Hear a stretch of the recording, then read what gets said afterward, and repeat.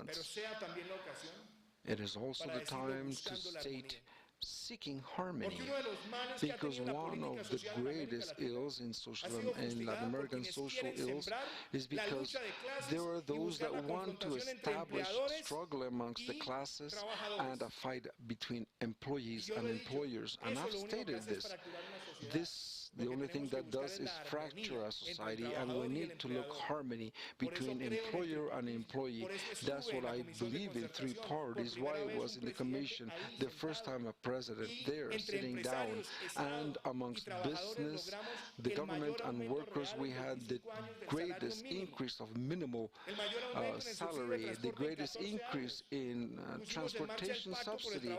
We placed March on decent jobs, the greatest increase since the concentration of public sector. And in addition, as we did it yesterday, we were present to say that we, with any reform, if it's for labor or for protection to the elderly, we also want to bring it in this fraternal dialogue with all Colombians and on the table. This strengthens us as a society and strengthens us as a society.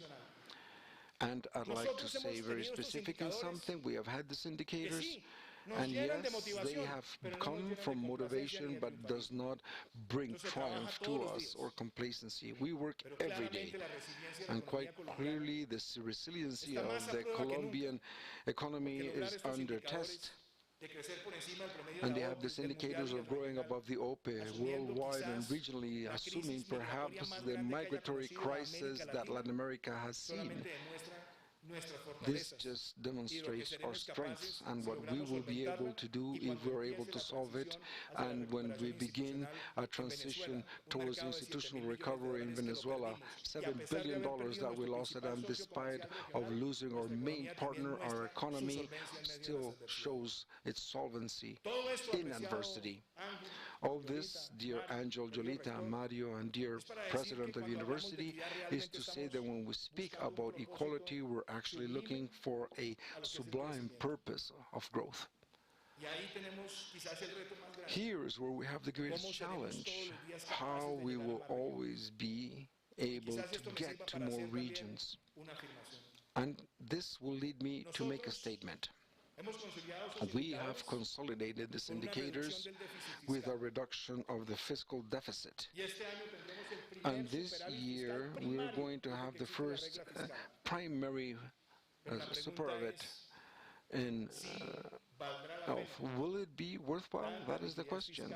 All this fiscal rigidity in Latin America in moments when there's so much needs and they're perfectly manageable under the light of macroeconomic responsibility.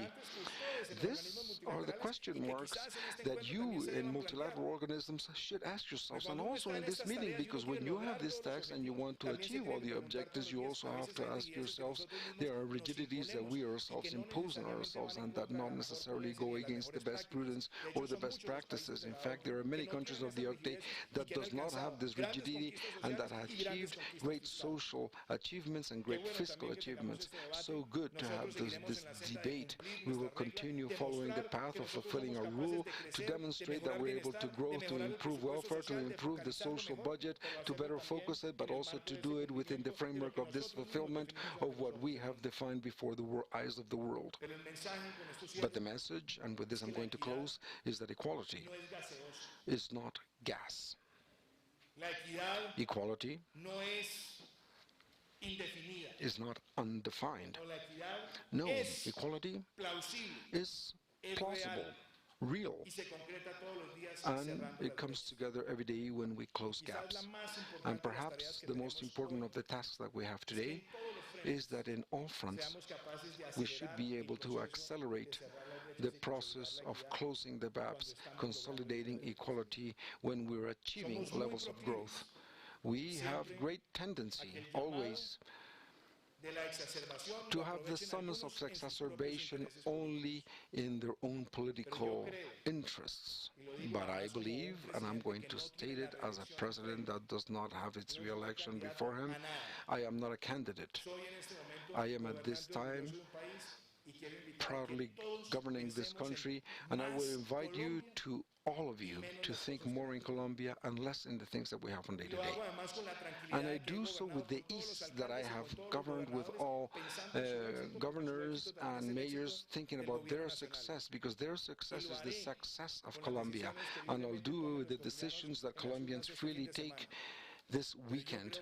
But I believe that here we have common purposes and the purpose of growing with equality. That is the great purpose of Colombia. Thank you very much.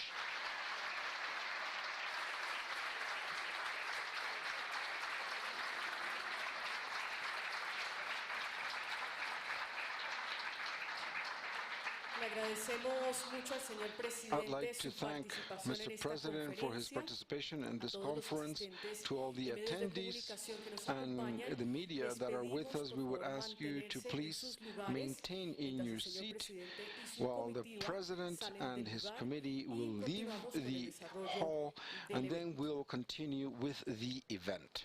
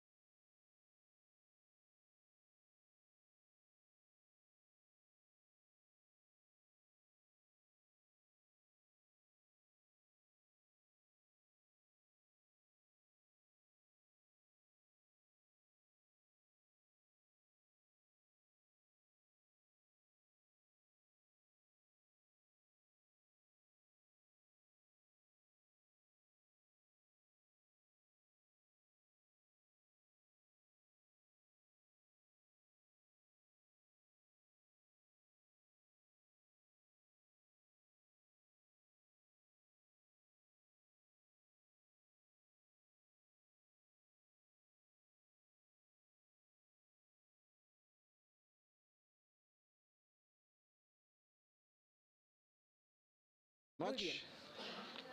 Vamos a Very well. comenzar con nuestro We're panel going to begin with our conectando panel la medición connecting con las políticas para el measurement with bienestar, policies for desafíos welfare, y logros en América challenges and Latina. achievements in Latin Ya America. están nuestros We panelistas y have yo our quisiera panel dejarlos de members una present. vez I con would like to nuestra leave you moderadora with our para que ya se moderator los presente. so that she can Les introduce presento a them to nuestra you. I would moderadora introduce del our panel. moderator for the Ella es panel. Martín Durán, She is Martin jefa de Duran, estadísticas Chief of de la Statistics OCDE, la of the Organización para la OECD, Cooperación the y el Desarrollo Organization for Económico. Cooperation and Muy fuerte Economic aplauso, por Development. favor, y A vamos a very escucharlos y strong bienvenidos. applause, please. Muchas gracias. Thank you. So for those of you who Para aquellos de ustedes que don't understand no English, please entienden take el inglés, por because favor, it's going to be a busquen sus bilingual panel. equipos We have de traducción. representatives from other regions of the world who do not necessarily speak Spanish, so I'm going to speak in English. And we are very pleased to have for this first panel, whose session's title is about connecting measurement to policies for well-being and sustainable development, challenges and achievements in Latin America and the rest of the world. We've heard a lot from from the President, from the other speakers this morning, the Secretary General, the representative from CEPAL, from the European Union, and the Universidad-del-Rosario, how important it is that the metrics are really being used and how they can change the lives of people. But we would like to hear more now with this panel the challenges and how we make it happen, because it's a good thing to say we need metrics that matter for policies, but how actually can we make them work to change the way we make policies? So for this we have a very selected and interesting panelists and very good panel with us. I will introduce the panelists as we go because I know that the Director General of DNP has to leave us before the end of the panel. He has other commitments. So I'm going to start straight away with him. I'm not going to make big introductions as well because we are running rather late with our agenda. But Mr. Luis Alberto Rodriguez, the Director of DNP of Colombia, I'd like for you to start, if you don't mind, and ask you the first question. We are currently in the first year of the Colombian National Development Plan, El Pacto por Colombia, Pacto por la Equidad. We heard a lot the President talking about Equidad. And this plan sets out an integrated vision for achieving equitable and sustainable well-being across the Colombian regions and the nations. So we'd like to hear from you about the challenges of implementing this multidimensional vision of development across the different departments, because often departments work in silo. So what are you doing to make sure that all the departments work together? But also there is this issue of the levels of government from national to regional to municipal, who perhaps don't necessarily have the same priorities. So it is a very compelling agenda to have the different governments at national level working together, and then the different different levels of government also working together. So tell us a little bit more about how you make all this happen. Thank you very much.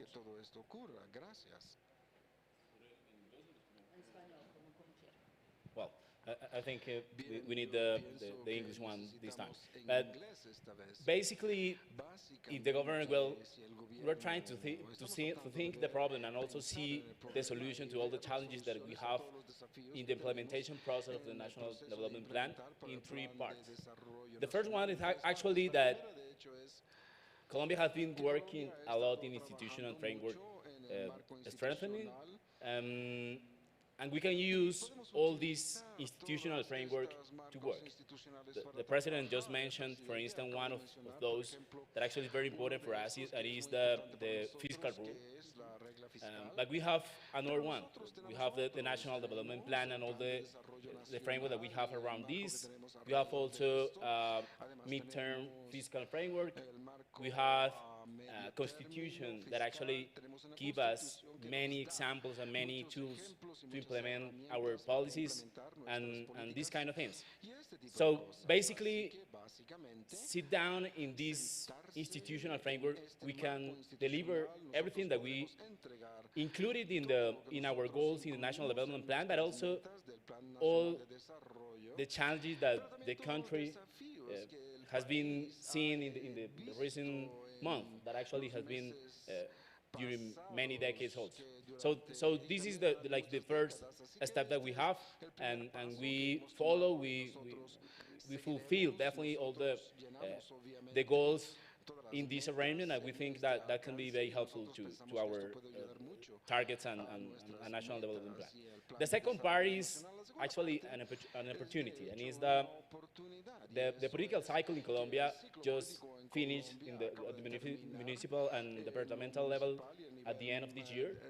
So we are going to have new mayors and new governors starting the next year. So that's going to be definitely an opportunity to implement, to help them also to build and to fulfill all the targets that they have and they promise during this campaign, and they have to deliver the next 4 years. So we have some tools there. We have a kit, we call the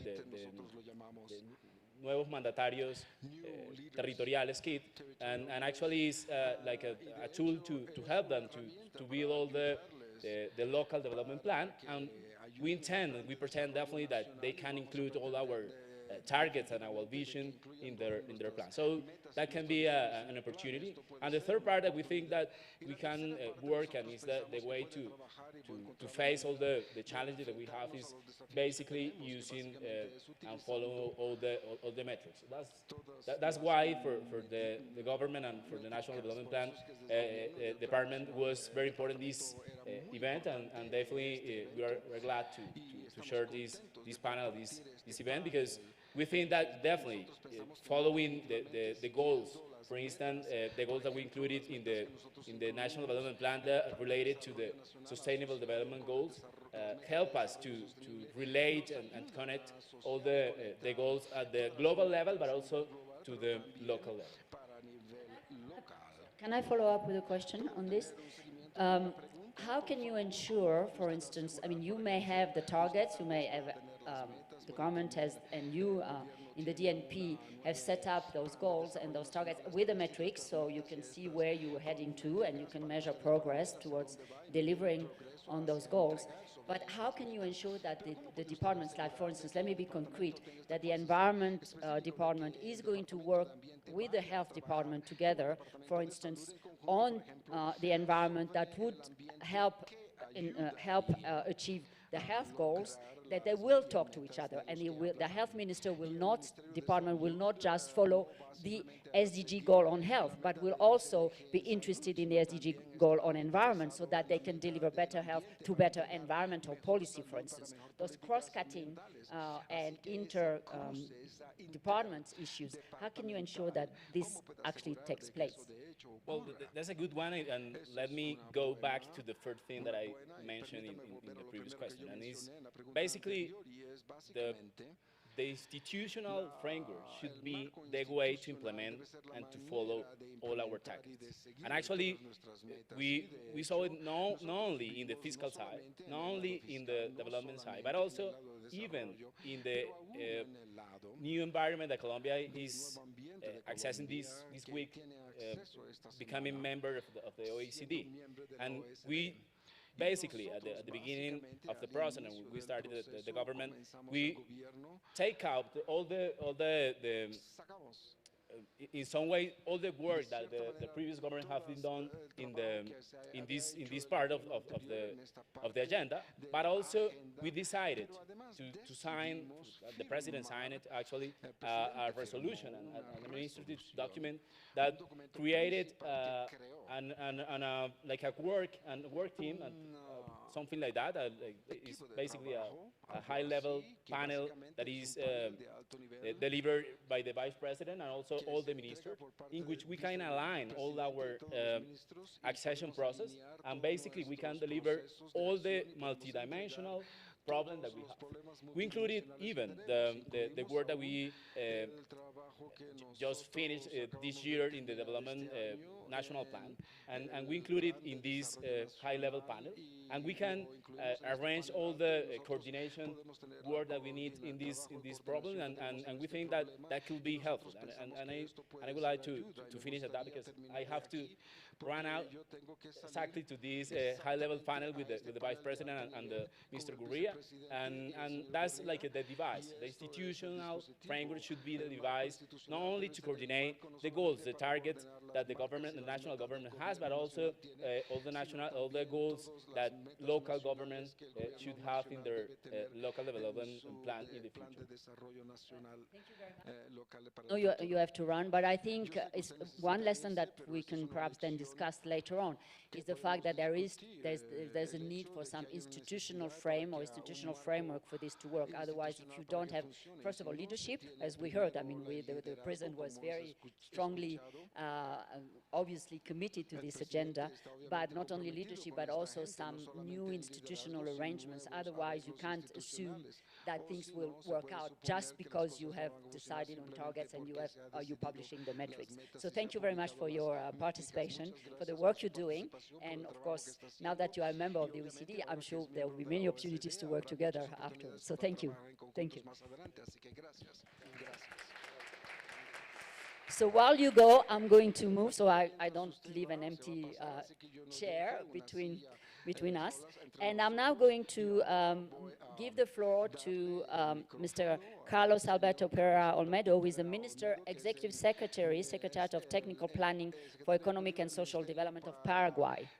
And we're very pleased that you accepted our invitation, Minister Pereira, because Paraguay has considerable experience of mainstreaming well-being and sustainability concerns into national planning. This is not new for you. This is something you've been doing for many years.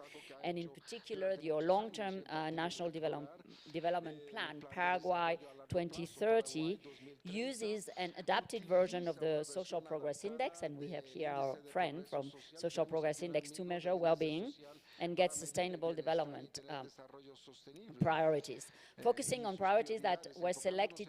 And that's another interesting way and tool that we wanted you to discuss with us, which is through this extensive public consultation that you have been running. So can you tell us a little bit more about this experience and how the Planning Ministry works with other government departments, as we heard from Colombia, to help implement your vision, your government vision for improving current and long-term well-being for people in Paraguay? I answer in Spanish, please. Muchas gracias, antes que nada, a la OCDE por la invitación. Quisiera compartirles primeramente como una introducción, antes de responder directamente a la pregunta, que cuando yo ingresé hace un año a la Secretaría Técnica de Planificación, lo que me llamaba la atención es cómo se había concebido el Plan Nacional de Desarrollo, que ya se había iniciado en el 2014, y cómo se estableció y cómo se ha encarado el tema de la territorialidad, en el sentido de poder ver cómo y de qué manera se ha involucrado a toda la gente. Y esa pregunta me lo hice atendiendo a la experiencia que tenía un poco. Yo venía de la presidencia de la banca pública y en mi largo recorrido, en 5 años, 8 meses en el Banco del 5 years, Estado, 8 months in government bank, I was able to run through the entire country, and this has allowed me to know clearly from the territory and speaking with the people, and I have found the issue that credit did not arrive to where it had to arrive, and it was impossible to have access, specifically for those that lived in zones of high vulnerability. So I've asked the President for permission to update the National Development Plan, and we did so, and this process began on December 6th last year. We have done a great summons to all government organisms, to public entities, to the private sector, to all the guilds of the various components and segments that compose our national economy, and obviously to young people, to women, and to all of organized civil society. This initiative has allowed us from the technical secretariat to know and to run through the 17 departments of the country. And of the 17 departments, I've been present in 13 departments. And in these 13 departments, we have summoned the various intendants. Here we call them mayors. And this has allowed us to be connected directly with the departmental councils, with the municipal councils. And that communication of dialogue, of consensus, of being with people has allowed us today to redesign public policies so that they can be more efficient in their application. We have, and Paraguay have been in 15 years of economic growth, we have solid macroeconomic fundamentals. We have a stability that has allowed us to reduce poverty from 12 to 4.8%. That is the emerging results of the permanent survey of homes. And even so, we have inequalities in various situations, and specifically in what is associated to public health care and education. Although we've taken important steps in healthcare, we have reduced multiple causes of child death. We still have a lot of fragmentation in social security. We just have a coverage of 21%. This fragmentation is an indicator that still in the economy there is informality, and that is also an important component when you redesign public policies. We have a challenge that informality.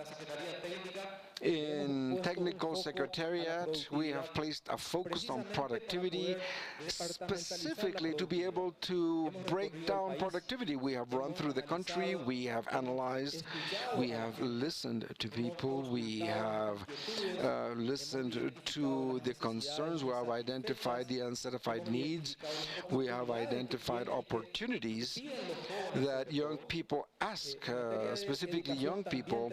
And in matters of education, we also have important challenges before us. The result of PISA has not left any alerts. It's very alarming. We have a very high school abandonment, dropouts. The 10% of 14 years olds do not go to school, and that figure goes to 28% when we get to 17-year-olds. Can you imagine an education that does not have transition from school to work? The enormous frustration that it represents for the whole demographics, that although it's a competitive advantage, such as Paraguay, to have a young population in labor, but it's also a threat. It is a threat that we have to take into account when we redesign public policies. And at this time of educational reform, what we are doing is increasing the technical schools, creating occupations so that there is a more direct transition from school to labor, and to create conditions so that productivity can grow. The President of Colombia recently stated that welfare represents and requires equality and sustainability. And that is so, not only with welfare, but content of Sustainable Development number 3. We speak about welfare and healthcare. You cannot you cannot have development without healthcare. But we cannot also conceive progressing towards inclusive economic development if we do not create the conditions that will allow citizens and the population in general to receive goods and services as they deserve. We have included within our program a space for parliament members, for politicians. The objectives of sustainable development in Paraguay are handled at a parliament level in the Senate, so that the presentations of bills have to do with the Sustainable Development Goals, and they are truly compared with the social reality and the economic reality of the country. You could not conceive rules that are disassociated from people. And yesterday, when we speak about welfare, how do you measure this welfare? The welfare is a subjectivity that you have to have a lot of care with when you analyze figures. That statistics bring the decision makers before us and public policy makers on the table with a great amount of biases that are not do not hold reality with people's reality. And it is important and unsustainable for me the physical presence of those that are in the entities to be able to be in contact with people, to be able to be in contact with the people themselves. This is what makes us progress towards development. We speak a lot about development. We know what development represents, but we have this question about how to get to development. I believe that as people and citizen and population, and as we all, when we handle economic figures, we always say that solid macroeconomic figures represent and stabilize and guarantee foreign investment. And I believe that this is quite good. However, we do not analyze the mentality that people have, how they can conceive when we speak about economy or when we express a discourse that people are correct, that we have grown. How do you conceive this growth in the welfare of a family? There is no better indicator at the end of the day in the design of public policies that when people's pockets are truly in the conditions of purchasing what is required by their basic needs. That is where we today are building with a focus of inclusiveness and with a wide participation with citizens. At this time where we're closing the update process for the National Development Plan in such a way that public policies that have been designed in the country truly reflect the true need that citizens and populations have. That is why today, with the Minister of the Interior, have established a very close interaction when we build the budget. It is associated to management through results, and there the Technical Secretariat of Planning emerges as an auditor, so that the expenses that have been established by all government entities, all the lines of activity and action lines that have been declared before the Ministry of the Interior can be monitored through the planning system through results, so that we can ensure the quality of the expense. When we hear politicians that they always have excuses that the budget is not enough, you just have to review the execution of this budget, and the execution of this does not go above 60%. Often it does not even get even to 50%, and this reflects that it's not a problem of budget. It has to do mostly with management. And if we speak about the quality of expenses, we're speaking about a savings of 1% of the GDP, that in our case would be $400 million. You can imagine for a country of 7 million people to better redistribute in education, in innovation, in their incorporation of technologies, in technical assistance to the small producer, to soft credits, to be able to feed this great range of needs that entrepreneurship and the young people that are coming out of university with so much talent, so much creativity, that they require to have access to soft credit. We are in this process. And as Kaimos Kuznes stated, the creator of the GDP, through this indicator we can measure the production of a country, what is consumed and generated by a nation. But in 1934 they realized that it was not an indicator to be able to measure welfare and development. I believe that this privileged space, of which I am very proud and grateful to share with you, is truly the best space to build experiences, to interact amongst ourselves, and to get the best that we have amongst our institutions. I believe that in our case, Paraguay will be transformed and Paraguay will change. Gracias. Puedo hacerle una pregunta, ya que usted dice que very keen, and actually this is part of your muy policy entusiasmado y es to parte de su bring política the de issues to the para people, so you traer really los listen to the temas people, as you said. realmente I mean, it's hacia no la good to, gente, not, escuchar a not la good enough to gente. have a No es plan suficiente if simplemente you don't tener un plan. get to the concerns of the people. Si no se llega Currently a in las Paraguay, preocupaciones de when la you gente actualmente go en around and Paraguay, talk to the cuando usted people about what is pasa more por ahí y important, habla what con la matters gente most to respecto a them, qué importa what más comes hacia out first? ellos, You mentioned the ¿qué se fact that menciona primero? youth Usted mencionó el hecho getting de que good education so that se they can obtiene enter buena the labor educación para market. You poder entrar en el mentioned mercado health. laboral, mencionó But what también are the other cuidado de la priorities salud, to pero some ¿cuáles son las extent otras that prioridades come hasta out, or cierto the vision alcance that que salen de la comes visión out of this discussion de that you are esta having with the discusión que people in usted tiene con Paraguay? la Like, gente what en are the Paraguay? ¿Cuáles son three, las four big cinco, priorities that cuatro o tres not you, prioridades que government, has tienen? decided, but No lo que ha coming out, decidido el responding to gobierno, the sino people? que lo que responde Muchas la gracias. gente. Yo creo que en Thank you nuestro very much. caso, I believe that in our case, realmente el índice de the prioridades, index uno of tiene que empezar por la salud priorities, we have to begin with public health care. I believe that the access to the universalization of public health care is a matter that is still pending. In fact, this enormous fragmentation of social security denotes informality that we're attacking with mechanisms of incentives, because nobody decides to be informal just because they do. This is obviously based on a necessity, on a need.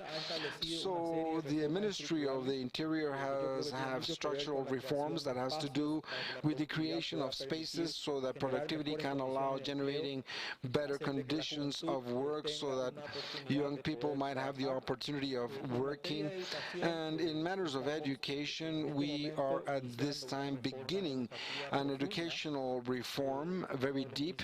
One of the main challenges that we have is the generation of spaces for technical degrees that can complement technicity, specifically in the rural areas where people have migration that go towards the city. And we also still have pockets of poverty that concern all the government and all the sectors that conform our economy and our country in general. From the Technical Secretariat, we, as an organism that leads public policy, are integrating several sector tables with a deep dedication and with the participation of the collective in the various sectors that are compose our national economy, specifically in topics of healthcare, education, infrastructure, which is a very important topic. To generate infrastructure, to generate paths so that those that are still in zones of vulnerability might have the space and access to markets so that they can bring their products and create the possibility that those that act by themselves might also have access to public security, social security. Social protection determines and one of the main pillars to be able to attain the development goals.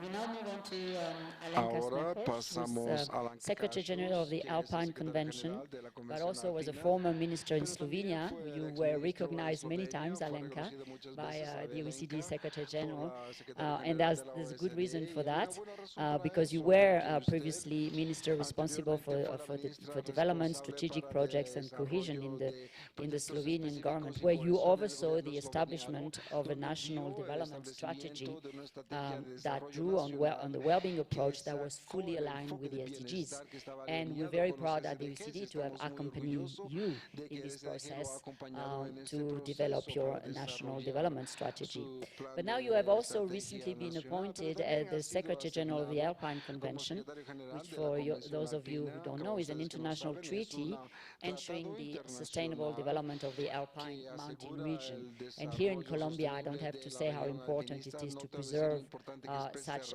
natural beauties and such natural environment as the alpine and mountainous regions like the Andes here in Colombia.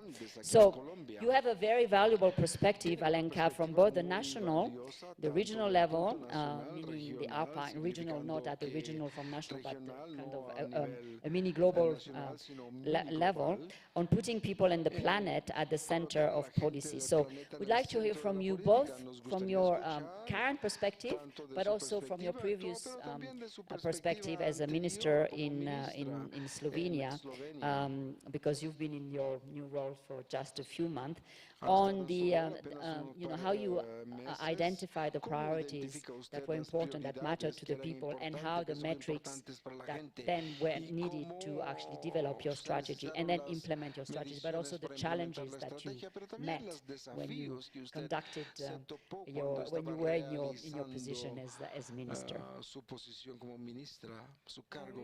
Yeah, indeed, in 2015, when I was in my capacity as a minister for development, Slovenia needed a new development plan, long-term plan, and I think that we were pretty lucky at that time that that was also the year when the Agenda 2030 was adopted in the United Nations. So when in one of the government sessions we started to discuss on who would coordinate the Agenda 2030, in essence, I think we really took a good decision to merge the two processes and try to do one national development plan, one umbrella document, and embed into it also the sustainable development goals.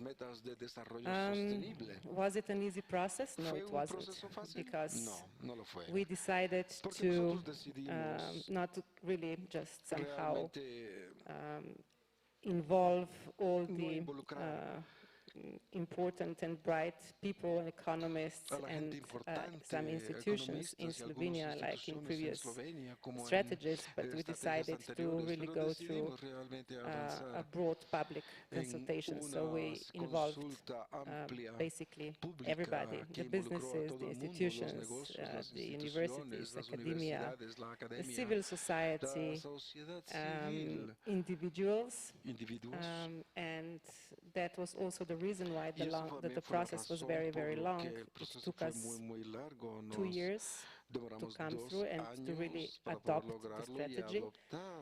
But I truly believe that it was worth it, because we went out, we listened to the people, we had some designed workshops moderated, and people, when they really came there, everybody was invited. So in some places we had pretty big crowds, and they believed that we would, as a government, come there and tell them what they would be doing in the next 15 to 20 years, and they were very much surprised to understand that they would need to help us co-create that document.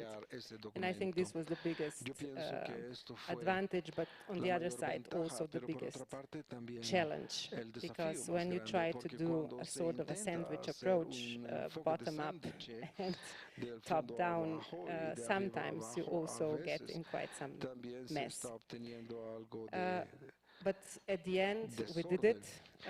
Slovenia now has, I'm really proud that Slovenia has a long-term national strategy with an ultimate objective that people wanted, and that is high quality of life for all, meaning it's a well-being strategy, and it's somehow being pursued through really balanced economical, social, and environmental development. It's based around 12 goals, with the performance Las framework metas con el attached to marco it. de Each goal desempeño has adjunto, cada meta somehow between 2 to 3 tiene entre indicators, 2 y and I 3 know that here, indicadores, y yo without the sé que help of aquí, OECD, sin la ayuda especially de la Martine's OECD, department and especialmente el Martine herself, departamento de Martín y we Martín wouldn't misma, have made it, no because lo hubiéramos logrado, porque when you start discussing it, cuando se comienza a that was discutir not esto, done, no se that was already realizó done y more on expert level. se ha hecho más a It nivel was de really, really experto. difficult because, Realmente fue of muy, course, muy everybody difícil, wanted porque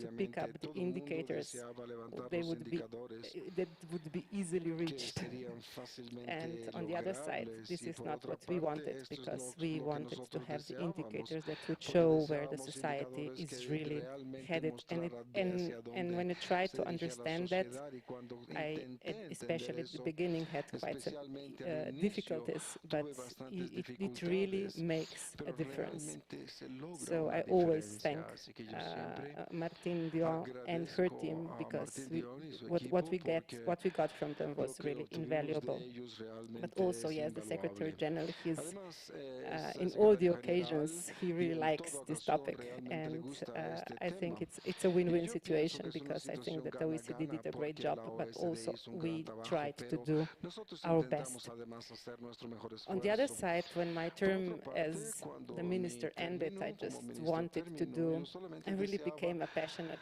believer in the convertirme en sustainable una creadora development during this apasionada painful de process. desarrollo sostenible And durante este I wanted proceso, to y do yo something deseaba that would have a realizar purpose algo que tendría un on the international level, propósito a but nivel somehow related internacional, to sin the embargo, sustainable development. asociado con el desarrollo And sostenible. the Alpine Y Convention la convención was a alpina sort of a perfect fue fit for un me. acople But I have perfecto to para mí, say, pero when debo I decir started to que prepare cuando for my comenzamos job, a prepararme luckily they para were mi looking for a empleo, new secretary afortunadamente estaban general buscando un nuevo secretario basically a few general. days after my term Básicamente as a unos minister pocos ended. días después de que I terminó mi término found como out that ministra, the yo Alpine averigüé Convention, que la which, convención as alpina, presented by Martin, que fue is an presentada international como treaty. Martín, es un tratado It internacional, has, it was signed fue by firmado 8 Alpine countries, por 8 so países from alpinos: Monaco, Mónaco, France, Switzerland, Francia, Suiza, Germany, Italy, Alemania, Italia, Austria, Austria, Slovenia. Eslovenia. They,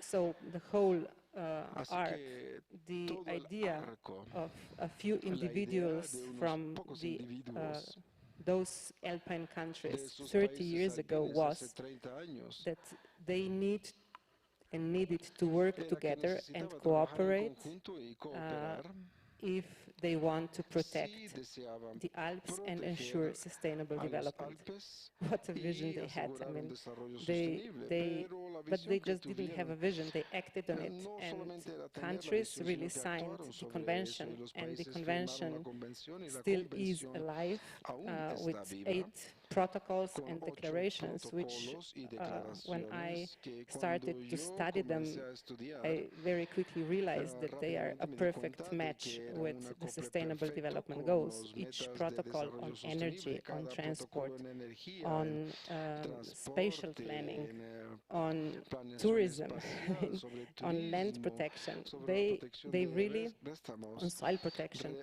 they Ellos contribute to 1, contribuyeron 3, 5, or even more a 1, sustainable 3 o development goals. 5 metas de And desarrollo sostenible. since most of the work Y we ya que do la mayor is parte del trabajo que via, hacemos es let's say, vía working groups that are, grupos de of course, trabajo que obviamente where you have experts se from tiene all of these expertos de countries, todos estos the países. results over the Los years have been resultados a través de los tremendous, años han because sido tremendos, in porque reality, en la what realidad we lo do que is nosotros more hacemos es a sort of we más try to un tipo de establish a intentamos platform de for dialogue, establecer and una I think this is plataforma the para el most important diálogo, y yo thing. So pienso que it's esto not es lo just más about the importante, así que governments, no it's se not trata just the únicamente del experts from the gobierno, governments. sino expertos del There are a lot of gobierno. observers, the Hay civil muchos societies are observadores there, de and la sociedad NGOs are civil que está there, and in presente these en work las groups, organizaciones you no can really have gubernamentales, y en a estos grupos dialogue de trabajo where se you puede don't just realmente have tener un diálogo people that donde no solamente se think tiene a that are personas que on one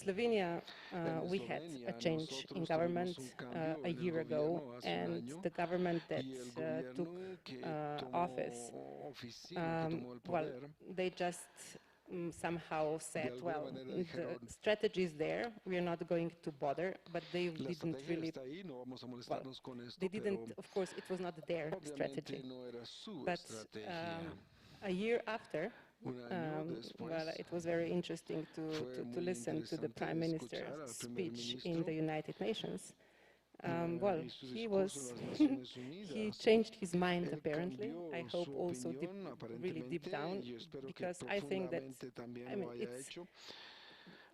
the vision is the vision that people wanted. I think they can really, I mean, they can be no changes because that document was not even adopted by the government, but it was somehow, we have just learned of what people wanted from any government in the future. I think this made a difference. And based on what people wanted, we then designed the strategy. And the strategy document can always be changed, but I think it will remain there for, for some time until 2030, because the plan is until 2030. That's on the first one. On the second one, it's a little bit more difficult because, of course, it's not what we do. It's not just platforms and workshops and reports with recommendations. Of course, you also go much further. Perhaps the best example is, I would perhaps give two. One is one of the platforms where, which are really successful over the years, and they are, of course, successful because everybody needs and needs to share experience. It's about the protection and also how to react when you have a natural hazard.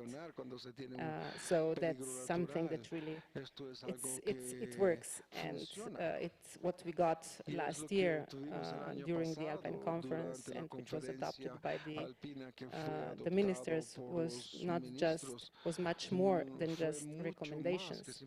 Because when you listen to what was discussed, you know, when you are faced with the climate change, with whatever disasters we are facing, not just in the Alps, you know yourself what you're going through and what you're seeing here in the Andes. It's, you need to prepare, and these platforms are great. On the other side, also on climate change, there was a working group on the climate change that was working on a very elaborated, I would say, system of climate targets in 12 different sectors, which go to 2050, and which are now, let's say, they have been confirmed, and they are much more,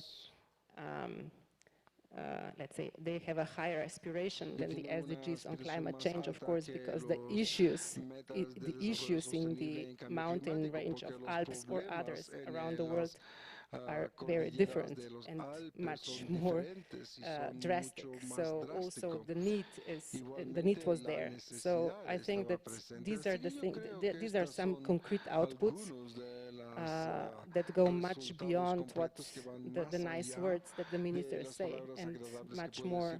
They provide much more to the, let's say, the existence of the mood of cooperation. And for me, I think the most important thing was to understand that it's really about cooperation and not competition, which, of course, these same countries on different political levels may have and may face. But here, there is a different, it's focused, and I think it's because everybody faces the same challenge. This gives enough ground to act. And this is where I think this is the thing that can be shared, because when you have to fight something, you can come together. Okay, thank you very much for sharing these very interesting experiences. We're now moving on to Tony Burton, who was the former Deputy Chief Economist in the New Zealand Treasury. We mentioned New Zealand so many times already. Tony, I mean, New Zealand is the star, I would say, you know, among OECD countries in having really adopted a truly well-being agenda from top to bottom and across, I would say. And we have been following the New Zealand experience very carefully at the OECD, currently applying a well-being approach to policy and budget decision-making across the board based on a very elaborate framework called the Living Standards Framework that was developed by Treasury. And there have been some successive updates of this framework, but so you are a leader, I would say, in integrating well-being approach into policy processes. So can you tell us a little bit more about this, your experience in Treasury, in applying this and across government, and how you convince your departments to actually align their priorities into and using the well-being, the Treasury's the Living Standards Framework in the design of policies, but also the sort of difficulties you may have encountered, in particular when it came to this the budget process, because New Zealand is the country, the first country having adopted a well-being budget, the 2019 budget. So your experience too. Now you're out of Treasury, so tell us everything. Be frank. Tell us what Thank worked you, and what Martin. didn't I still do have to work, so I do have to be a little bit careful. Can I just thank the OECD for this opportunity, and the partners of the OECD, and indeed the Oecd-Urosario for the excellent hosting of this event. Many thanks. I think of this as kind of four sort of elements, but all of this really came together because we made lots of mistakes, and I think this is the bit that we've got to get across here. It wasn't some magic day that suddenly New Zealand did this work. There's a lot of the work, some of the work actually started more than 30 years ago, but the work that Treasury did started about 15 years ago, and there are a number of different sort of iterations which didn't quite work out.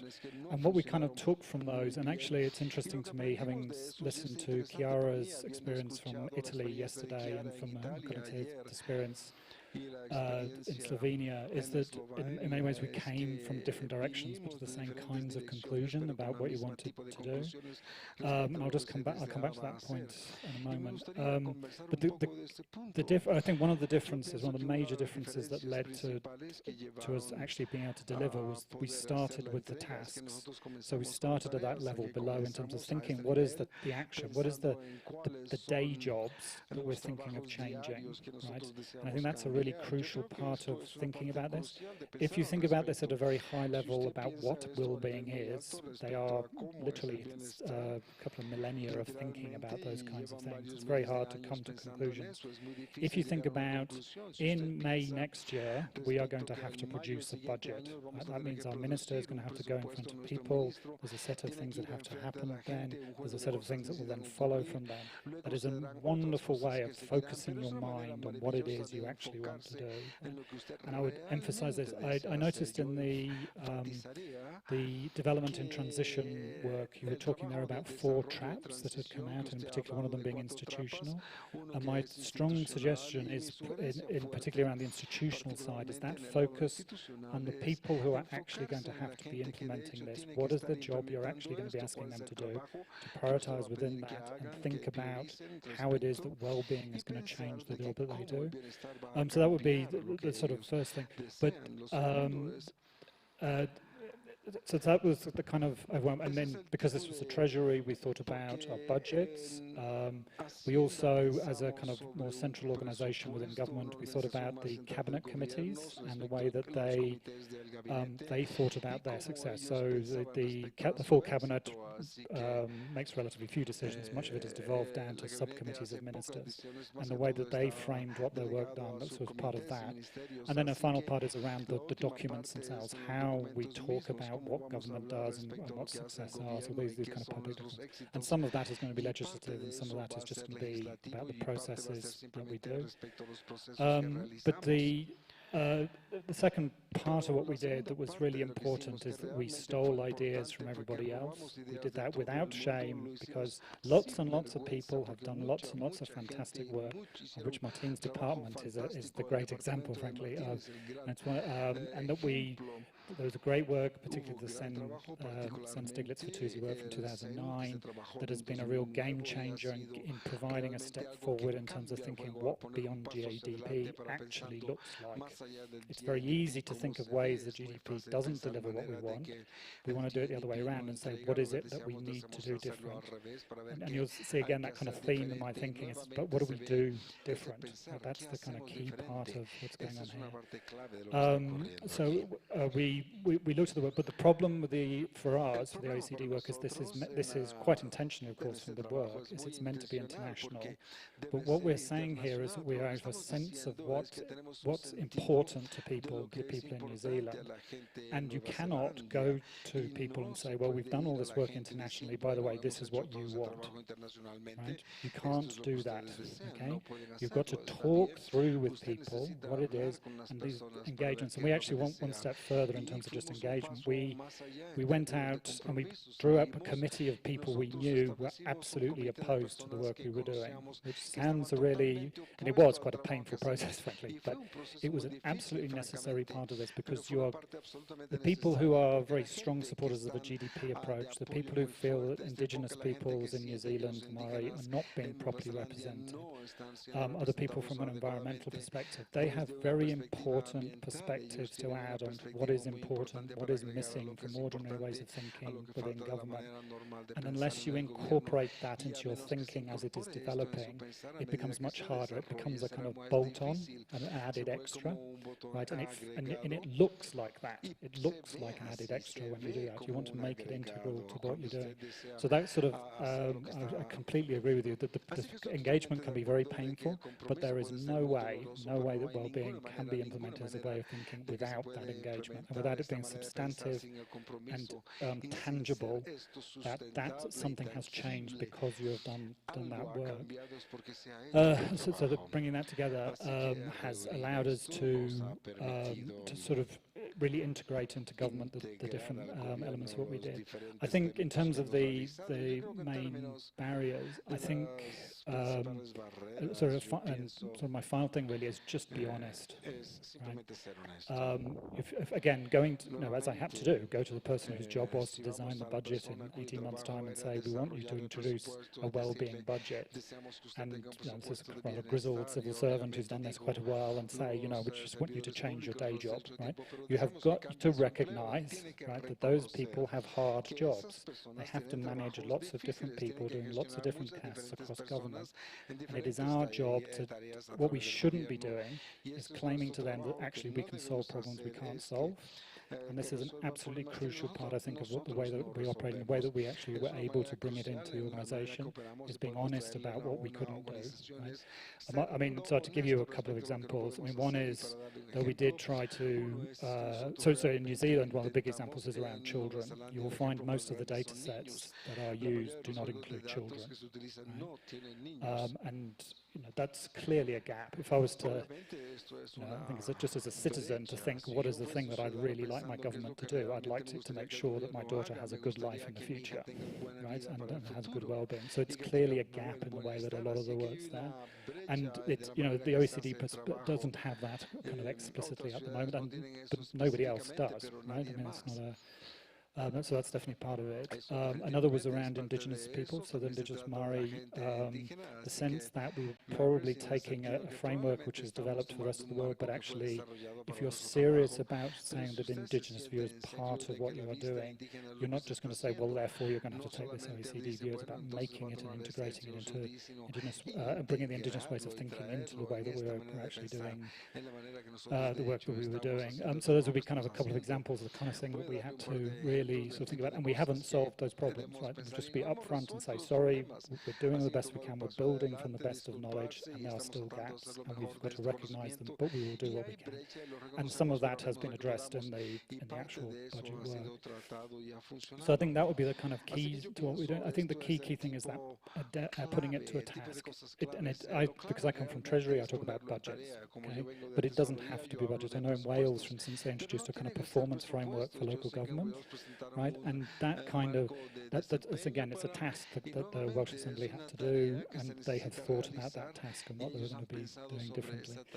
I'm not sure I've answered your whole question there. It was a very long question. No, that's very interesting because, I mean, as you say, I mean, you learned as you went to some extent, and there were mistakes being made, but that's very interesting to hear what, the difficulties.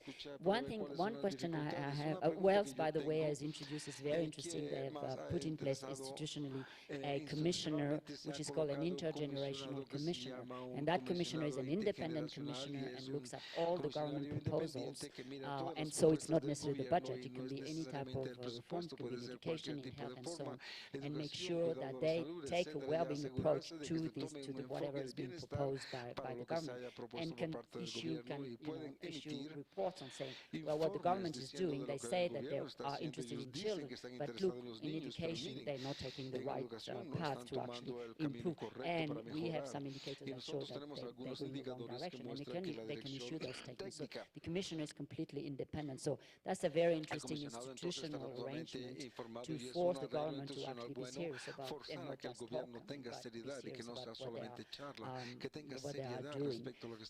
But that was just a kind of parenthesis. But Tony, one question. I think what you said is a difficulty is actually to convince the people who are every day have to provide advice, make the research, and so on, to convince them that having a well-being, adopting a well-being approach will change the way they're going to make their policy advice and policy recommendations.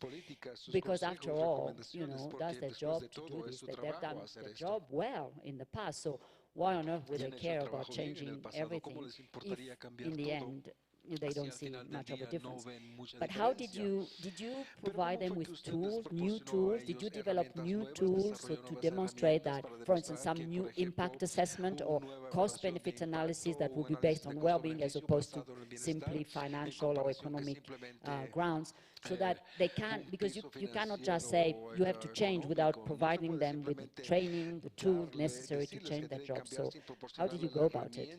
So, I mean, again, could I just take one point here, is to recognize the diversity of institutions within countries, between countries, so that this idea of the focus on the day job means that different countries will do different things, because that will depend on the specific institution. So, for instance, in New Zealand, we don't have much local government, so that was the focus on national government. To answer your question more directly, I guess there's two parts to it. One is the specific tool was a cost-benefit analysis tool, which we've used in the past,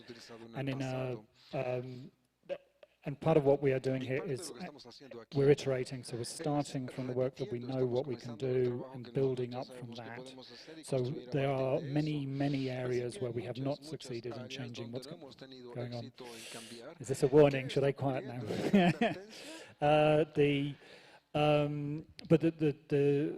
What that does is that the one piece of, frankly, fairly hard leverage you have Treasury is that the advice you're offering to ministers around the value of particular initiatives, so that we have a cost-benefit tool where we use that. But the quid pro quo of that is because we have a well-being framework, we're making it explicit that it's a multi-dimensional approach, that we're not just going to reduce this to X policy has one benefit in one number, Y policy has another in another number. We're recognizing that multi-dimensionality of different policies. We're doing it in a standardized way, using standardized comparators, and that as part, and if the departments are interested in participating in the budget process, they need to be part of that. So it's both soft and hard. I mean, there's a tool there, and there's training there, but there's also the sort of harder thing around the budget. The other side of this, I should say, is around the cabinet committees, because they set the priorities for sectors. So there's a social sector, there's a health sector, there's a housing sector, and so on. And through those, so you have the ministers and the bottom line, the ministers as a group are responsible to cabinet for dealing with those wider sectors, and the way that that is assessed is through using versions of the. So they choose which parts they want to do. So it's not officials telling ministers what to do, but the ministers are then, as well, committed to being to those particular elements of the framework. And because of this sector rather than just a ministry, there is that definite cross-departmental element to what they're doing. So those are both. But again, I'd like to stress, this is very much the high-level stuff. To really make this happen, it cannot just be at that level. It has to work its way down through the ministries of health and of welfare and of education and all the other things that government does. And that sort of going from the macro to that middle, that sector, meso level, and then to what actually happens in schools and hospitals and so on. That's the big part of what we need to do. Journey. We're still not there yet. Thank you very much for sharing this experience, Tony. We're now moving on to Andrea Lara Guevara, who is the technical coordinator of the 2030 agenda in the Mexican President's office. So Andrea, the Mexican government is taking its responsibility to achieve the SDGs very seriously, and as well as emphasizing the need to improve people's well-being as being the ultimate objective of the government action. So can you tell us a little bit about the experience of the Mexican governments in mainstreaming the 2030 agenda? What have been the main achievements so far, but also what are the challenges, as we heard from, and in particular as well, you know, we've heard that many Latin American countries are really committed to moving towards aligning their priorities toward the SDGs priorities, but as much as New Zealand has gone for a well-being budget, Mexico is also very now a leader in SDG budgeting, so that would be interesting to hear your experience as well in this area. Please, Andrea. You can speak Spanish, of course, if you want to. I'm going to say that I'm going to speak in Spanish if that's okay for you. Thank you. Pues muchas gracias. Buenas tardes a todas y todos. Sobre la pregunta concreta que me comentas, it is very ample what we can say and comment in respect to the 2030 agenda. And in Mexico and in the world, it is truly an agenda and a tool that has changed the paradigms of everything that we've been doing up to date. Not necessarily have we done it in the best way possible. And in this sense, I would think that after our experience, the main challenge that we have is how are you going to bring to action an agenda that is so ample, that deals with so many topics, that although they are topics that hold issues that everyone holds, in Mexico you have them all perfectly well landed. Our planning department in the government is sectorial, and it continues to be sectorial. So in which way can you translate a tool such as the ODSs in something that is cross-cutting? This is the first premise of 2030, is not leaving anyone behind. No individual, no vulnerable group, but also no other specific stakeholder that should be considered for decision making and for the design of public policy. So in this sense, it is a great challenge, undoubtedly. And the first that we began to do was a diagnosis where is Mexico standing, what is the baseline? And this diagnosis obviously has to be under consensus with all the sectors, the private sector, the social sector, the academic sector. We took, as was stated on this side, we took almost a year and a half in just to have this diagnosis. And then suddenly we had a change of government that has new priorities, and undoubtedly the vision is entirety of transformation, entirely different. And what is most important and what most transforms us is austerity, the famous austerity. In a context of austerity in the budget, basically 80% of the things that were proposed in the strategy for the 2030 agenda were not possible in the midterm, not even in the midterm. So we updated this agenda where obviously we used all the raw materials that had been attained previously, and then we aligned it to the new priorities of the National Development Plan. And this new national development plan is very general, is very short. It is not a plan that is landed in metrics or in specific indicators. Obviously, many from the more technical view say, well, it's not possible to have a national development plan in this way, but it's more a very general vision, so it's sectoral plans that need to be landed at a detailed level, and it's those that have to be aligned with the various objectives of sustainable development. So this new strategy that we're going to present in November, we want it to be sufficiently general so that all national planning can be aligned on it. So to come into the new framework of this new administration, Mexico is on this time with national planning, with all the plans that are derived from the National Development Plan. To this end, we had to form a new process of speaking of 2030 agenda with the administration, with government, with the new stakeholders that are going to design public policy. We then had to speak about the need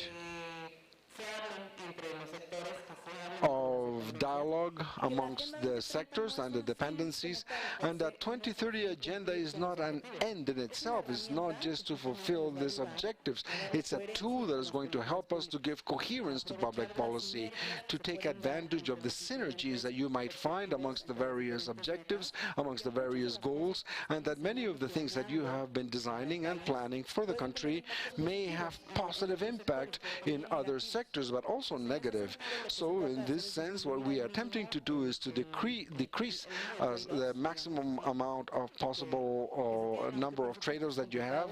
Obviously, this is somewhat complex, and it cannot be reduced to zero. What we also took charge of is to provide accompaniment, permanent accompaniment, to all the sectors, to all the dependencies. So much of what is being spoken of currently in this new administration is, for example, and we just got the National Healthcare Strategy, and social protection should be for everyone.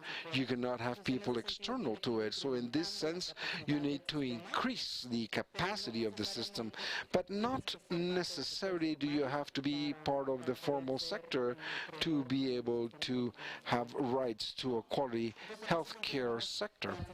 So in this sense, we are transiting with the sectoral plans and how we work towards it.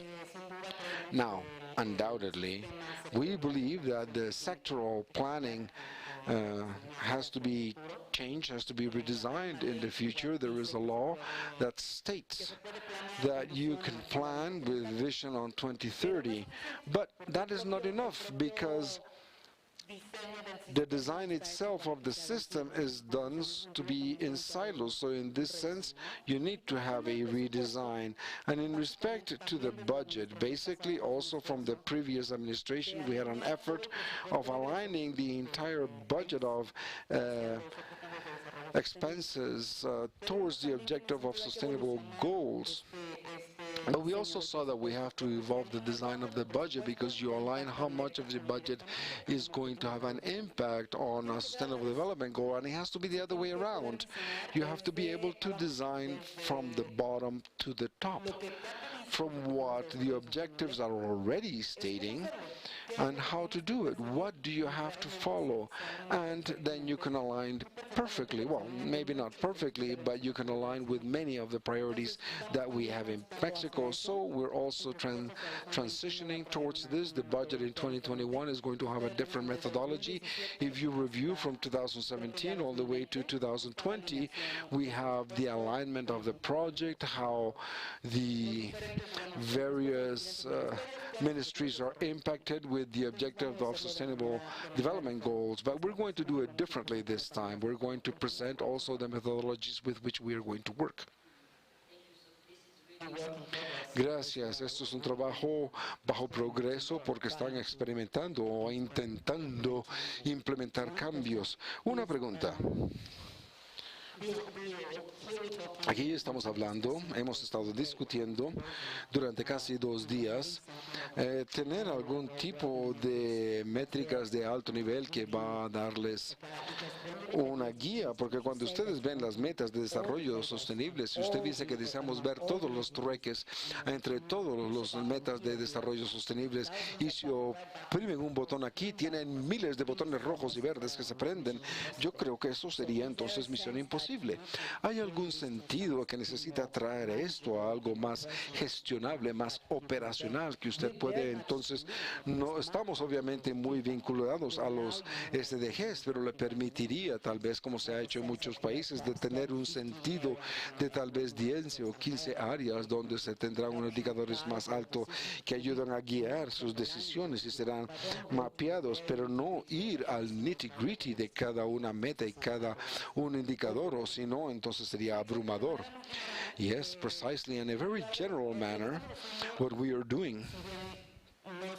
Although we're not neglecting the SDGs, what we're doing is to bring it in a more aggregated form and to speak now of what is sustainability and how we are going to transition towards this paradigm of development where economic growth cannot be and should not be the most important indicator, but it has to be aligned and making progress in the sense of, first, undoubtedly, you have social mobility, social development, that obviously we have made a transition towards more than just social paradigm of welfare. It also should be economic development, but also environmental conservation. And it's not just to conserve, but to have a productive conservation.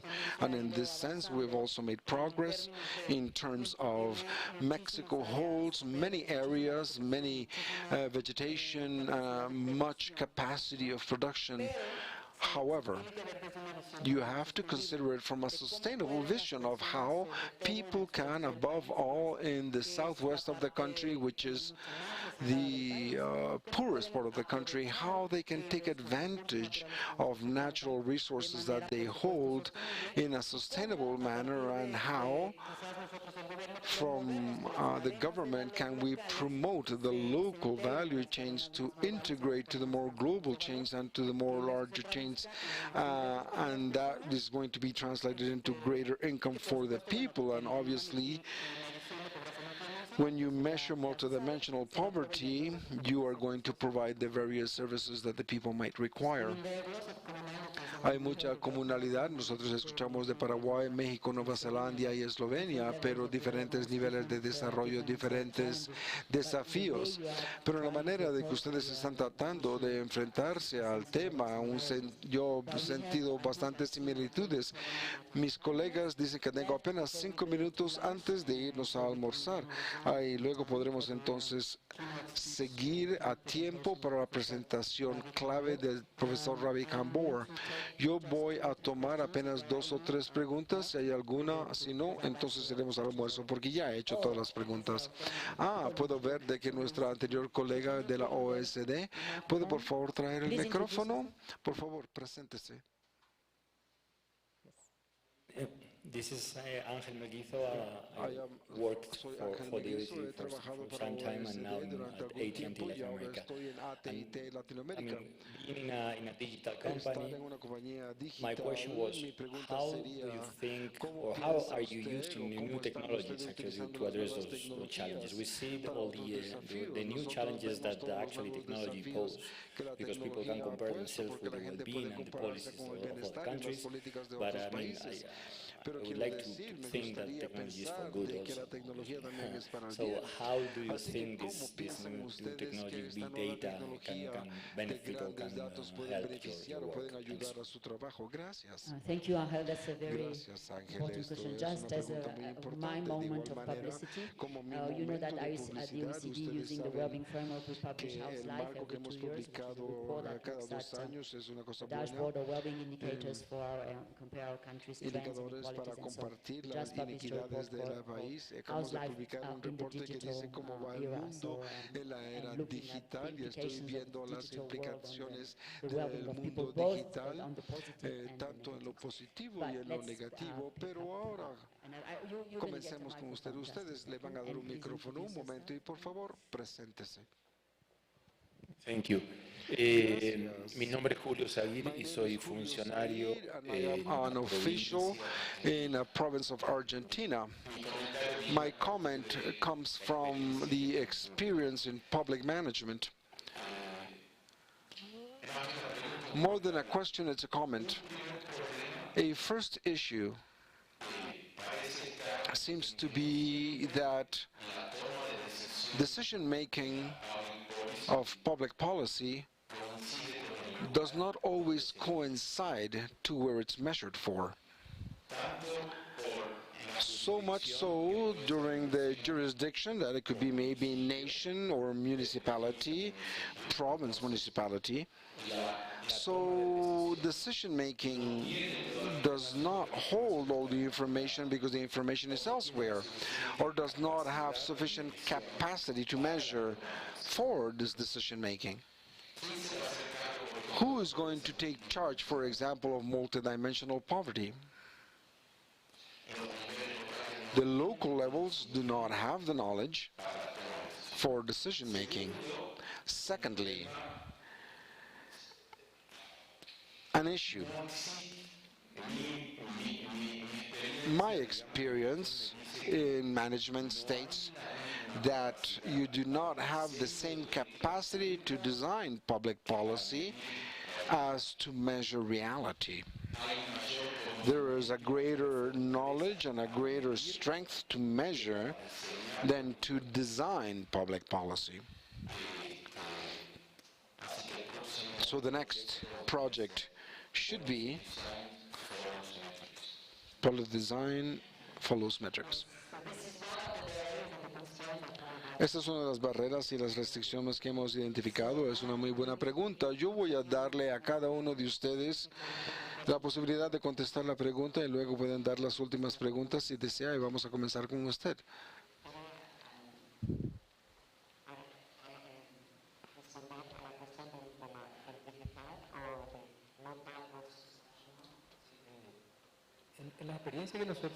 In the experience that we have,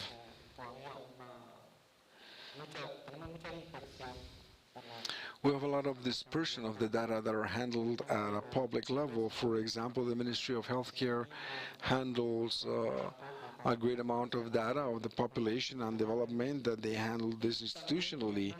And we also have nationally the National Directorate of Statistics. We want to turn it into an institute so that we can concentrate the information that we have in a very disorganized manner at a national level and to build better public policy based on that ordinance.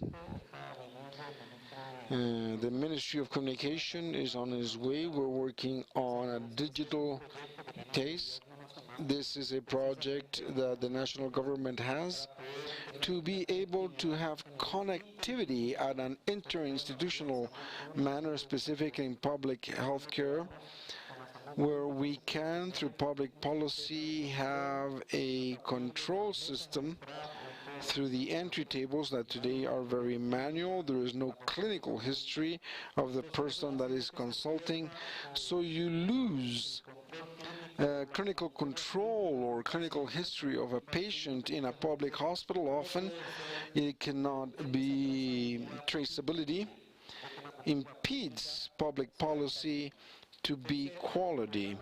So the program that we have at the governmental level of digitizing all this is being taken into account. It will have an impact in 2020 probably. And as of the new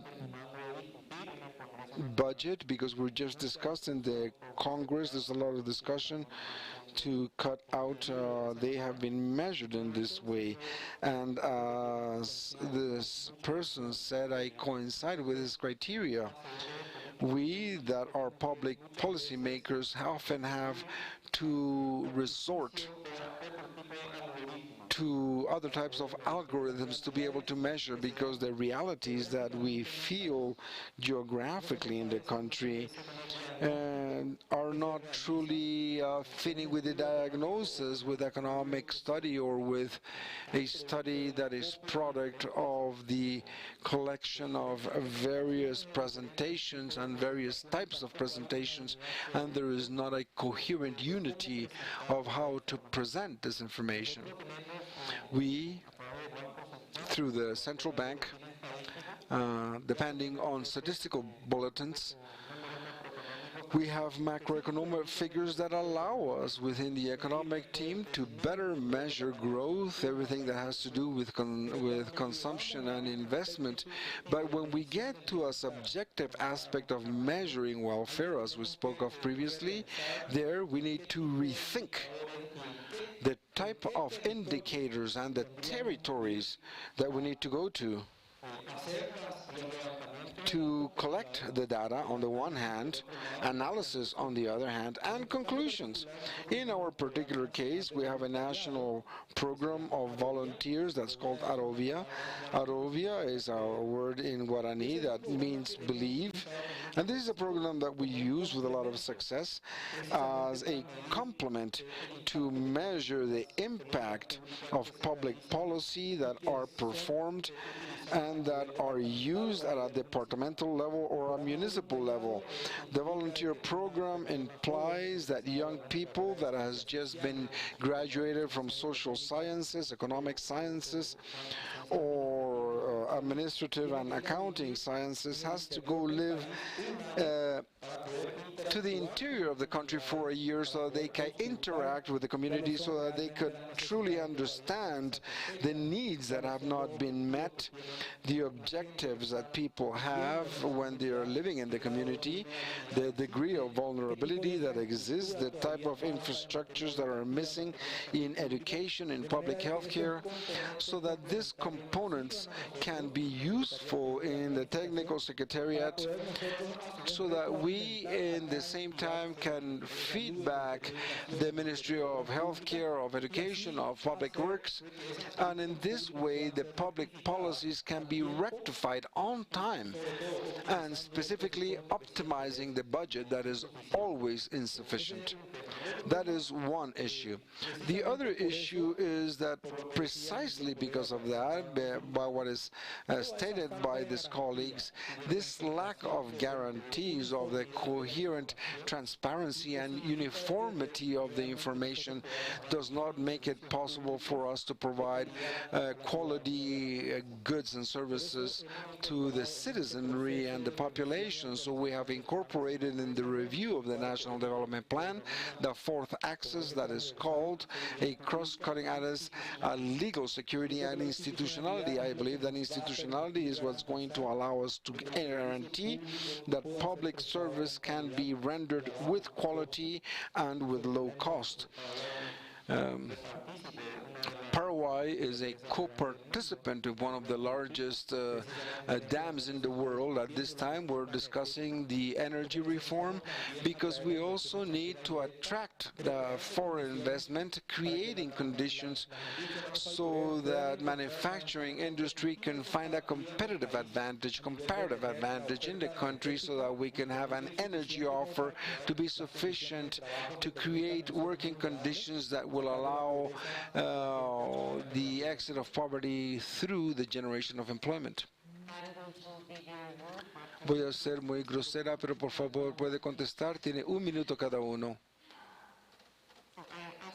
Voy a comenzar. Yo pienso que voy a utilizar menos de un minuto. On the big data, my firm belief is that it will be a big help in designing the policies for the future, especially on the gap that exists between the older and the younger generation. I think this is where we will have the most gain from. So I think it's crucial, it's important, and I think we all need to understand it better. On the other question or more comment, I think that regional, national levels, it will always be a difficult conversation, but the most important thing is that the conversation exists and that the national level really tries, as we now heard from Paraguay, to understand what the region's needs are, meaning they have to live there. Thank you. Thank you. I strongly agree with the comments then. I mean, can I offer you an out? Before I worked in this area, I worked in areas on poverty and trying to link poverty through data. And one of the things that I was told about big data is that the companies that build bus stops can design the bus stops so that they change the adverts on the bus stop depending on who's actually going to be queuing at the bus stops, or change by day and by place and so on, right? Now, so this is my challenge to you. If government can't, if we have smarter bus stops than we have civil servants, right, we're in a lot of trouble, right? And I think this links to the disengagement that people discussed yesterday, is that unless, I think this is the challenge. I think unless we up our capacity to be able to deliver based on the kind of expectations we'll be getting day in, day out from what is around them through technology, we are going to fail, right? And we're going to increase that disengagement. We're not going to do it. So I think you're right that there's a capacity challenge, and I think we absolutely need to be addressing it with technology, among other things. Muchas gracias. Thank you. Sobre las tecnologías, bueno, comentar un poco más allá I'd like to comment a little bit beyond the big data and others. In Mexico, the National Information Office, which is INEGI, works a lot with this type of information, and with geospatial information, we're measuring progress in the urban ages, in the deterioration of nature. All these mechanisms that are so important that can provide geospatial information, and that you don't have to wait so many years to see how reality is progressing in the country in diagnostics. We can do it that way. Another very important part is that at a national level, we want to reduce the gap, the digital gap. So there will be a type of great effort to bring internet to the entire country, to the more distanced points of the country. This obviously is going to be a very difficult issue to reduce the digital gap. The digital inequality allows us to make progress in a lot of senses. And in respect to your comment, I coincide that debate between national, regional, provincial is the largest. There's a lot of things that are measured at a national level, and many that is measured at a state level. We have 3 different levels, and the last is municipal. At a municipal level, we have a lot of capacity to collect information, but at the same time, the budget is different. Everyone has different types of responsibilities, and therefore, measuring information should be also aligned to the responsibilities of each level. I believe that it is a task that has to be done with the municipalities, strengthening capacity not only for budget, but also to manage the resources in a more intelligent manner, in a more efficient manner, aimed at results. In a state manner, undoubtedly, what you have to strengthen are also the capacity to generate information at a national level. Also, the idea would be of how to support the local levels. Se nos acabó el tiempo. Muchas gracias. Así que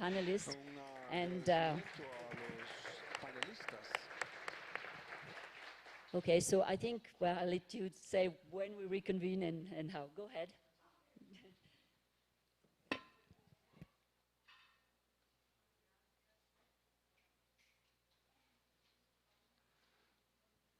Muchísimas gracias a nuestros panelistas, a nuestra moderadora.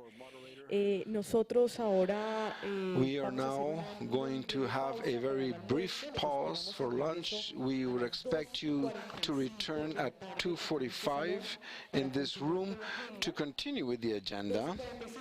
2:45, don't forget your personal belongings. To our speakers, we would ask you to let's meet at the entrance so that we can go to our lunch. And you, please, let's meet here again at 2:45 so that we can continue. Thank you, and please take your personal belongings.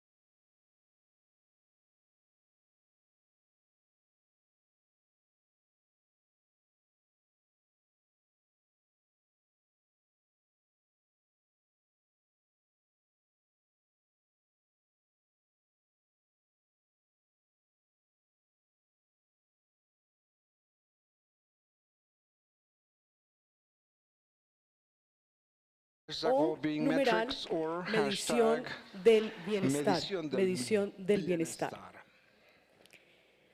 Bueno, por favor tomamos asiento, podemos ir cerrando y vamos a comenzar entonces con nuestra conferencia magistral.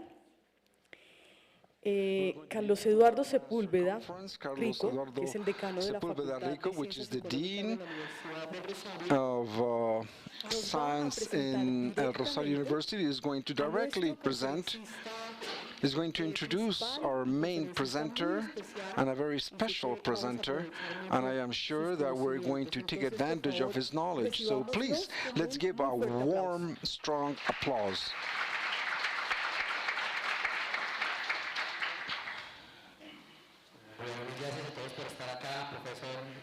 Thank you very much for being here, Professor Ravi Kambul. We're very happy to have you in Colombia. Welcome to Bienvenido a la Universidad de Rosario. Me gustaría comenzar con una introducción. I would like to begin with an introduction of what has happened in this day of dialogue. In this forum with a purpose of welfare and to move towards a more ample move, a more complex view that will take into account the context that is measuring differential in terms of population. And we also are going to begin with a message of Martín Durán, the Chief of Statistics of the OECD, and of Sebastián Nieto, that it was complemented today tremendously in the initial panel with the President in respect of making visible that multidimensionality for public policy for development, how we can begin of dimensioning that model, the commitments that we have defined for the Sustainable Development Goals. The first message that was developed during yesterday's workday called us to think about this complexity of some topics. For example, inequality, how we advanced in the estimation, but also on the horizontal inequalities that differentiate gaps per gender, per age, per religion, per ethnia, intra-family lack of opportunities. It calls me also the opportunities in crisis and a dimensional look. And yesterday we also discussed subjective and tonality. And the second message is leading to revolutionize the laborers, and from the point of view of methodology, with the impact that this leads to the design of public policy. Also, in respect to this agenda, we speak about conceptual frameworks that can be applied in Latin America and innovation in the measures of welfare and collection of data by the Statistics Office. Turns out then that we have a tremendous, complex and ambitious agenda that requires, first of all, a prioritization, and secondly, a dimensioning of the institutional capacity, and this means governability and innovation, and thirdly, a balance of these realities that are different and the international comparability. So, for me, it is an honor to introduce who I believe can speak to us better of these challenges. Again, welcome Professor Ravi Kambur, who is well known due to his role and his contribution in the analysis of policies and his commitment with international development. Professor Kambur is the president of Human and Capacity Development. He's the president of the Capacity of the United Nations and the World Institute of Research of Development Economies, co-president of the Scientific Group of Social Progress, member of the group of experts of high level of the OECD on the measurement of economic performance, and we say this so that we can understand the relevance and the value that he can provide, so that we can have a view with an added value, a tremendous added value for our countries. With the role of the teachers, we have agreed that we want to handle a space for an interaction that is close to all of you. Professor Kambur then is going to introduce his perspective in maybe 20, 25 minutes, and then we will open to questions and answers, interactive forum. Thank you very much, Professor. Please go ahead.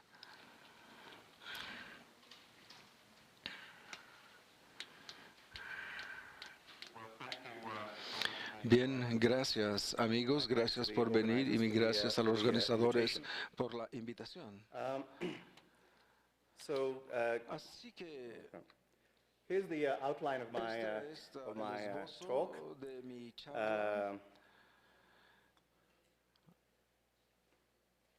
So, we all know, as we've been told many times, that there are 17 SDGs, 169 targets, and 232 indicators. Actually, for those of you in the weeds, it's 244 indicators, but 9 of them appear multiple times. That's why it's 232 separate indicators. That's for those of you who follow these things in the technical detail. The question is this too few? Certainly, many of the contributions seem to suggest there are too few because everybody has their own additional to this. Or is it too many? And in what precise sense is it too few or too many? And in answering these questions, I want to first look at how we got here, a little bit of history. I know there's a lot of impatience, we have to move on, but a little bit of history every now and then helps. And how best we might proceed now that we are where we are. So let me start with put my cards on the table. I've spent much of my career arguing first for going beyond per capita income to measures of income inequality and income poverty, and then from going beyond income to non-income dimensions of well-being, like many of the people in this room. But in some sense, having succeeded in that goal, I'm now beginning to think about whether and in what precise sense we may have too many dimensions, too many indicators in the policy discourse. And I'd like to engage you in that discussion in an open way. I don't have an answer to this, but I want to raise the question. And in this presentation, I'm going to use as a platform a paper that's in a volume that's co-edited by Martin Durand. And it's a paper jointly with Ibrahim Patel and Joseph Stiglitz. Stiglitz, of course, you all know. Ibrahim Patel, for 10 years, was the Minister of Economic Development of South Africa. He's now the Minister for Trade and Industry under the new government of, newly elected government of Cyril Ramaphosa. That's one paper. A second publication on which this presentation of mine is going to be based is a paper by Tony Atkinson called Monitoring Global Poverty, which is a report of the Atkinson Commission, on which Martin and I and a number of other people served. And Tony Atkinson tragically passed away soon after this report was published, but he's a towering presence and made towering contributions actually to the multidimensional perspective on poverty. I should also say that my perspective comes primarily from the low-income country point of view. I know this is OECD, and I know this is upper middle-income Latin America, but the issues that I'm going to raise, many of them come from my work in low-income countries. And I think many of those are relevant in this context, but we'll see as we go along whether you agree with that or not. So let's start with some history. There's a very simple narrative, which is that around about 1990, the bad old days, the world was ruled by per capita GDP, and then a bunch of brave people took up a challenge and fought the good fight, and here we are. See, now we have all these non-income dimensions and so on. But actually, the history of analytics and policy is not quite so straightforward. So a little bit of history might help here. Richard Jolly in 1976 spoke of the enthronement of basic needs. And basic needs were education, health, sanitation, all those things that we now include. In 1980, Morris produced something called the Physical Quality of Life Index, which actually, if you look at the components of it, looks very much like many of the components of the OECD's, many of them anyway, of the OECD's 12 indicators. So there's nothing new under the sun, is something to keep in mind. Actually, going even further back from the 1970s and to the period before the war, direct non non-income measures of well-being were more prominent in the policy discourse. Why? It's because actually they were the ones that were more easily available through administrative statistics like the birth and death registration system, okay? Rather than national income, which is pretty much a post-Second World War phenomenon, the SNA, the UN System of National Accounts, etc., etc. So before we had national income, we had administrative statistics, which were about education, health, and so on. Winston Churchill famously said the following.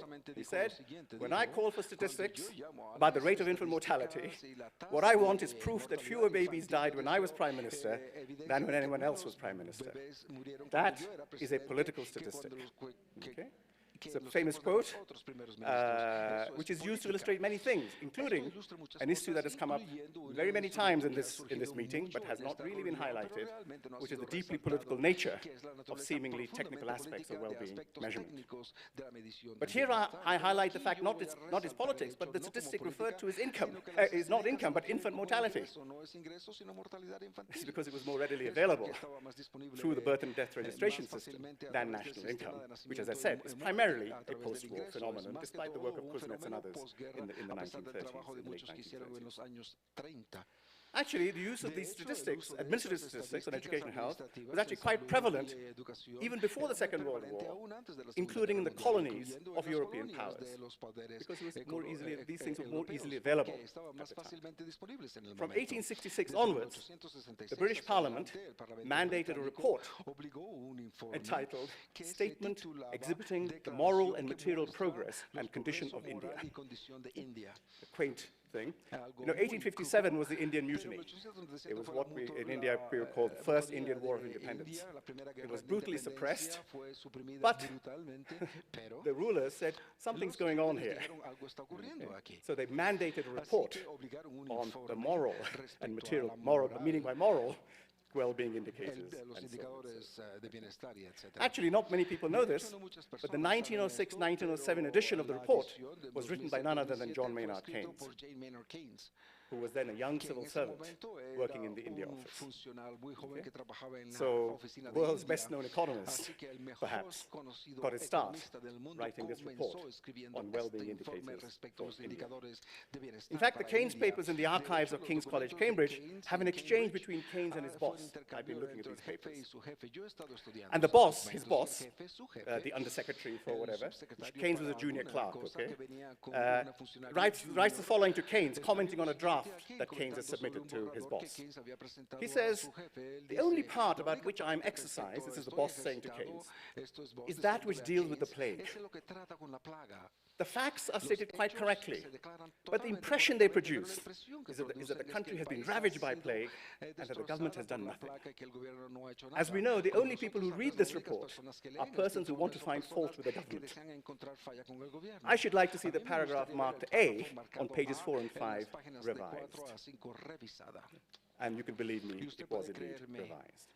And again, what I want to point out is, firstly, the political use of statistics is nothing new. But the focus was not on income, but on a health indicator, because that's what was collected by medical officers as they went out into the empire to administer the empire. So, a little bit of history. Let's now start with my discussion of, are there too few? Well, we've gone from 1 to 3 to 8 to 17 and 232 indicators. Well, I would say that, in my view, coming back to the history of the 1990s, the Human Development Index was a major marker in the shift away from income as the sole indicator of well-being, despite all the antecedents that I've pointed to. Actually, in an early exchange between the late Mahbub al-Haq, who basically designed the HDI, and Amartya Sen, Sen raised various technical concerns about the index. And in his response, Mahbub, the late Mahbub al-Haq, Mahbub, of course, was a brilliant economist. He was a PhD from Yale. So he understood all the difficulties of an index number and so on. And his point was, the way he responded to Sen was, my object is not to produce the perfect index. My object is to bring in education and health on equal footing with income. I want to change the discourse through this method. Okay. So it was not a purely technical exercise. It had this objective. I too had these the same technical issues as a young trusting economist at the time. But I have to say that although I might have had a point technically, Mahbub was clearly right in substance, and in bringing the multidimensionality perspective center stage.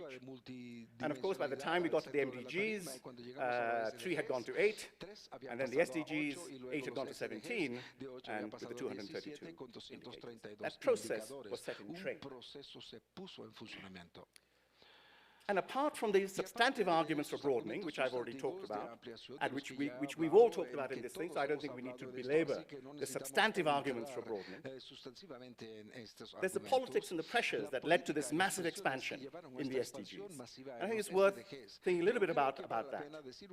The point is that each constituency, once the process was in train, and those of us who were involved with the process can relate to this, once the process was set in train, each constituency argued for its own particular goal to be represented in the overall list. And Joe and I have talked about this a lot.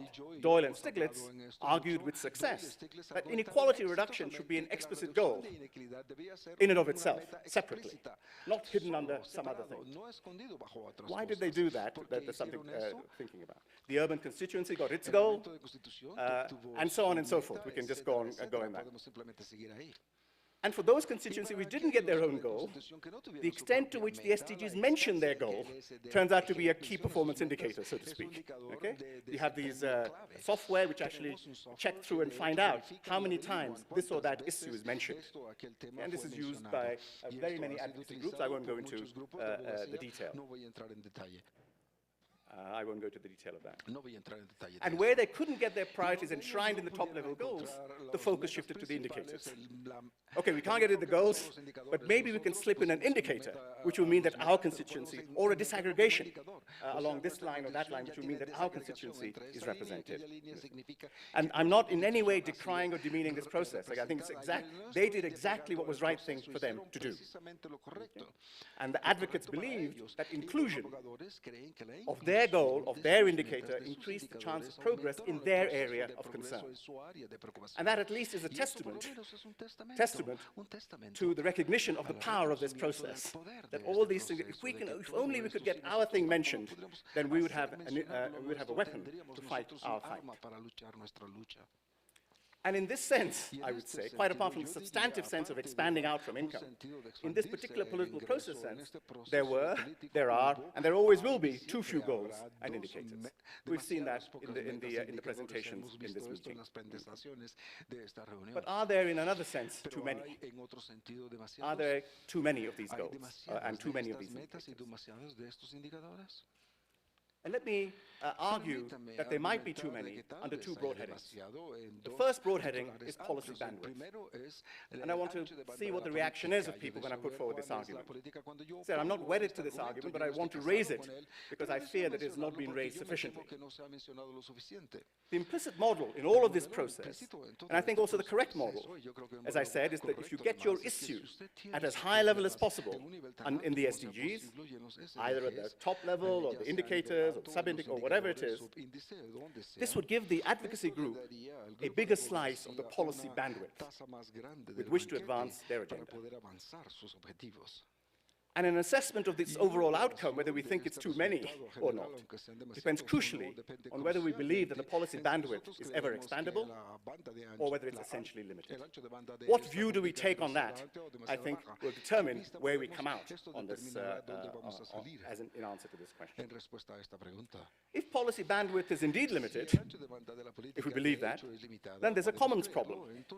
More bandwidth for you means less bandwidth for me. More bandwidth for me means less bandwidth for you. Okay? That must follow as night follows day if you think the policy bandwidth is fixed. Okay? And of course, for each constituency pushing for its bandwidth, that's not an issue.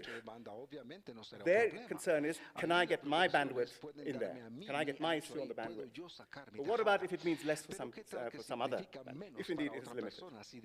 If, on the other hand, you believe, and this is what I want people to think about and talk about, that the policy bandwidth is expandable, and has indeed expanded to fill the needs from going from 1 to 3 to 8 to 17 to 232, then we should not worry at all, or at least not worry quite so much. So that's the question that I put to those of you who are closely involved with the policy process. Do you think the policy bandwidth is ever expandable? Has it indeed expanded through the SDG process? And I think there's a good argument people will make that, in fact, the whole process has expanded policymakers' attention. Or do you believe that it's sooner or later essentially limited, so that we really have a free rider coordination, classic sort of economic problem of the commons? Which assessment do we think is right? I don't know for sure, and I welcome discussion on it, but my instinct, again, from my little experience at the ground level in terms of policy making, is that policy bandwidth is indeed limited.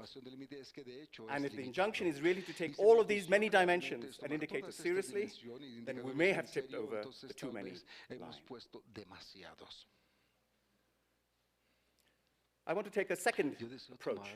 I'm going to ask the question of too many in a second sense. I'm moving very quickly, Carlos, because I want to leave time for... Of course, one response to this 1 to 3 to 8 to 17 to 232, etc., is to say that, look, what this SDG thing does, it provides a mere platform. All it is a platform. It's a smorgasbord from which countries can pick and choose whatever is suitable for them. Okay? What's wrong with that? Okay, you give me a big choice. There can possibly nothing be wrong with that. And indeed, this is how it's presented in documents and in high-level statements. We're not putting any pressure on you. You take it or leave it. That's how it's typically presented. And if that was the case, there'd be no issue whatsoever. And again, here I now reflect my experience in low-income countries, not necessarily in high-income countries, or not necessarily in upper-middle-income countries, but in low-income countries. Those of us who are involved in this thing at the ground level in low-income countries, I would say, know that there is indeed a danger that these 232 indicators will be used as the basis of a new conditionality by the international community. And this is particularly the case in low-income countries, particularly in Africa, as I said, where statistical capacity is limited, and funds for statistical services are also limited, and therefore making them more susceptible to indicator conditionality. You want some more money, even to a statistical service? Wouldn't it be a good idea for you to collect information on this indicator? Of course, it's very rarely is it said, you collect this indicator or else. Sometimes it is said like that. But most times it is, wouldn't it be a good idea to do this? You know, there's this whole aid package that we're talking about the whole thing. So here's a quote that we have in our paper, the paper that I mentioned.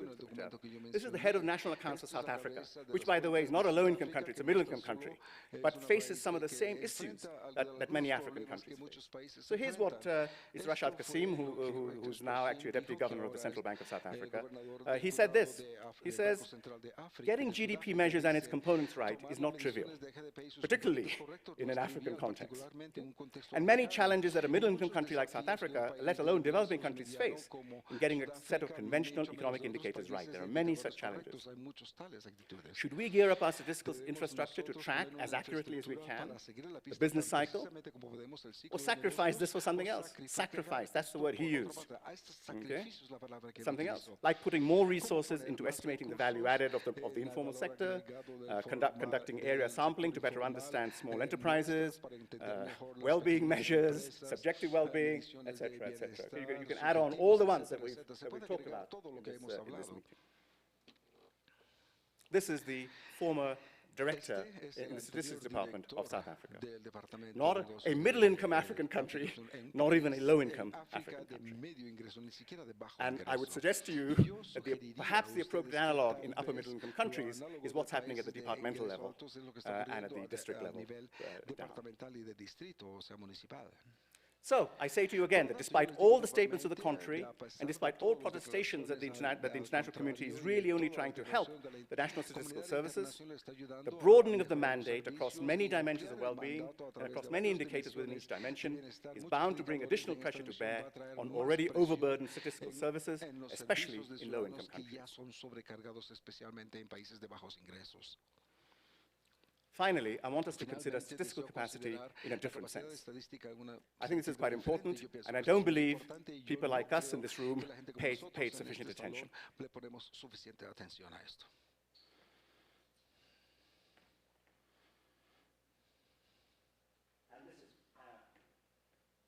this is pointed out in the Atkinson Commission report.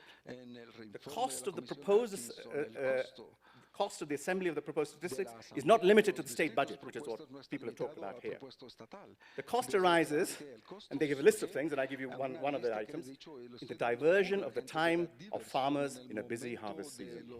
Okay.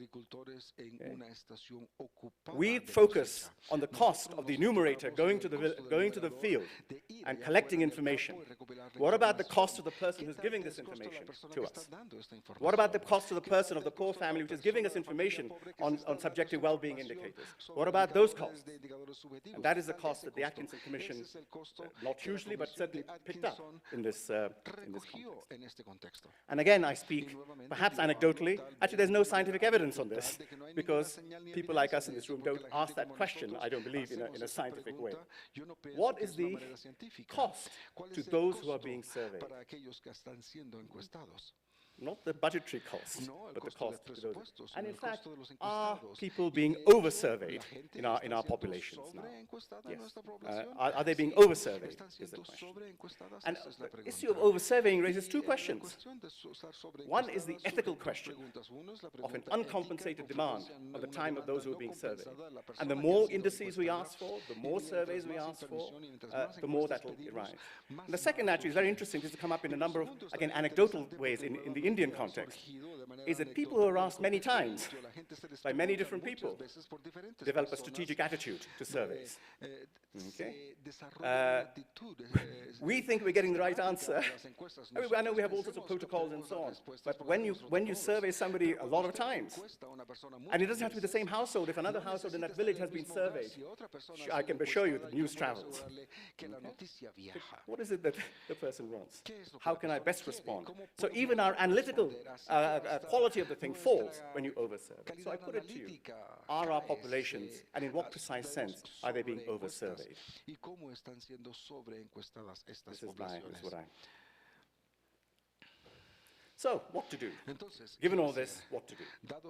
Well, as I said, the broadening of the concept and expansion of the number of indicators has certain substantive logic to it, and I'm not in any way questioning that logic. Okay? I mean, I was part of building that logic. At the same time, the politics of this goal setting has led to a massive expansion of indicators, and I believe pressure from the international community, particularly on low-income countries, to deliver in what is in effect an unfunded mandate. What can be done to rein in what often seems like an indicator or a statistical juggernaut, which is just coming at these countries? The Atkinson Commission actually faced a similar dilemma when proposing a dashboard of indicators to complement the standard income poverty measures. The mandate of the Atkinson Commission was broadening out from the income poverty measures to other categories of measures. And as they say, a long list will be counterproductive. In order to be effective, the list of indicators has to be sufficiently short, and so that the new indicators get attention from the public and from policymakers. And the Atkinson Commission then proposed a set of principles for the selection of these indicators. And here they are. They won't be very new to you, but I think we should nevertheless review them. The coverage of the indicator should be truly global, covering the whole of the world population. Remember, these are criteria for the 232 indicators. The indicator should be transparent and identify the essence of the problem. Martin knows we sat together and discussed these criteria, and developed these criteria as part of the commission. The definition of the indicator should be generally accepted as valid and have a clear normative interpretation. The indicator should be sufficiently robust and statistically validated. Indicators constructed with the global average of countries should be cross-checked against information available at the individual country level.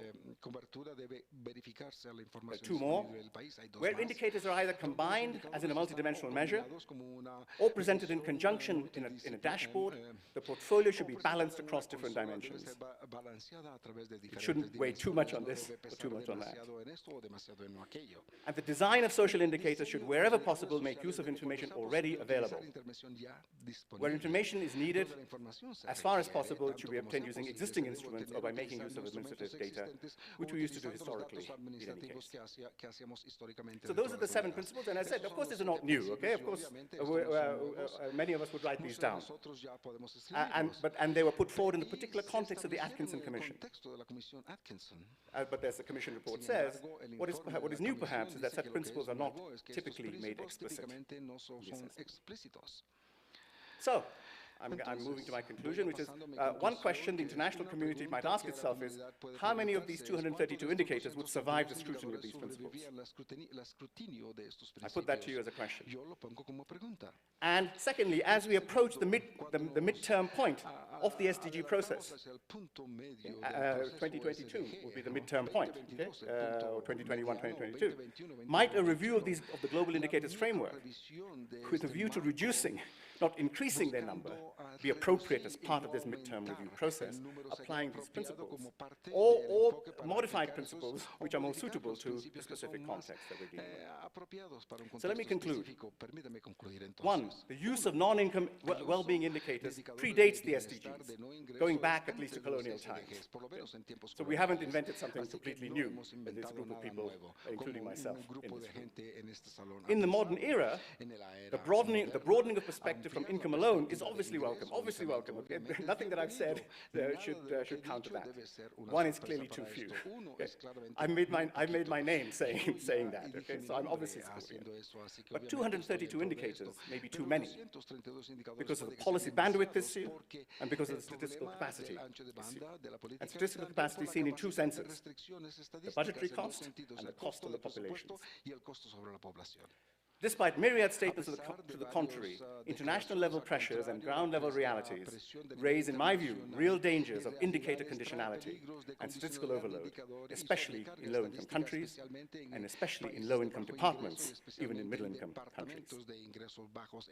As the midterm review of the SDGs approaches, the perspective that I've tried to put forward calls for a substantive and process assessment of whether, in fact, 232 is too many. Thank you very much. Muchas gracias.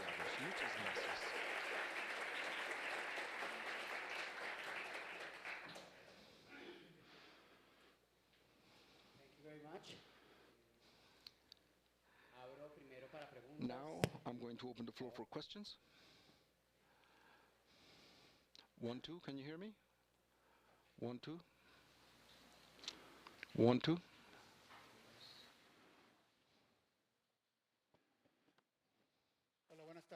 Good afternoon. Rolando Ocampo from CEPAL of the Division of Statistics. I have a question. Is it true that the 232 indicators of sustainable development are too much? The discussion that we had in the Assembly of the United Nations was in the sense that there were too many.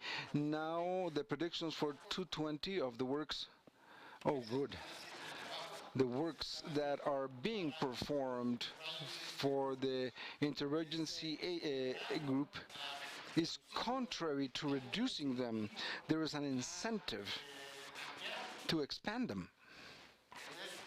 So what can we do in this sense?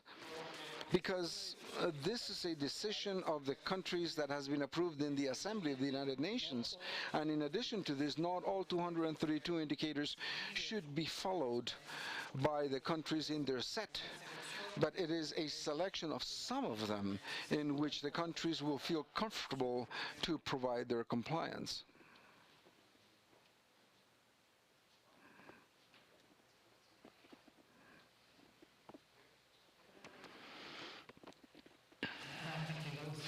Gracias, esa fue una gran presentación. En Nueva Zelanda quisiera poner los trabajos como ustedes pusieron y uno de mis indicadores de proceso era que no íbamos a llegar cerca de lo que habían hecho los SDGs y habían varias razones prácticas para eso.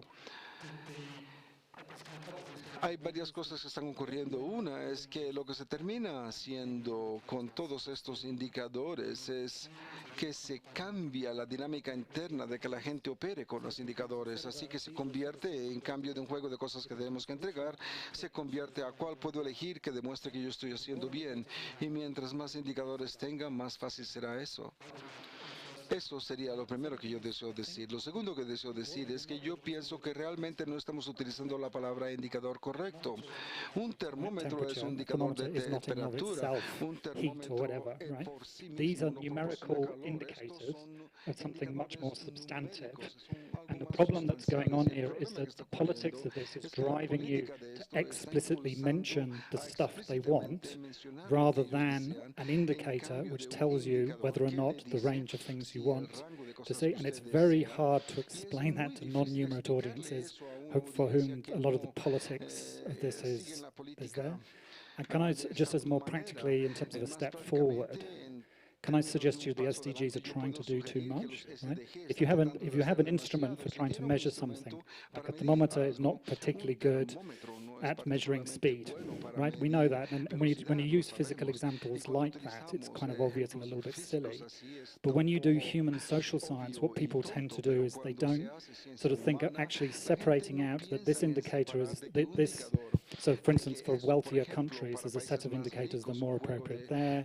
and then indicadores for son less más wealthy countries, they'll apropiados y be para more países appropriate menos there. ricos tal So vez what you más do is instead apropiados of you acá. segment Así lo your que se range of hace es que indicators, so that would be an segmenta el option 3 alcance de to los your sort of indicadores. Es una ways tercera forward, being opción much more para las explicit formas, about para that, ser mucho más pushing the explícitos al time a bit. respecto e impulsar el tiempo. Yes. Thank you, Ravi, for your Gracias, Ravi, presentation. por su I think I agree presentación. with Yo everything pienso you que said, but acuerdo that's con not a todo lo que surprise. usted dice, pero eso But no es I una want to ask sorpresa. you, I mean, Yo to ask deseo you hacerle una a pregunta. question. You mentioned, I Usted liked your mencionó, a mí me gustó dichotomy or su on policy dicotomía sobre policy la capacity or policy bandwidth and capacidad o statistical banda capacity. I ancha de think that's banda very de interesting. estadística. Yo pienso que On the esto es muy fact that interesante the en el policy hecho bandwidth may be de limited que or el bando de expandable, ancha puede I ser think in terms of limitable the o issues, expandible. Yo creo que it en can be términos de los problemas expandable. You can puede always ser add issues expandible, and so siempre on. puede But agregar in problemas, terms pero en of términos really implementing de policy, the hecho capacity implementar in política, the, la you talked capacidad. about the capacity Usted of habló de la statistical systems capacidad to de los deliver, but the sistemas estadísticos capacity para of entregar, pero la policymakers to capacidad de deliver on aquellos que so elaboran las many políticas de topics entregar is sobre also an tantos issue. So temas también es I un would problema. argue that, Así you que know, yo the argumentaría expansion de of the que la policy bandwidth is expansión also del ancho de banda de a política policy es capacity también la capacidad issue, de because you política, cannot assume porque that no se governments will puede be able. suponer It's already de que los difficult gobiernos when you have, podrán. you Ya know, you es say, I'm going to difícil work cuando on dice health, voy a trabajar education, sobre la and in income. educación, la You salud already y el find it ingreso, difficult ya to have those three, encuentra analyzing dificultad the de tener trade-offs, making sure that you have,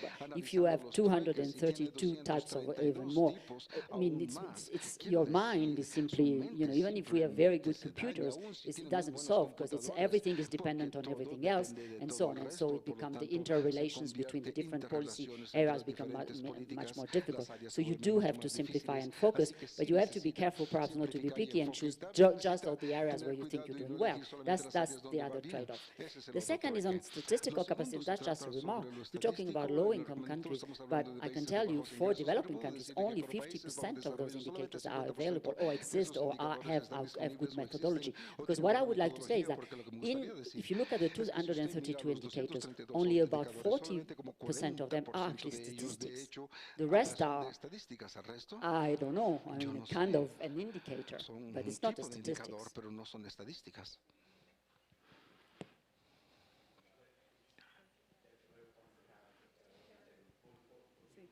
Vale.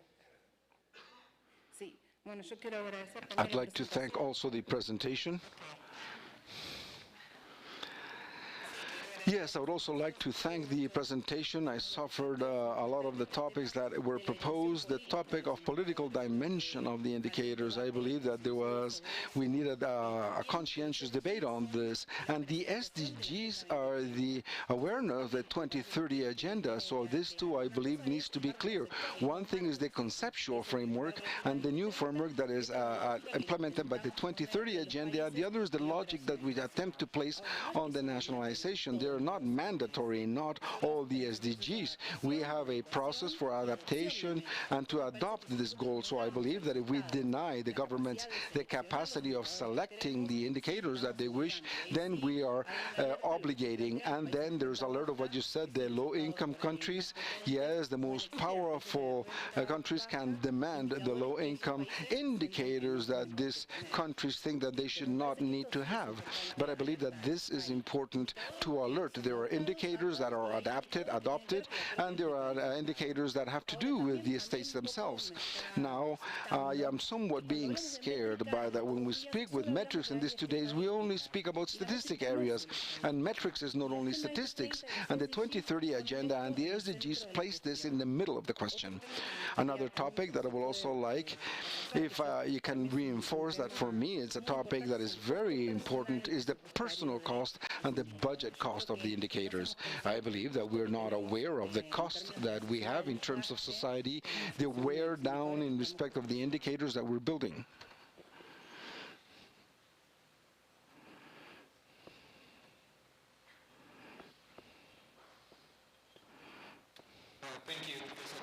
Gracias, Profesor Kendo. Basado en lo que usted ha presentado, yo estaba pensando que tal vez nosotros deberíamos reflexionar. We, the academics, are responsible for this over-serving. Because we, the academics, we all want our papers to be published in World Development, and we want more data, better data, and that kind of stuff. But I think that sometimes academia can put a lot of pressure on policymakers in order for them to collect more data, more data. And maybe we should empower policymakers to say no sometimes, that we don't really need the data in order to prevent governments to over-serving the population and all the costs that it could involve.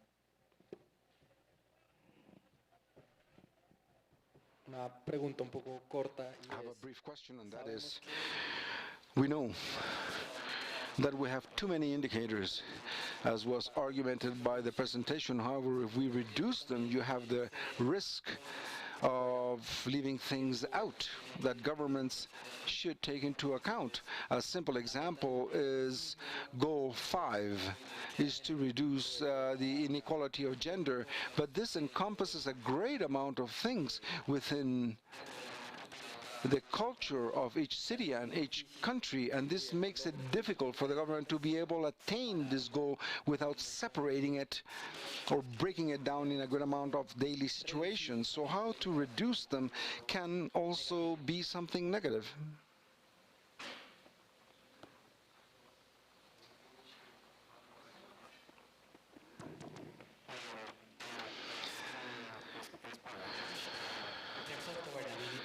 La autogobernabilidad de nuestros institutos. When you presented the quote for South Africa, I think it shows very well the tension between measure really well the standard indicators versus innovating.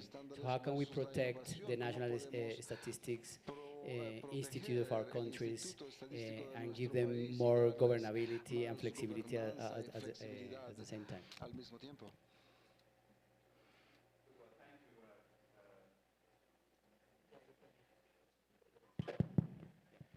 So I probably won't actually many of them weren't questions; they were comments, and I really don't have tremendous disagreement with anything that's been said. And if the points that I've been making, particularly perhaps the more controversial ones, give rise to a discussion, I'd be very happy. Let me start with the academic question. And I think it's too much to put all this on the academics, okay? That somehow it was the academics that led to the 232.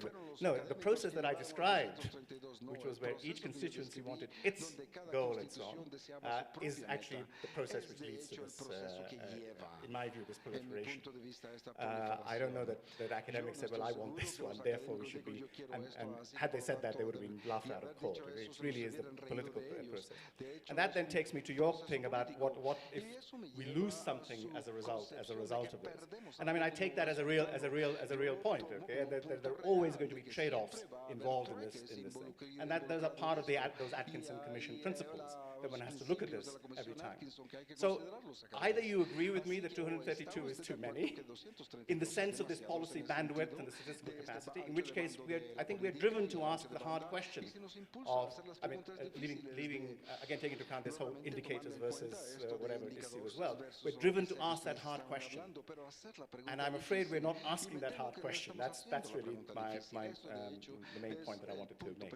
Now, there was a question about that, in fact, I didn't fully understand, I didn't fully follow the thing, but it was that because of the earphone thing. But in fact, that the pressures are there to even expand even more now. Okay? And of course, that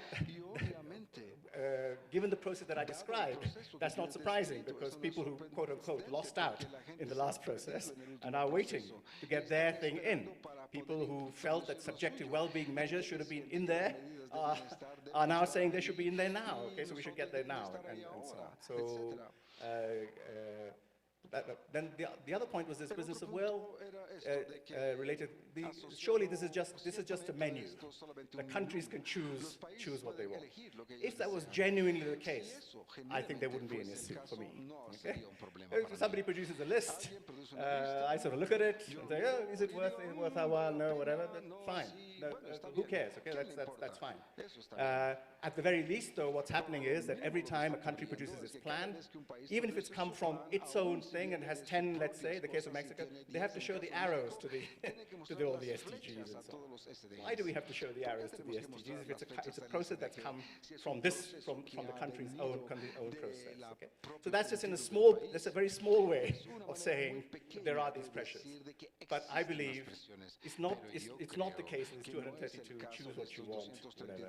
And especially in the low-income country context, there are these pressures that come, and it's not a free choice. And that's really what I was trying to put in front of you. That may not be the case, as I said, for middle-income countries who have sufficient resources to say, you know, get lost, we're not going to listen to you. But within those countries, within middle-income countries, once you get to the poorer departments, the poorer regions, the sub-regional things, I think similar sorts of issues may arise vis-a-vis the Central Statistical Office as well. And I think that point has been made in a number of different ways. Finally, let me just respond to yours in Carlos. I'm sorry if I missed out any. So of course, this is a question that we think about a lot in terms of statistical services. We want to give them independence. But clearly not too much independence, because what if they just go off and start collecting whatever the hell they want, okay, with no reference whatsoever to the political system. Okay? So perhaps a reasonable way to think about it is that what to collect should be governed by the political system, broadly defined. How to collect it is a professional matter, and that should be left to the statistical offices. And then once the report is produced, we shouldn't have a case of Keynes's boss saying, would you mind very much taking a look at paragraph so-and-so? Maybe it should be changed a little bit. Okay? And so the political independence, I think, should flow in that sense. But not that this service can go and collect whatever data it wants. That has to come from the political system. But once that's set, then I think the professionalism of collecting the information and then the independence of letting the information be whatever it is, I think that would be a useful way. Eso sería una manera útil de proceder. Bueno, desafortunadamente estamos muy cortos de tiempo y me han pedido very short on time, and we've been asked to close the session. I would like to highlight 3 points. On the one hand, these trade-offs that the agenda has proposed, given the amplitude of the objective and indicators that have been agreed, integrity, clarity, and precision between comparability and adaptability. In second place, the importance of having a dialogue to strengthen from the statistic point of view, but also linked to the understanding of the economic model and the capacity of a public policy, and we need to keep in mind this relationship.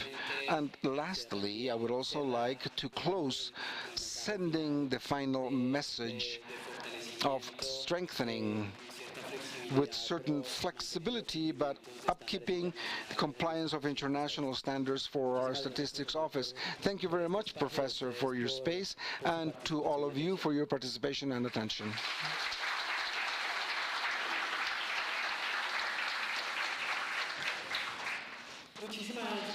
Thank you very much to Professor Cambour and also to the Dean.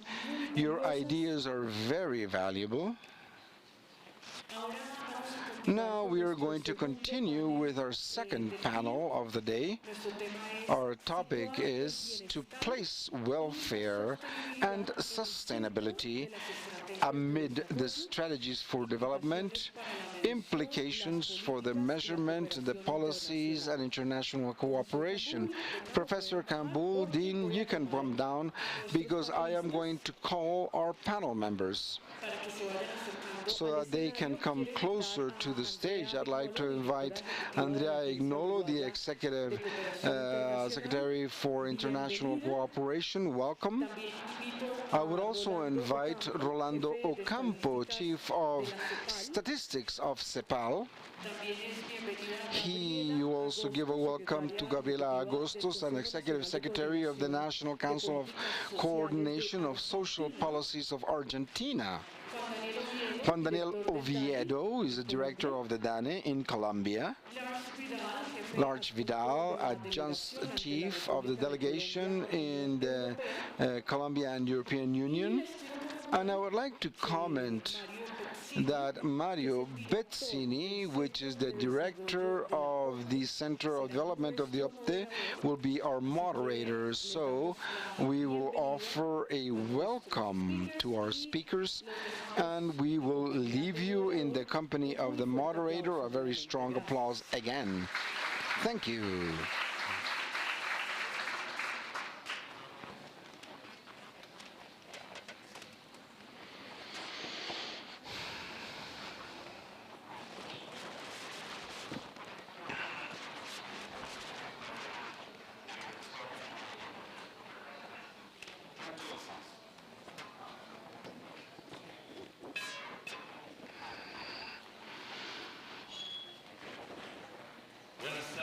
Good afternoon. We're going to begin immediately. We have a panel that is extraordinary as the entire conference in many topics to discuss, with which please allow me to begin with the presentation. Before all, we have is the order of the discussion, but we're going to present the order. Las Bredan, which is the deputy head in the delegation of the European Union. Then we have here Andrea Vignolo, which is the executive director of the Uruguayan International Cooperation Agency, a very good friend. Rolando Ocampo, also a good friend, chief of statistics of the CEPAL. We have Gabriela Agosto, that is the executive director of the National Council of Social Policy Coordination in Argentina. In truth, is the SDGs in the Argentinian administration, and Juan Daniel Oviedo, who many know, who is the director of DANE in Colombia. What are we going to speak of? There is a dimension, I believe, that is very much connected to the seminar that has been finished, that cannot contribute to an interpretation, specific interpretation of the SDGs. That is to say, why are the SDGs much? A possibility of saying why each area of interest, each area of public policy has attempted to have their own indicators, and when you at last add this, you find that there is an enormous universe of indicators, and here we have the question of the previous session has not given. Now, I do not know what is the reason for the origin of this multiplication, but we can reflect in a view of the world that has been confronted into the public policy in the last decade. Most assuredly, there is a logic that I believe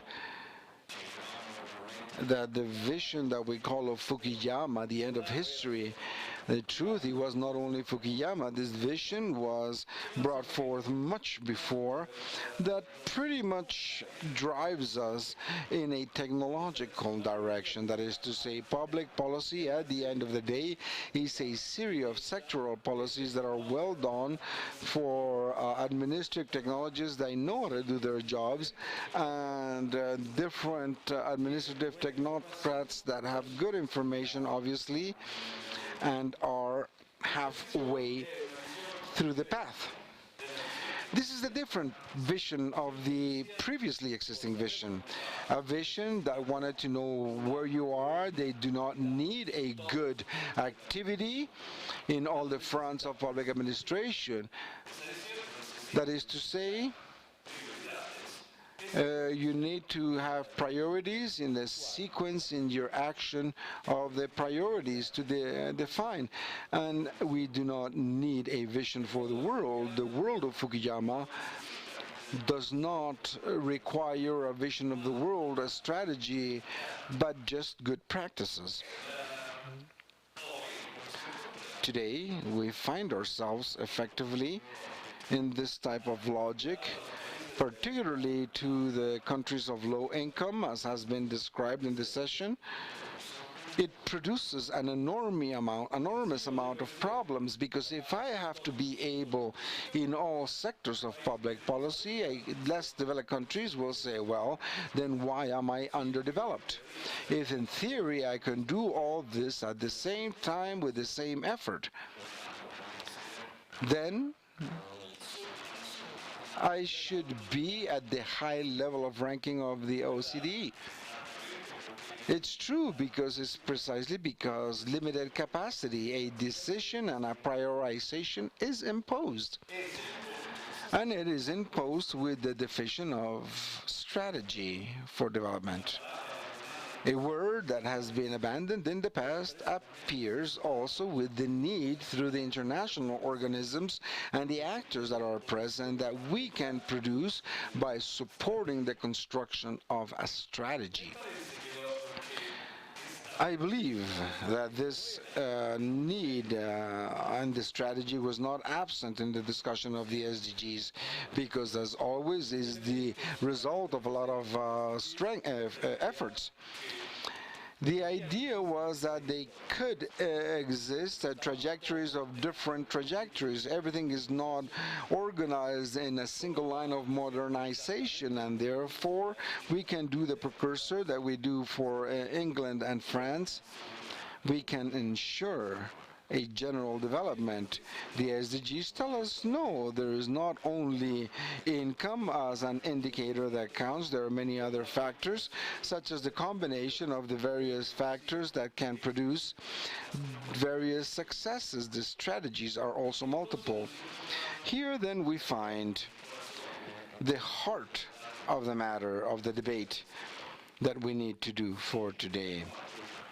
If we need to support the construction of the development strategy that may be different from country to country, because the institutions are different, and it's also different to have this bottleneck, well, what indicators should we produce? So the indicators of the SDGs are more simplified, or otherwise the decision-making for public policy and in its interpretation and its assessment cannot exist in a market that is too excessive.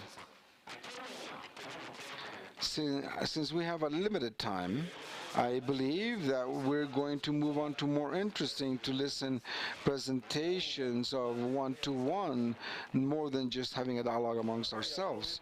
I promise being very ferocious and also direct.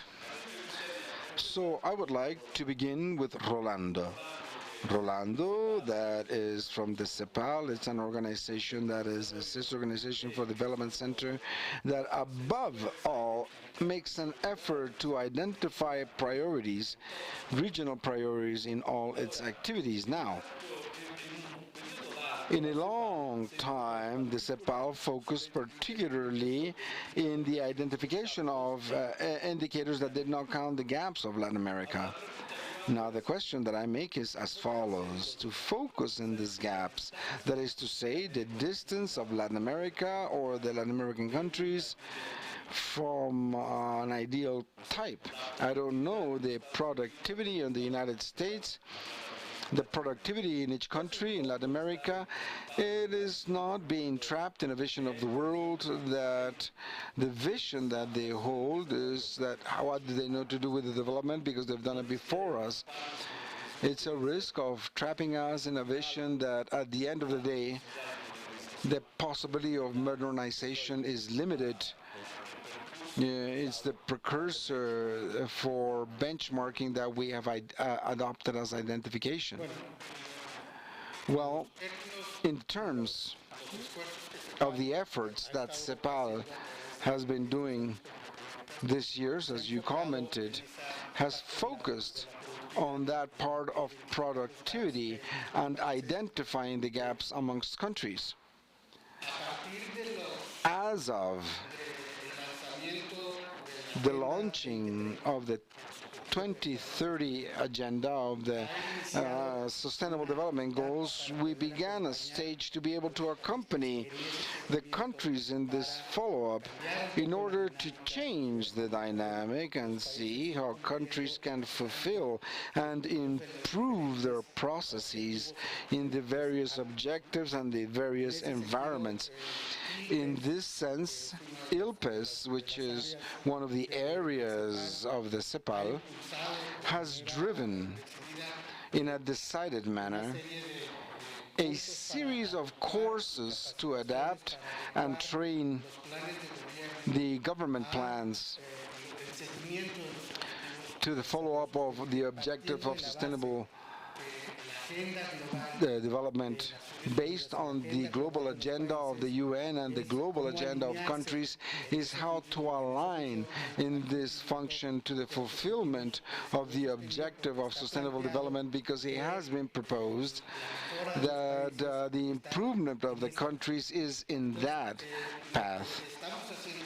So what we're doing from CEPAL is looking on the one hand this training and alignment towards the objectives of the sustainable development, and from the statistical angle is how to do a lot of capacity training and to go with the countries to look about how to fulfill and find the elements in the statistic institutes, but not just there, but in other environmental agencies, economic agencies, the ministries, so that the information that is produced through their administrative registers can be incorporated statistically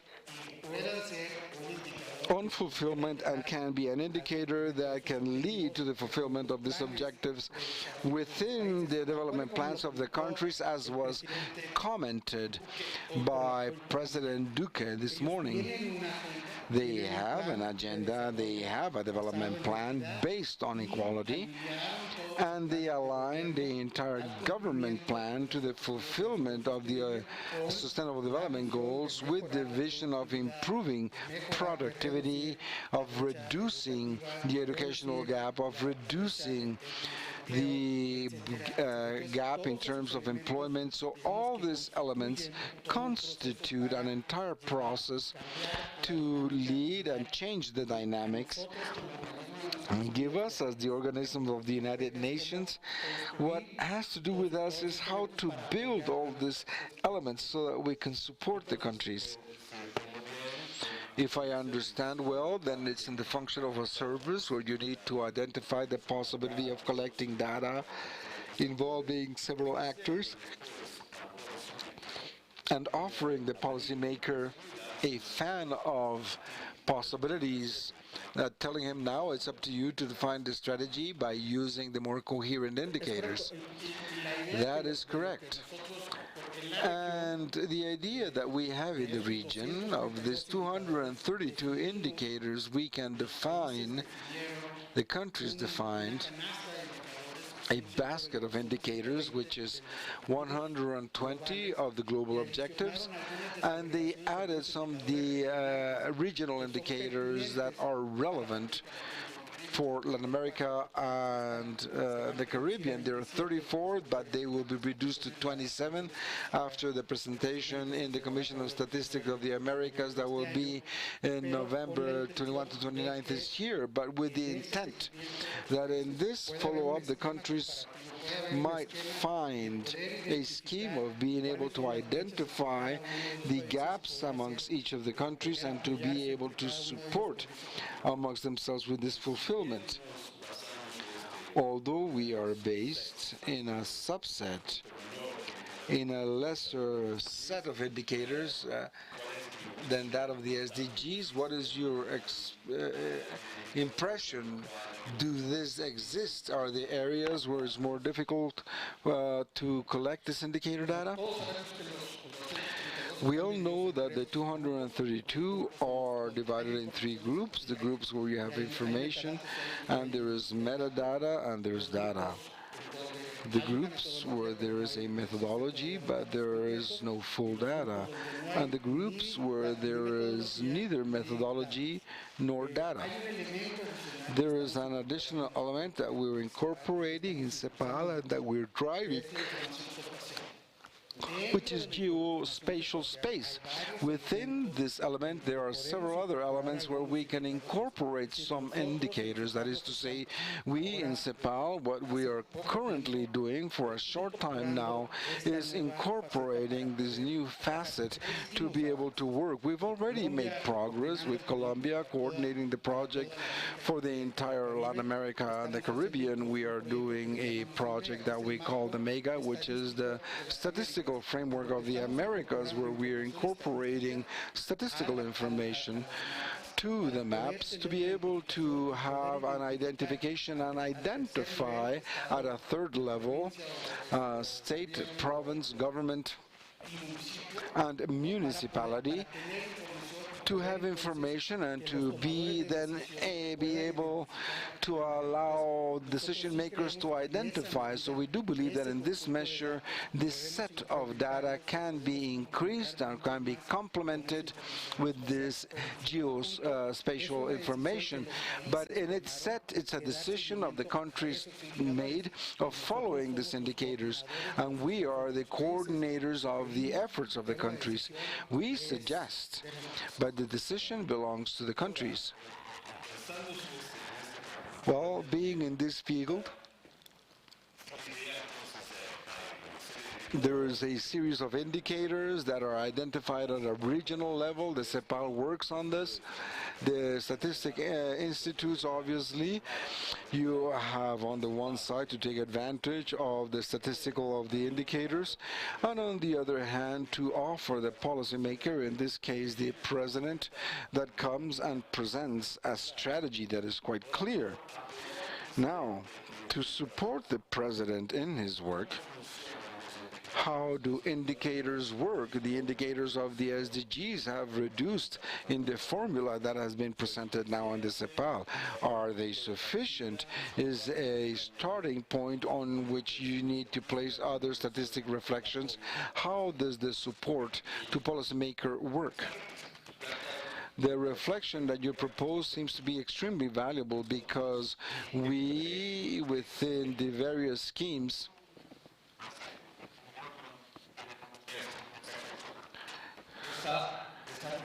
this reflection is extremely important because in all the scenarios, multilateral scenarios, that the multilateralism is very important because our independence and our objectivity as an office, statistical offices, are not based as much in the scheme of government or independence in each of the jurisdictions, but on the follow-up of some standards and good practices internationally in matter of statistical production. But in the development of these standards, the statistical offices in various scenarios are beginning to propose the role not just of supporting, but of guiding the development of the strategies of public policies that sponsor the development. Is a concept that is very difficult to translate to Spanish, which is the concept of stewardship. The role of statistical officer, not just leaving it there and to see what you're going to do with it, but to be able to have this information as the General Secretary of the OP today, to have some metrics that will dialogue and guide the development of these public policies. So, Colombia, within its scheme of governance, the Office of Statistics, the DANE, is the responsible party for statistics that we can call basic, statistics that are strategic in character, that are aligned with international standards. But in the development specifically of the concept or the which is the concept of development under transition, is how we can evolve the statistical offices. They also have to come to define the new scenarios of statistical production so that they can be participants in the guidance of how these development strategies are being implemented. In the case of Colombia, when the development plan is structured in under these three axes, which is legality, entrepreneurship, and equality, coincidentally, this is tended to each of them through the traps in the transition model, institutional productivity, of socioeconomic vulnerability in respect to equality, and the environmental trap, which is another concept of equality. And at that time, the DANE then begins to have a reflection about its role, either of stewardship or of guide or of the strategies that have been proposed by the National Development Plan. And it is thus how, aside from fulfilling with the standards and complementing the reflection that Professor Rabi made now, we have to comply not only with the statistics that are entirely standardized, but we also have to see how we can make visible these issues or some specific deeds that happen within our development models. And under this scenario is where we have the axis of innovation that was mentioned by Rolando on the topic of geospatial topic, because for us, the gaps need to be seen, because we need to generate for these gaps to allow us to make roads and to have connections amongst the territories, amongst the populations, amongst the various groups of income. So this is where we should generate certain innovation scenarios, such as the ones that are presented by today to the country in terms of social capital, of subjective welfare, of multi-dimensional indexes, because informality, it is a phenomenon in Colombia that works not only on labor but also systemically from the economic perspective. And under that scenario is where the instances, international instances such as the CEPAL, with the Statistical Conference of the Americas, the OP, with the Commission of Statistics and Data Management, such as the Statistic Commission of the United Nations. These are the spaces that we can enrich the production of the statistics that, at the end of the day, seek from what is particular, because we all agreed that if we want to be effective, we have to center the 2030 agenda on people and on the territory. So it is in that response that we do, in a relevant way to our countries, that we are able to enrich that great discussion that was proposed by Professor Rabi of having 232 indicators. And amongst all of us, we do not have the capacity to create them. We're only halfway through. And most assuredly, next year, we need to define a framework of prioritization under the international context to see what we are able to follow. But the great added value of the statistical offices is that, though being relevant and responding to the local issues centered on the citizen and the territory, we will be able to generate a much more enriching discussion in respect to what we need to measure under the framework of the 2030 agenda. I believe that we now have a series of crucial dimensions. First is the need of comparing this indicator, compare it at a global level, regional, amongst country, because this allows you to position the work that the CEPAL is doing is essential in the CEPAL as other actors. There is a second dimension that I believe is very important and needs to be explored, that the dimension of the statistical agency in reality as one of the actors that defines the strategy, or that in any case has a dialectic relationship with the policymaker that helps them to clarify the dimension.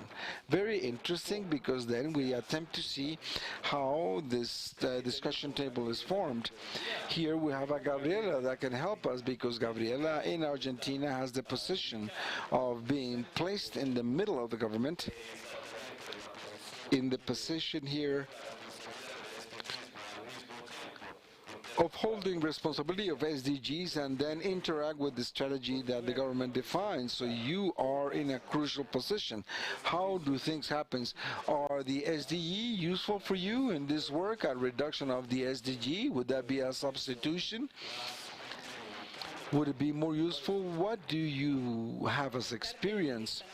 Well, to answer very directly, yesterday, with the presence of Tucumán, presented the experience of Argentina, and clearly the SDGs are the management ordinators. When I say objective 5, everybody knows what I'm talking about. I believe that 2030 is a new development paradigm that imposes the 3 dimensions: economic, social, and elemental, but also ethical and political for a development country, and this is essential. But you also give us a common framework where we are speaking a similar language, or at least a similar language. So I believe a great organizer of a development project, and you can ask what is the north of development, and obviously is the end of inequality, the inclusion of gender. So I believe that it's a perfect framework for decision makers to manage. But it is also true that it is a government agenda. Well, those that take the government, those that take it for a short time to bring forward the government plan, we also have to think on the long-term strategy that imposes 2030. And this motivates the policymakers to think in more legitimate strategies of the government status. In the context of Latin America, clearly shows us that the legitimacy of the data is a legitimacy that is also translated to political legitimacy of citizens and institutions. I wanted to say 2 or 3 things that I seem to be extremely important, and this was not giving a lot of power, but it was the political dimension of the metrics. The first time that I went to a meeting of the statistics, I saw the passion of them. I am a sociologist, and I said to myself, how can they be this passionate? Because quite clearly in the definition of the data, there is a definition that is ethical and political, and it is fundamental. And also in the agenda for politicians, my indicator is also absolutely complex, because it requires not only a technical definition, but also a political one. The 2030 in Argentina allowed us a planning on the long term, allowed us to have metadata. Up to now we have published in the page of the presidency the metadata with all the indicators, with a baseline, intermediate lines, final lines. But a topic here also has to do with financing. Quite clearly, you can have the best metrics, but if we do not associate these metrics to the financing logic, we will not be able to bring it forward. Another important topic, aside from being the SDS, I am the Secretary of State of a secretariat that depends on the presidency. This is a great amount of work for the monastery and the government entities can be set up and do not need to feel that there are different hierarchies. This leads us to the institutionality of the council. But depending on this council, again, is the area of December, which is the system for the monitoring of social programs, where the definition of the metrics is essential. And for the dialogue of this system with the statistical system is clear. And often there's a lot of resistance to the statistical system, not only in Argentina, but in Mexico with Coneval or the statistical area.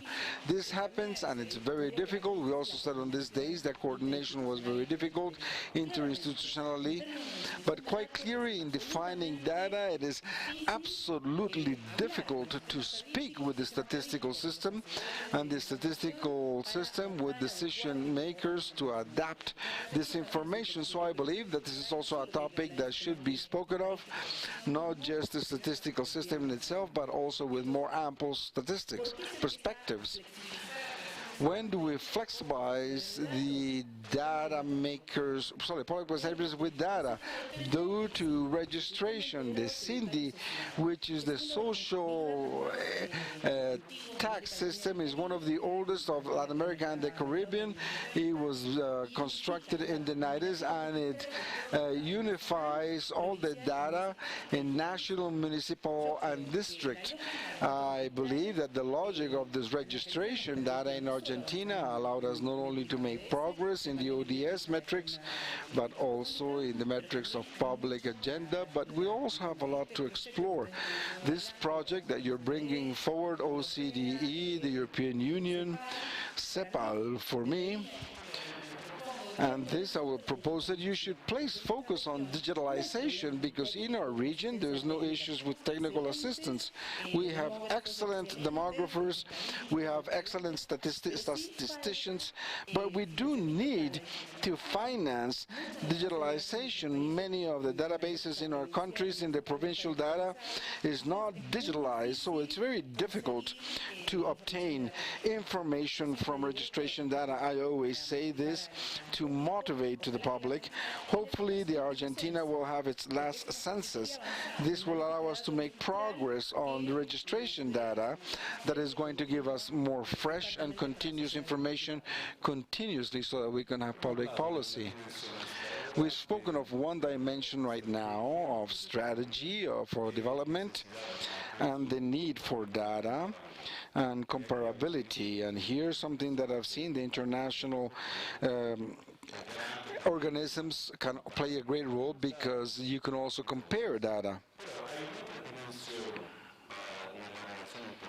But there's another dimension internationally, more through policy, that we can call specifically then the cooperation policy, that says that the countries, them and I, develop a form of cooperation that allows them to have their own strategy of helping others to do the same. Here we have presented a change that is very important in the policy of cooperation. That is to say that a few years ago the logic was to simplify it brutally. The only objective for extreme poverty, to fight against extreme poverty, you need an helicopter of money, a helicopter that will give the poor a lot of money by passing the extreme poverty, and then the magnificent organisms of the market will keep people out of extreme poverty, and you need to mark the task. Now, the people that is in charge of cooperation, here we have two very important representatives, have realized that the trap of extreme poverty was most probably the most important obstacle to development, but there was much more, and the SDGs are here as witness that you cannot think that you're only going to think about extreme poverty. There is a trap, as you remember, that we have placed for the CEPAL here in the CAF of the European Union and other natures that create perhaps this block and to create a country under development after any point that will be there for many years. Here we always say, yeah, but look, Spain, Portugal have been able to pass this trap. Yes, it's true, but we also should say that the European Union, using the structural funds that these countries that went through the trap have given them 4% of the GDP as a help to the structural policy. So it's a very important trap that are blocked by the countries under development. The friends that work in cooperation have also realized what does cooperation is not the traditional actors of colonial times that then had a cooperation policy. Now they have as China or as India or South Africa. The BRICS in general, what do the BRICS do with cooperation? South-South. So you have to, these friends of cooperation have given a lot of issues that they've named generically the development under transition. The system of international cooperation faces a necessary transition because everything changes. That is to say, everything changes, cooperation, and in every day they do not allow me to confront this topic, including Andrea, that the chief of the agency of Uruguay, the country was assessed with the previous criteria of how the GDP of Uruguay during 3 years was in the GDP of the more developed countries. Yes.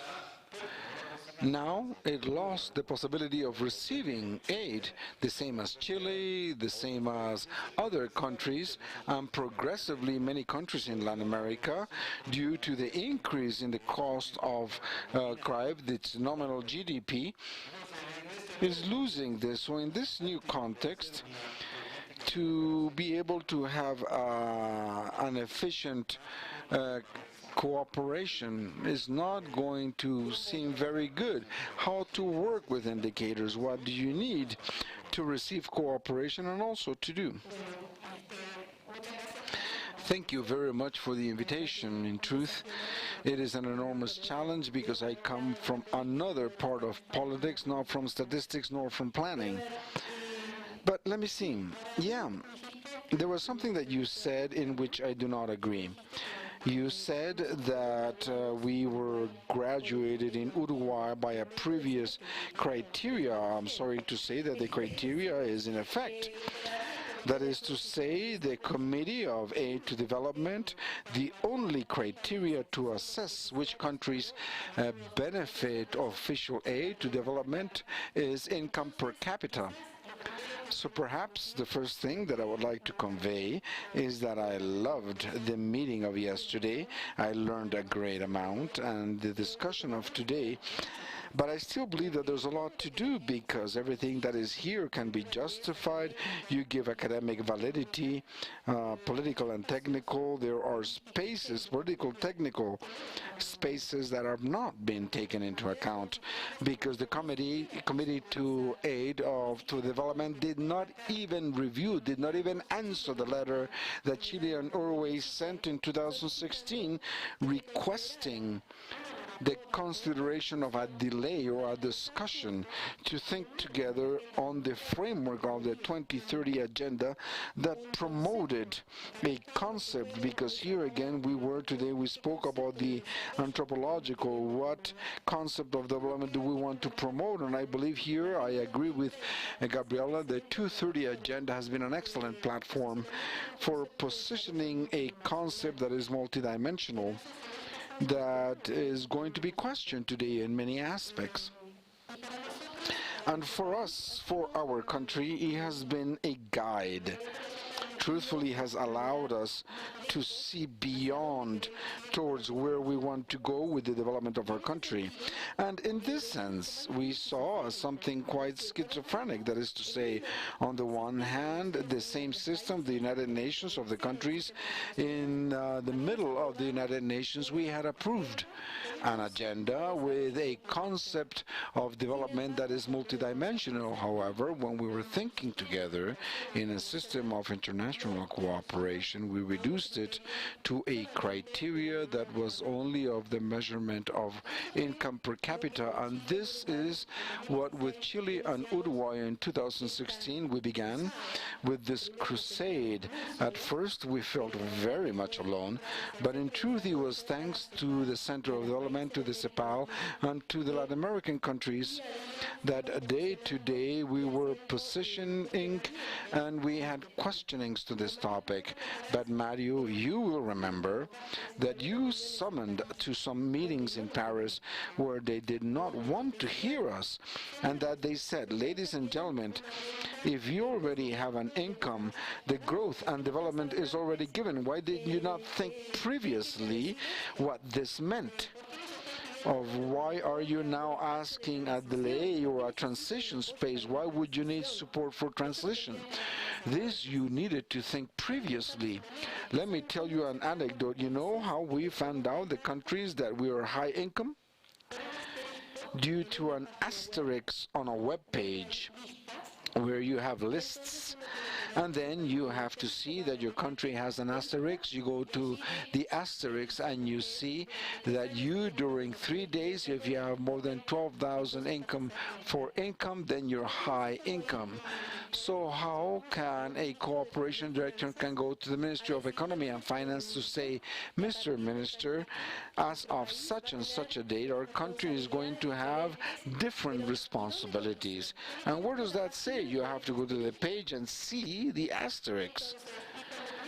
And when we had meetings with the OBDE, we were able to converse on this. It was changed. They were going to inform per note on the countries. But what we wanted to convey with this is that we understand perfectly well that the official aid for countries that are most needed, we do not discuss this. But Jolita said this, that they felt that they were abandoning certain countries, and we felt excluded from the international context, because it is true, we have made progress in development in Uruguay during 15 years. We have increased our economic development, but promoting equality, promoting fight against inequality, and in fact, in this we have indicators that are very good, and we believe that we can be an actor in international cooperation for development. But according to our capacities, we cannot be an actor the same as other countries that are more developed. And to this end, we need to be in the context of international cooperation, not isolated. Here we begin to promote something important. Just to close, first, we are in the presidency and we consider international cooperation as a public policy that promotes development, and it is also part of the exterior policy. The Uruguay always placing itself on defending multilateralism.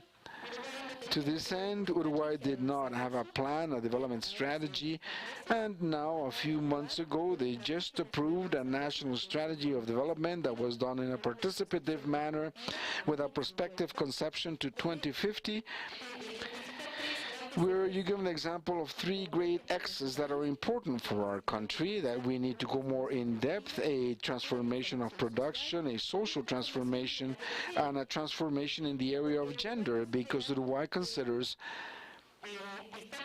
that it is losing human capital when it does not incorporate all women in its countries. So they're the ones that have greater capacity, greater training and education, and in this way we want to include them. But aside from that, we had a policy for international cooperation, a document, and that document promoted Uruguay in a dual role. This means a country that is able to receive cooperation because it has structural gaps that it needs to overcome, but also that it can offer cooperation, technical cooperation. And in this sense, not any type of cooperation, because we do not want and do not believe in any type of development. We believe in a concept of development that is multidimensional, that promotes human rights, that promotes sustainable development, and that in truth will not leave anyone behind, that will truly fight against inequality. Very well, thank you. To clarify some of the questions that are quite clear, we are confronted with an incoherence in the multilateral system. That is to say that the criteria of decision for the assignation of the official development assistant is defined by a committee of the OSD that's called the DAC, Development Assistant Committee, that uses as indicators with the gross national product. That it says that you're going to see a doctor and the doctor only asks information for your weight. For me, this I would not like it at all, just weight. On the other hand, there is a discussion such as the ones that we have here about how the work of the SDGs that identified a logic that is radically different, this type of incoherence should be confronted. Now, close to the table, we have the European Commission. Andrea has remembered a meeting that was held on June 29th of 2017. No, I'm speaking about Santiago, in Santiago, in which you attempted to discuss the proposal that said, Andrea mentioned of seeing the indicators for the DAC. Very few countries came, Spain, Portugal, and the European Commission. I had the honor of being in this meeting. Due to this element, you began to see already that the European Union was modifying its logic, included in respect to the aid for development.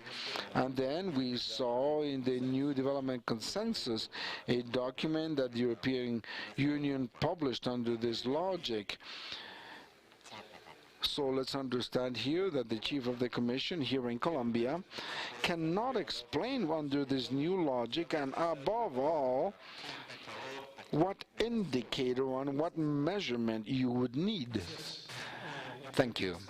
And I believe that this is a single proposal for me also, with the last word, that states that confronting inequality, I would like to say that I was enjoying very much the intervention that Professor Kapoor, and I really liked this historic perspective. And I noticed that he was mentioning Mahbub Haq, and I had the possibility of work with him, and also Mansinti in India in 1980 when I was a young professional in India, and these two together were doing the first report for human development using India as an example. And I believe that you have provided a perspective that this is not new, that we have all been attempting to work with this concept beyond yet just economic development. If I would have to select a single indicator, it is the one mentioned by Winston Churchill of mortality for children.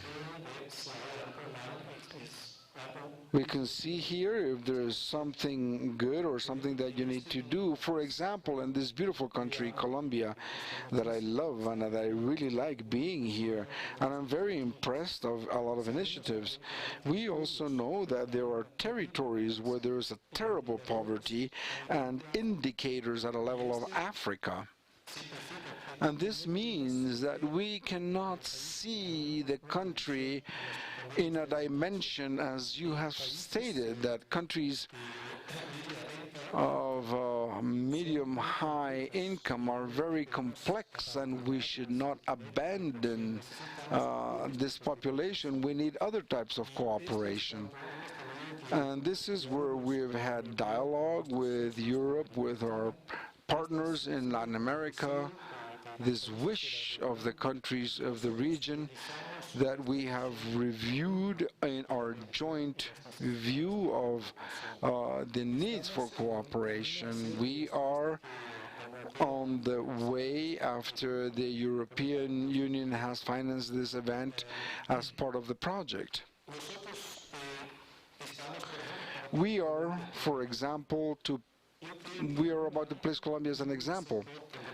There is no sector where there is no connection between European Union and Colombia. A lot of cooperation that Colombia has as a country of the OECD is not with cooperation funds. It's just commercials that come here, European companies that like to work with companies from Colombia, or it might be the institutions of the Commission that are working in different areas.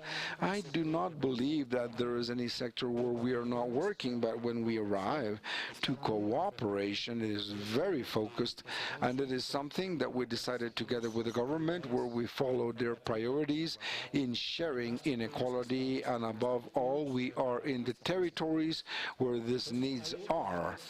So there are other areas where you do not access strictly to poverty, but where we share values and objectives. For example, in climate change, where the European Union sees Colombia as a champion, and together in regional forums we are working on these matters, and here too in the country with forums of cooperation, of budget aid, and for the environment we're working together to protect the forests.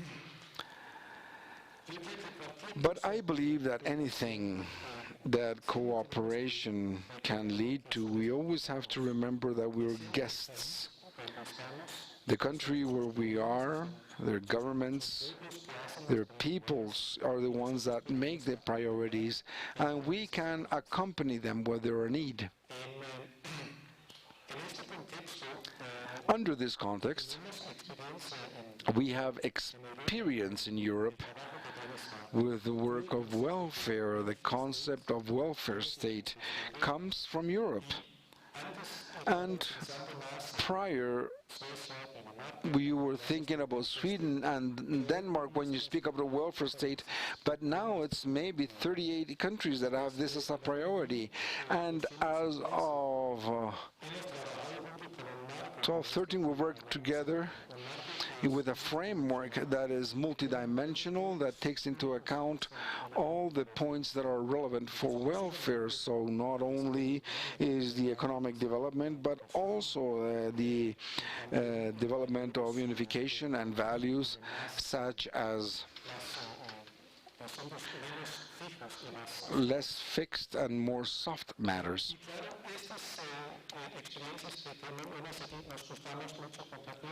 And these experiences that we have, we share with Latin American countries, and hopefully this is just a small step for Latin American to have a common framework as we have in Europe.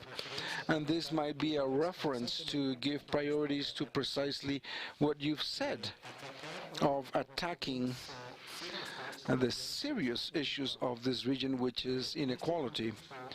Under this context, I would like to make a reference to this report of Latin American Outlook. You have mentioned the traps. Yesterday, I was reading the report and looking somewhat, and there I found in page 141 a diagram that taught how equality is in various countries without the public entities, and how you are reducing this.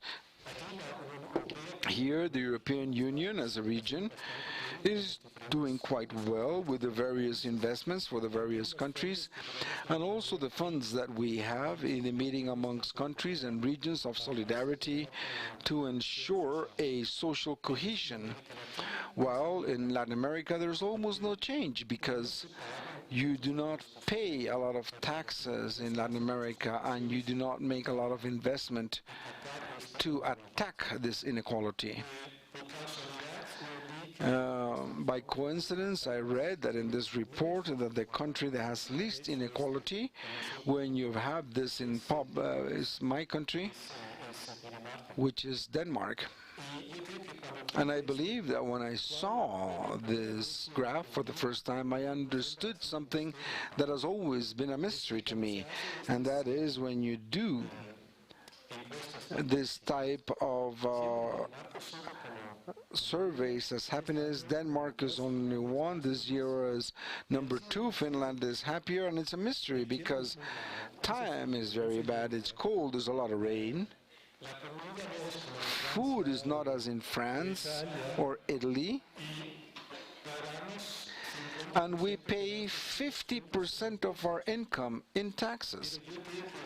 But I believe that it is precisely this, that we pay taxes, that allows us to decrease this inequality, so no one has to be insurance for treatment in a hospital, education, or when they're old.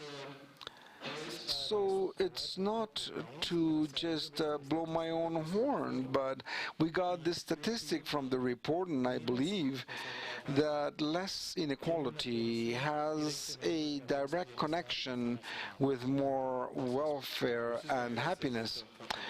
Thank you very much. This is a very important point. We have worked a lot, very often, many years.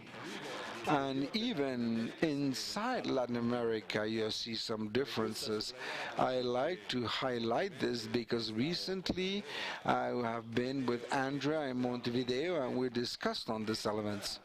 It is true that fiscal revenue in general in Latin America is 22% of the gross national product, where the OECD countries 34.5 on average.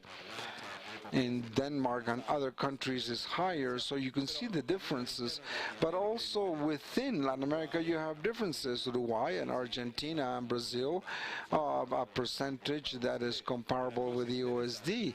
And what is interesting that in the case of Uruguay, I believe that one of the very few cases that I know in the last few years, the Gini dropped 8 points, which I believe is something that we should underline, amongst others, thanks to the fiscal reform in the country. So a very important point. I would also like to share that this is not just a characteristic of Latin America. You think of Africa, yes, on average, the fiscal collection in Africa is 18% of the GDP, in Latin America 22%, but there's countries like Tunis that collects 31% of the gross national product, South Africa 29%, Morocco's 26%, and Chile is 24%.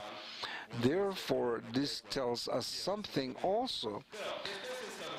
However, after this first work that we did together, and I thank the contributions, so I would like in this second round to focus in a topic more of public policy. We've done that previously, obviously, in part.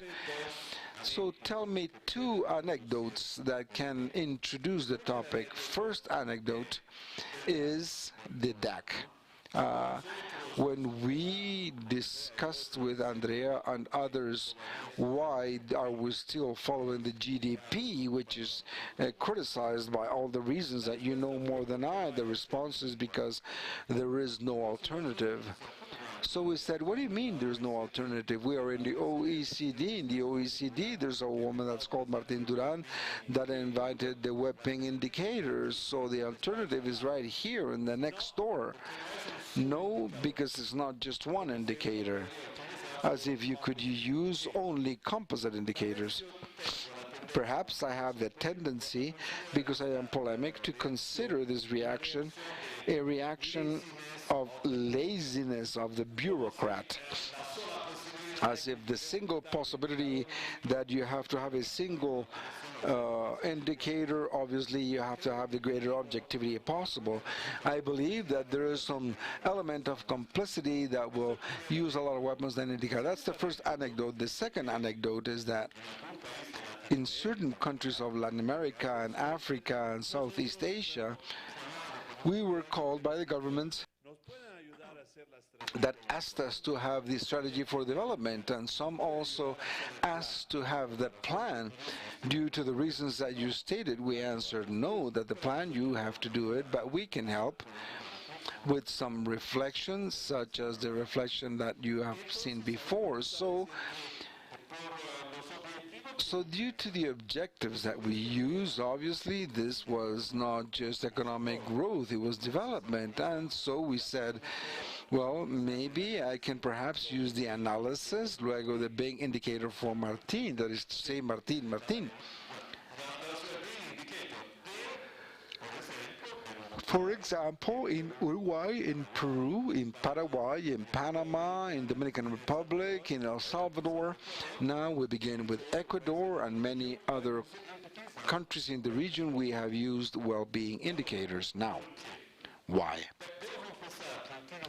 I have to confess that using this where the objective is to define a strategy, the 230 indicators of the SDGs did not have the capacity. We did not have the capacity in people, in time, because the governments now have moved. We have obtained the strategy in 18 months. It was enormous. So to attempt to do it more quickly, we can use material that is already in existence. We have gone down to 11 variables in the subjective part that Martin can suggest. So the question in terms of policy is that in the case of cooperation, can we use the welfare indicators and under which conditions? Be careful, because if we say that we use the 230 SDGs and the DAC, we have to invite them to a party to be very happy, because you can't change anything. On the other hand, when you attempt to have a strategy with a government on the short term, they ask for a scoreboard, because this allows the measurement through time progress. In this case of the 230 is somewhat difficult. That is my opinion. Before all, I'm going to give now the floor to Gabriela and then to you to discuss this point. I don't know if at the end of the day the figure is the phrase. Gandhi has a phrase that I love. They said that there's a lot of religions to separate us, but very few to join us. The usage of data, maybe there's a lot, maybe there's few, but what usage and what legitimacy do this data hold? And it also seems to be something that you have to place under discussion, is the sovereignty of the data. I understand that the topic of comparability is perfect, but what about the sovereignty of countries in respect to the data? I don't know if I made myself understood.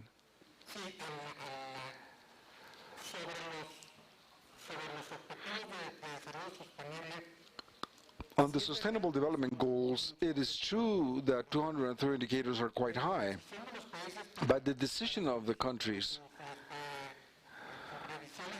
for the review is voluntary. They decide how many to incorporate and how many not to. Each country might have the capacity to fulfill specific indicators. And here I go to what you mentioned on the well-being indicators. The well-being indicators incorporate perceptions, and in our countries of Latin America, I am Mexican, and except Mexican Colombia, I have an experience and have a process of incorporating perceptions in the measurement instrument, something that yesterday we saw a presentation of Ecuador where they already made a very interesting exercise, but we are still expecting it to be published due to the decision of the authorities, statistics, government, etc. So where are we heading? I think that in this sense, in order to fulfill these objectives, it would be easier for the countries in the region, even the African countries, to use the scheme of perception.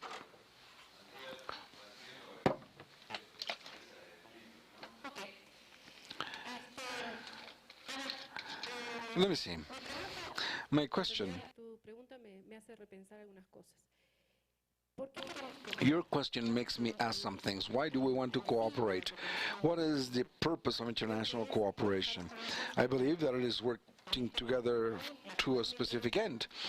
The Agenda 2030, but not just that, also the consensus of Montevideo COP21, Habitat 3. So there is a series of international conventions that we have approved in the countries that give us this framework towards who or to where we want to go as humanity. So, why limit ourselves to thinking about who will I cooperate with and whom will I not? Cooperating is dialogue, a horizontal dialogue. Is solidarity is a word that has not appeared here. When I want to cooperate or someone to cooperate with me, I want to show solidarity to resolve an issue, to improve something and to move towards somewhere. In this case, sustainable development based on law. This is what is marked by the 2030 agenda. So what I question is, why measure based on metrics? It is true that there was a group that were developed that understood that they had to help the less developed countries and that they committed that 0.7 of the GDP was going to go to this fund. Only 4 countries have fulfilled with this commitment. They had to mark special rules of the games to see what I have to tell you that Latin America receives 4% of this. So if Latin America receives 4, imagine what Uruguay received, which is 0.01. So why is it important to fight to be eligible for official development aid? We understand that cooperation is an instrument for policy that allows us to make progress together. Obviously, you have promoted the South-South cooperation strategy, but we want to do it jointly with other countries. Why do I have to be limited to work only with countries in the South? Why not Chile? If we want to work also with countries such as France or Germany, where I find that we have certain topics in common so that we can move on towards development. Sincerely, I believe that here the metrics are important, but let's not miss out on the objective of what are these metrics used for.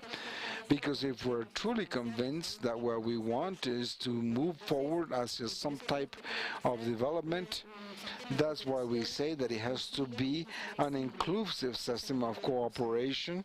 That is the word that we used according to the context in which we live. I don't know if you coincide with this brutal synthesis. You see the need that there is a new way of cooperation, not in the current system, and you see the necessity of discussing this on some table. That is to say, you're going to have the indicators quite clear. This is a tool. So what is important is the debate on the table. It can be for 40. One of the added values in the short experience, international experience, from what we have observed, is the massive number of indicators. This has given us a common purpose, which is providing priorities, and also of listening to the discussions of cooperation in order to guarantee that we can be a team with differential wages amongst countries, something that has been very valuable, for example, under the framework of America's statistics. We have found how each of the member countries have certain capacities that are more stronger to make progress in certain topics, and in common lead us to generate capacities, but always one of them very valuable things, both in the space of the OP and also the CEPAL, the discussion has been how are we going to provide this priority, and I believe that the disciplinary effect of this 332 indicators in respect to prioritization, I coincide with Rolando, might lead to a much more fluid dialogue amongst the Sustainable Development Goals and some welfare goals and metrics.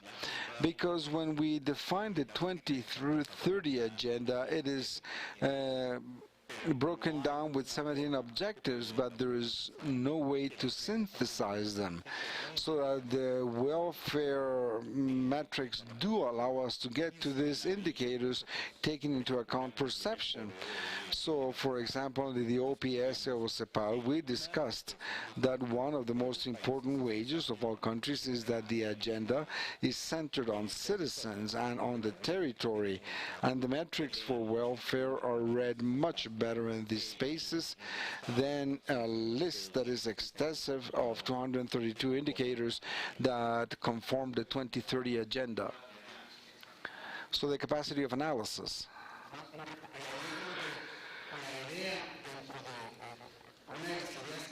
And that is the ideas that we have of the CEPAL, how to build these measurement instruments. We spoke it yesterday in the presentation, Martin, how to incorporate in the measurement instruments in the region these perceptions to be able to adopt this type of things. This concept of development under transition has allowed us to generate a platform to begin a dialogue. So if we did not have this space of speaking about development under transition, we would not be able to speak about this topic. Therefore, I believe that some steps have been taken. We need to continue moving on. I just wanted to say that I entirely agree. Once we are involved in this initiative that we need, obviously, all of us here that are working in Latin America can see these possibilities that cooperation can open. There's another type of cooperation that we do in Somalia, Burkina Faso to save lives. Here is to aid as a strategy to fight inequality, and also in the territories can save lives. This is always an essential need. But we also have cooperation such as climate change, technology, green economies. There's common interest, and we need to have these interests. We have the possibility for 2 questions. Here we have Angel Melguizo and one other question. Alex.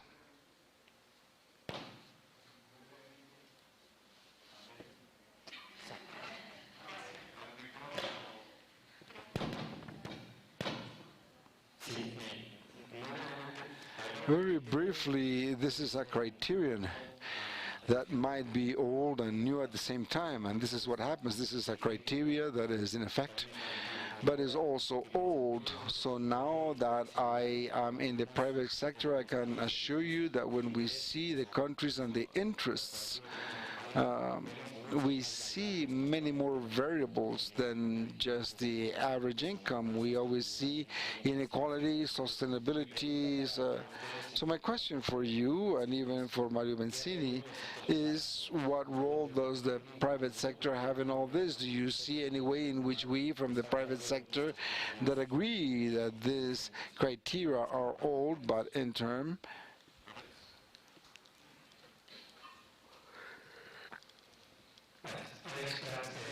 Alex Pratt from Oxfam. It is a question that I had thought for the professor, but I was left out. Maybe I can draft it, and it's interesting.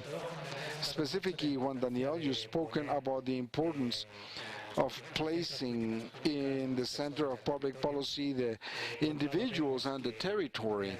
On the other hand, we see that today in our local global level, 6 or 7 people are living in countries that are more inequality than 5 years ago, and we are surprised by the processes of rupture in the social contract that we have in many countries. You've spoken at the beginning of the ODS agenda, and undoubtedly you provide importance to the usage of planning and coordination amongst government departments, etc. But I'd like to ask you, to what point do you think that the ODS agenda is an agenda that is useful to better explain what is being done with the citizenry with the intent of reinforcing social contract? I come from Spain. I would dare to say that 90% of the population have no idea what ODS are. or SDGs. So what importance does that hold in your country, and what are you doing, and do you think that will help us to connect better with what the citizens expect, specifically with the idea of reinforcing the social contract? I'm going to allow 2 answers to these 2 questions. I trust the invisible hand of discussion. I wanted to take advantage now that Colombia has been very disciplined in voluntary reports in OD and SDGs. In the structure of the last report, we were aware that all the institutionality for the follow-up for the implementation of the 2030 agenda in the country has always had the tendency of being very biased in public agencies, and a triangle that has been very successful, which has been finance and statistic planning. But the strategic planning is essential, and the National Development Plan Department has strategies to incorporate the private sector in the development of these sectors of voluntary reporting, specifically under the Global Compact, in which companies of the private sector and higher education can enrich the discussion of prioritization of the 2030 agenda with consistency of the priority of development for the countries. I would say, and I am reviewing the order of what we selected, or was selected by the countries to follow up the Sustainable Development Goals. 8 items in which they divided these indicators of quality of life, governance, pulse, social protection, food safety. The 2 most important that hold 53% of the indicators is the quality of life and citizenry, and social protection and equality. Amongst these 2 blocks of indicators, we concentrate 53% of the 154 indicators that the region is measuring, with the intent of being able to have this reflex before society. Another important element is that one of the transmitters of the objectives is also social society, civil society, and it is incorporated in various exercises in various work groups, specifically in the Statistics Commission of the Americas that will be held from November 19 to 21st. Civil society participates. It is a member of civil society. Why? Because we consider that transmission of the access for all of you are essential for the follow-up of the SDGs. I believe that I'll take a word that the Agenda 2030 is not just of the governments. You would suppose that it is an agenda for all. And in this sense, it would be important to have the participation of the private sector, of academia, of the syndicate, and of people. But it is not easy. It is not easy because coordination at level of government is so difficult. You can imagine what coordination with other actors might be. From Uruguay, I can say that we're working very well with academia, very well with civil society. Maybe we can do it better with the private sector. It's more difficult, because we also have to question that it's not just any private sector. It has to be a private sector that will promote sustainable development based on rights. So this is a path that we're just beginning. It is all our countries, but it's not just governments. We also have to come from the private sector to involve citizenry. We should not expect for it just to be something wide from the army. It has to come also from other aspects. In Argentina, this is the one that gave us the greatest drive to 2030 due to global impact. We're working quite well, and we're raising the debate with the private sector because it came to social responsibility. I'm not going to minimize it, but the care to the environment, we elevate this debate because we insert the discussion to civil society chains, to the syndicates, to non-organized workers movements, and a 2030 agenda where the government and the private sector alone, formal, cannot progress without a joint dynamic, something that I do believe are topics of new governance. The 20 agenda proposes a new model, and this is what you have. We're all learning, and this is one of the greatest challenges. I am sorry to finish with this. I'm going to comment it. We had a study in Argentina with UNESCO asking young people from various strata they do not work or study in respect to 2030 agenda.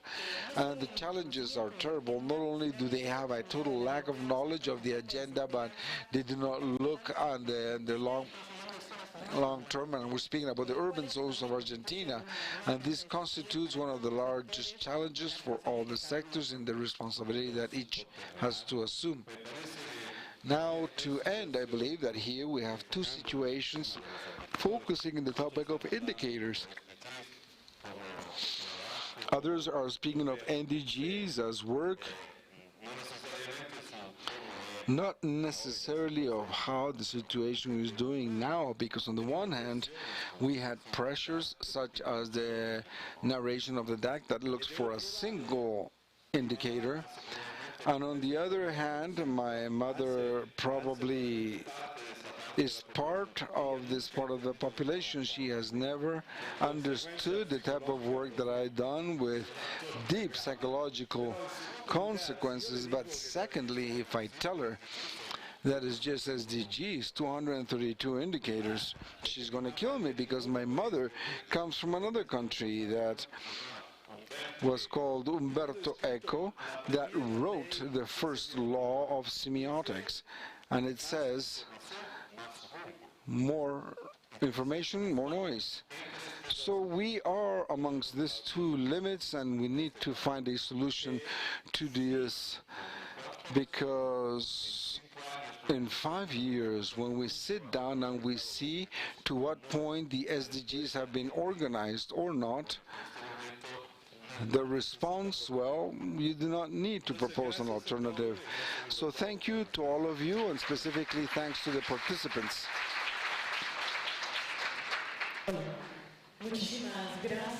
Thank you very much to the second panel. You can all go down except Mario Benzini, that is going to help us with the final session. Thank you very much.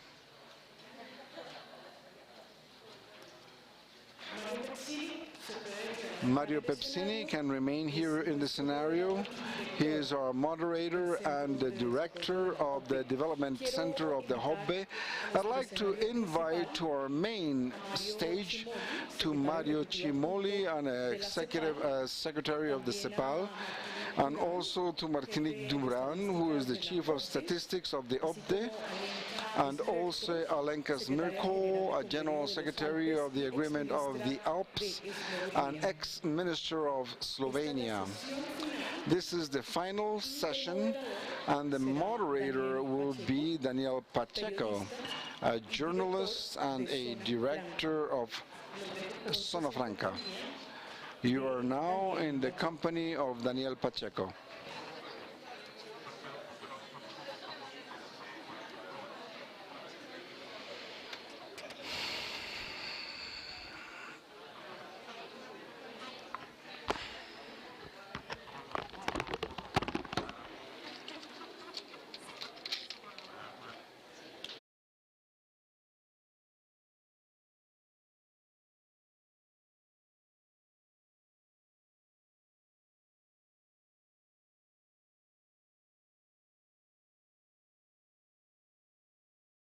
Buenas tardes. Muchas gracias por quedarse hasta el final. Este último panel. Thank you for remaining all the way to the end for this last panel, a high-level panel. I am a journalist, perhaps one of the few non-economists that are in this room. I believe that in my panel there is no economist, a non-economist, non-economist.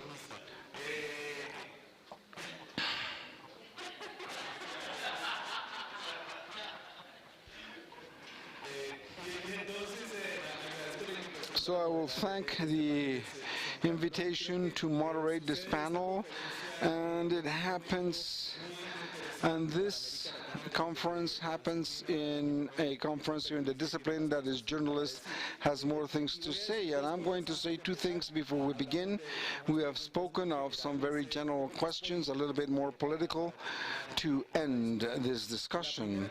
The first thing is that this conference, due to the context that we are in Latin America, turned out being not a conference of international conferences speaking about a technocratic void, but it happens in a very interesting context, and behind this discussion on the indicators at this time, where it's quite evident that the measurement of the GDP is not sufficient to tend to social reality. There's a more deep debate on development, a deeper debate on the development, where the discussion on the indicators is as a thread to begin to pull. And under this thread, and in general before this panorama, I think that there's a difficulty to incorporate new ideas to this debate without going to the older debates. Again, we have topics that are very charged politically, like the role of the state in economy, the problems of globalization, and the lack of new ideas, I believe, that have to do with the limitants of the policy in general and of the Latin American policy particularly, because this continent has a history of debates that have a lot of these topics. But this lack of ideas has exceptions, and perhaps one of the most promising is found here in this discussion about how to incorporate new ways of measurement, and hopefully and in theory should result in new ways of doing. With this initial framework, I would like to begin to have a discussion with you, most informally as possibly, asking you about the question about the model that is always emerging in these situations, whether the well-being metrics, the metrics of well-being, are helping us to do the same that we have been doing better, or are they driving us to do something differently? And under this context, I believe that the CEPAL, and we mentioned this a few hours ago in the initial chat, Mario, the CEPAL and the thought of the CEPAL is being reivindicated.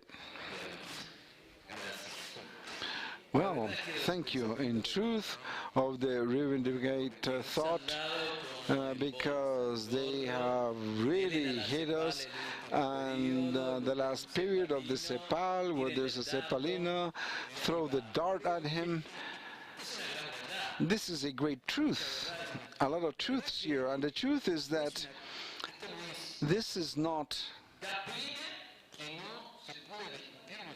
It is difficult that you cannot discuss certain deep topics.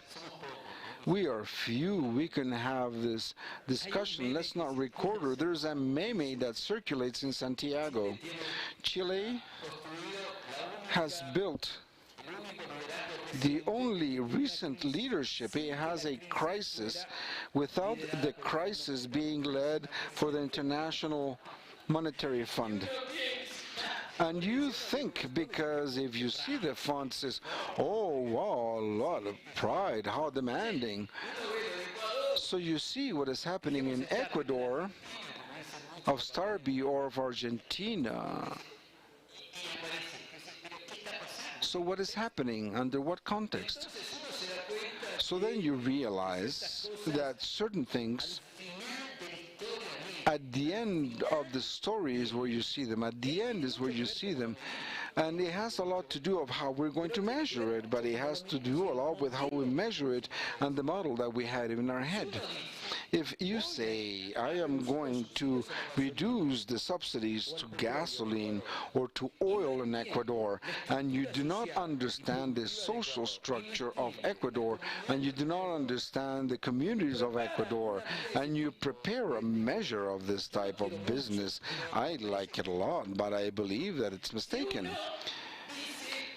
If you say that inflation is not, well, this does not really matter, it's just a figure, and from a figure you get another, something is not going well. So instead of saying, we're going to see what is behind on all of this, and it's not political fault. I think it's about the model. What model do you have in your head? And that would be the question. Let me give you an example. If when you modify subsidies or when you modify in some way and convey the variable of the change rate to the prices, without understanding the impact that this have on the social groups or the emerging middle classes, it means that you have a model in your head that at the end of the day, once you adjust it to the market, everything is adjusted. And if someone is in the market, that person will be adopted later, and if it's not adopted later, then it will just drop. So what model do you have in your head? So when you want to do these things, you have to build other indicators. So we say, what is the indicator of well-being, or what is the indicator to understand where our middle class is lying? We do not understand it, and there are economic indicators of certain type that are tangible, that where you see the objective, like saying, an indicator that says, I do have a subsidy, and that subsidy is broad. It has the same impact in every part of the population? No. Does it impact the poor people some more? And if the salary doesn't grow, does it impact them more? Yes. Well, let's place an indicator that we can understand when the public policy measure these impacts. And it is not strange that people leave. Often when we find this, it takes us to the political discourse, but it has to do with the models that we have in our heads. This is one of the fundamental points. The other topic, and with this I will close, is inequality. You say inequality is the consequence of an economic model. So they study that something is inequal because they have the lower margin, because they didn't want to work, because they didn't get to the market, because this doesn't mean it doesn't happen, but there is a topic that is essential, and that is the inequality is inefficient. It's not exposed inefficient. If I have a very unequal model, it's inefficient when I leave the model, because it affects education, because it affects access, because it affects a great amount of variables. So you say this is a model. How to interpret the behavior of this society. And societies and models change. I cannot reason. So what we say is that we can rationalize to the models, and the experience that we see is that there's one that's nice, one that's ugly, the opportunity, what type of models do we need to work on? We have to think on this, and we have to think on the European side too, with its quote and unquote, but you have to rethink it.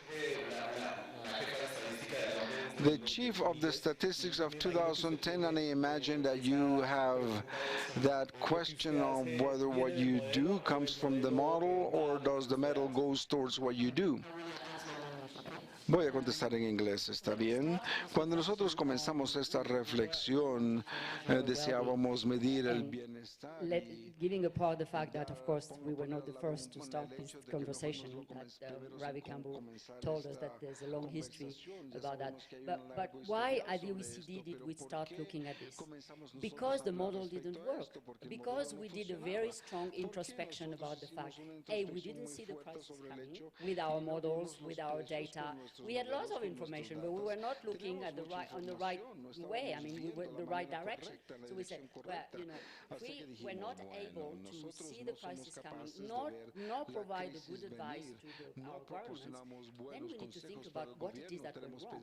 And we started a very strong, you know, thinking through about what needs to be done. And that's where we came up with this idea. And we didn't say, well, you know, we reinvented the wheel. That's not what we said. But we said, if you don't take care of what matters to people and put the people at the center, and your policies is not for the average rational individual that all economic models have embedded in their, I mean, the standard economic model has, no, that's not it. You know, there are children, there are elderly people, there are people living in rural areas, there are people in urban areas and so on. And you have to cater to those populations, and you have to understand what matters to them. So if you don't put your policy as, the main objective of your policy as people-centered and improving the well-being of people, then there's something wrong in it. And I want to support what Mario was saying. It's not just about what's happening in Latin America and so on. This is why this is a major structural change in the way we think through these things. And I think we have heard about New Zealand, which is, I think, probably the most advanced as far as OECD countries are concerned, is that you need to have a framework which allows you to think that if I take a measure in this area, what is going to happen in another area? And you cannot say, because it's going to improve the economy, it's good. No, in France, let's take France, my own country, the government decided to increase the petrol tax to solve climate change, I mean, no, to reduce emission of CO2 particles, okay? There was one measure. And they say, it's good for the economy because it's going to bring more revenues to the budget, and it's good for the environment because it's going to reduce pollution. Did they look at the social impact? No. And the lower middle class was in the streets. The Yellow Vest movement is exactly this example that you perhaps see in Chile and others. So you don't need to go to, I mean, it is, so that means that if you don't, at least when you have this well-being approach, and here I'm not talking about indicators, I'm talking about the approach to make, the well-being approach to making policies. If you have something like that, then you will look at, it will force you to put in a very transparent way the trade-offs that you are facing. You take a decision in one area, it has trade-offs in other areas. So impact assessment, if you wish, ex ante, not ex post, say, oh, I grew and I made a mess in the environment and now I'm going to correct the environment. Oh, I grew and I created inequalities, now I'm going to reduce the inequalities. This is why, by the way, I disagreed with what, with all due respect, to the ambassador of the EU when he was talking about Denmark as a welfare state. A welfare state is a state that corrects for what went wrong. What we want to do is to make it right in the first place and not correct when you have been doing wrong. So I think it's a different structural, really a very strong, different approach in how you make policies. ¿Qué debo decir? A ver, estábamos y creo que aquí hay I believe that here we have two positions in the same path. So I'd ask myself, new indicators to do the same better or new indicators to do something different? I'm going to introduce a new variable, how I coincide with everyone here. So, what issues also that the model might have? The model is not just growth with social, but what type of growth too? So I coincide that I've also admired the picture that I have in this screen throughout the world. I proved from the perspective of the international nations, the debate that we have here imposes us a reflection based on international relationships today. Mario stated this morning, he spoke about the crucial importance, multilateralism, of how we should confront it. What have I learned in this discussion that we've had here? Andrea was very, very clear with all the experience of the world in respect to an exclusion. That is to say, the countries that we did with Hernan, with the system of current cooperation, decided acknowledging a situation where countries today are found, how the country does not enter in the climates that I have built, a typical bureaucratic reaction. This reaction is very large. It's serious because it does not acknowledge the situation that the situations in the countries is very large, very serious.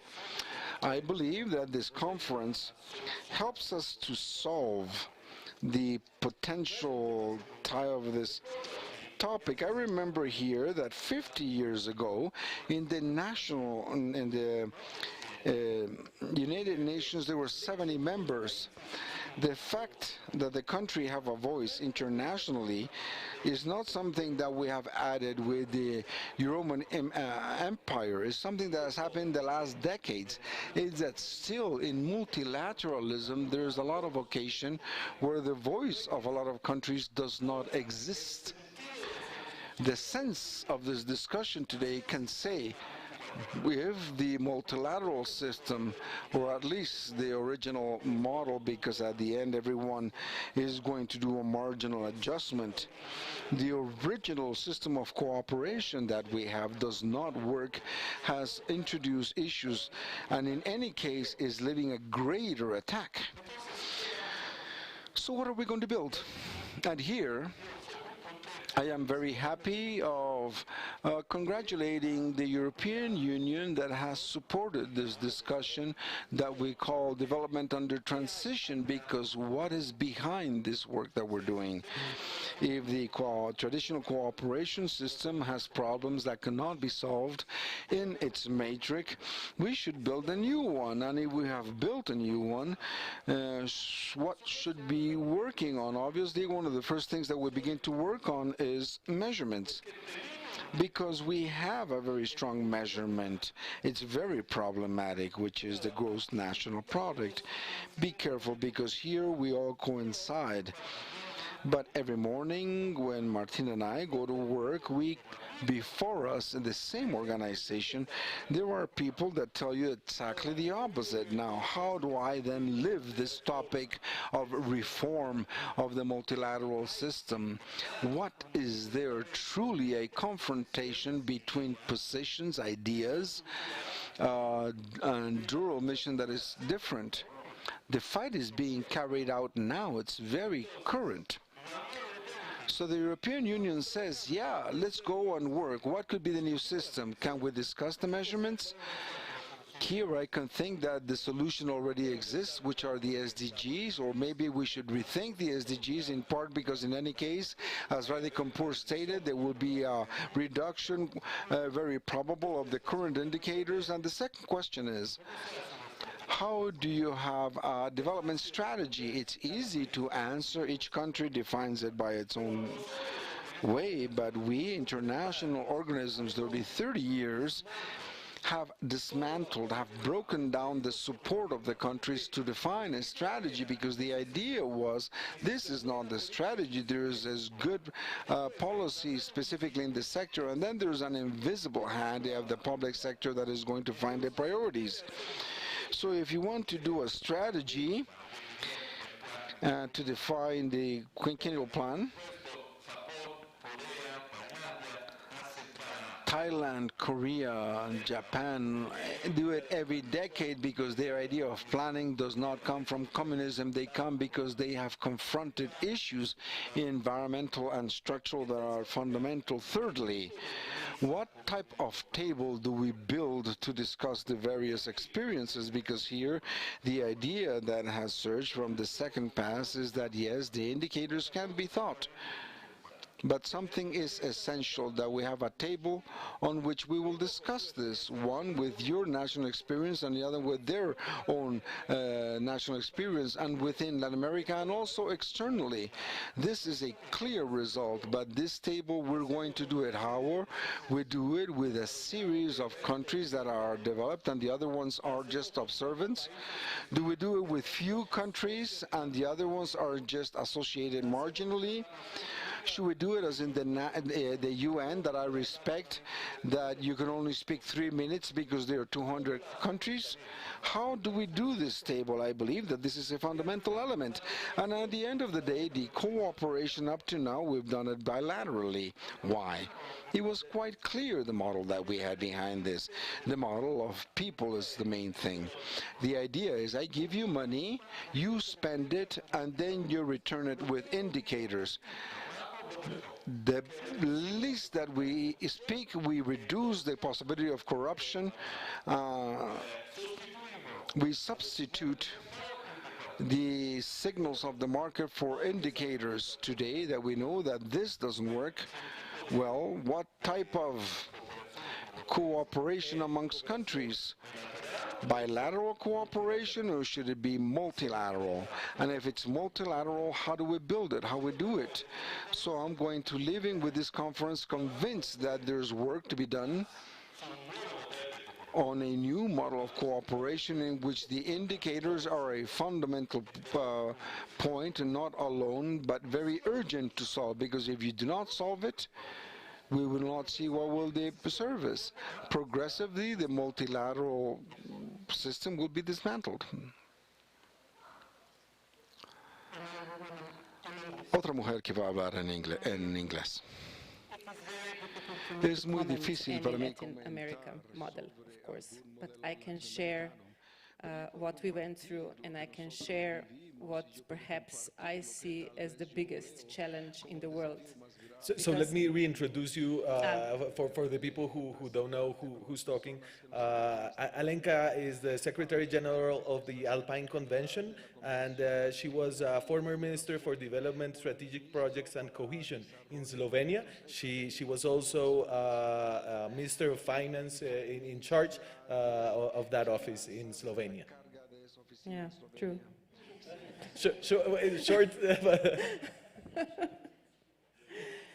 No, in my capacity as a minister, I had to coordinate the effort to establish a strategy, and a long-term strategy for the country, which was not a sectoral one, but an umbrella one.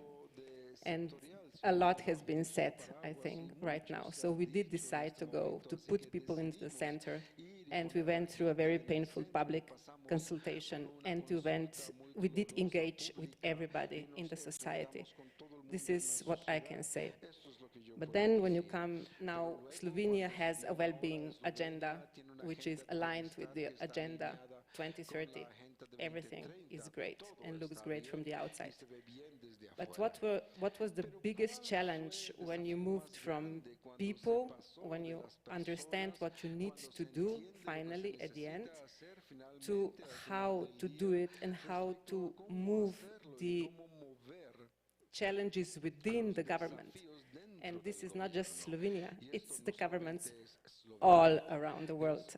I, for the time being, did not meet anybody, and I met a lot of ministers that would live in a different world, that would be a little bit different. Why? Because each government, including European Commission, we are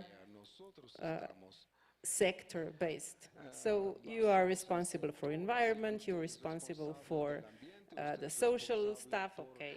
I mean, you are responsible for agriculture. So you have this, you know, it depends on how big the country is, but in Slovenia we had 17 pillars of fights. Because when we started to have arguments, everybody said, well, go away from me. No, this is my territory. I will tell you what to do. Well, no, we have to discuss. And I went back from that government session. I was so angry. And then I realized that that's basically the challenge everybody has. So you have to start with different things. What did we do? We organized a few discussions around challenges Slovenia had. And we invited people from different, it was, let's say, about the education, and we invited people from all the ministries. And of course, when we came there, the people from the education said, whoa, we know what to do. This is our territory. Well, no, because this relates to everybody here in the room. And when we started, it's just an example. It was a fight. It was just defending positions. It was terrible. And you went out of that room with, what on earth am I going to do? And I'm stubborn, so we continued, and perhaps in the fourth, fifth session, depending on the subject and how difficult the subject was, we started to communicate. And for me, the biggest achievement was when people started to listen to each other and engage in trying to find a solution, not a problem. And this is how things need to be changed. But it is extremely difficult, because it is extremely difficult to engage people, let's say, on the government level, to try to really talk about solutions. And this is what it's famous a word, and I think it's used a lot. It's breaking down silos. But these silos really exist, and if we don't, and this is for me the biggest structural change. You were asking about the structural changes, and do we need structural changes? To me, this is the structural change we need most. And if we are able to start communicate with each other, first on a national level, then international level, then in a continent, then worldwide, well, we might even succeed. But it's not easy. Sí, Martín. Can I say that what Alenka, I mean, it's very good to have Alenka, because, you know, we are international organizations and we provide advice, and then we say to the government, do this, but then we're not there to actually do it. And so Alenka is just the example of how implementation matters, and the barriers to really implement this new agenda. She lived through those constraints and barriers, and that's very important. But I think when we just actually wrote a paper recently to look at where were the constraints and what were the barriers to actually adopt this new agenda. And there are a number of lessons that are coming out from the countries that have started to do that, and lessons to how we can work better.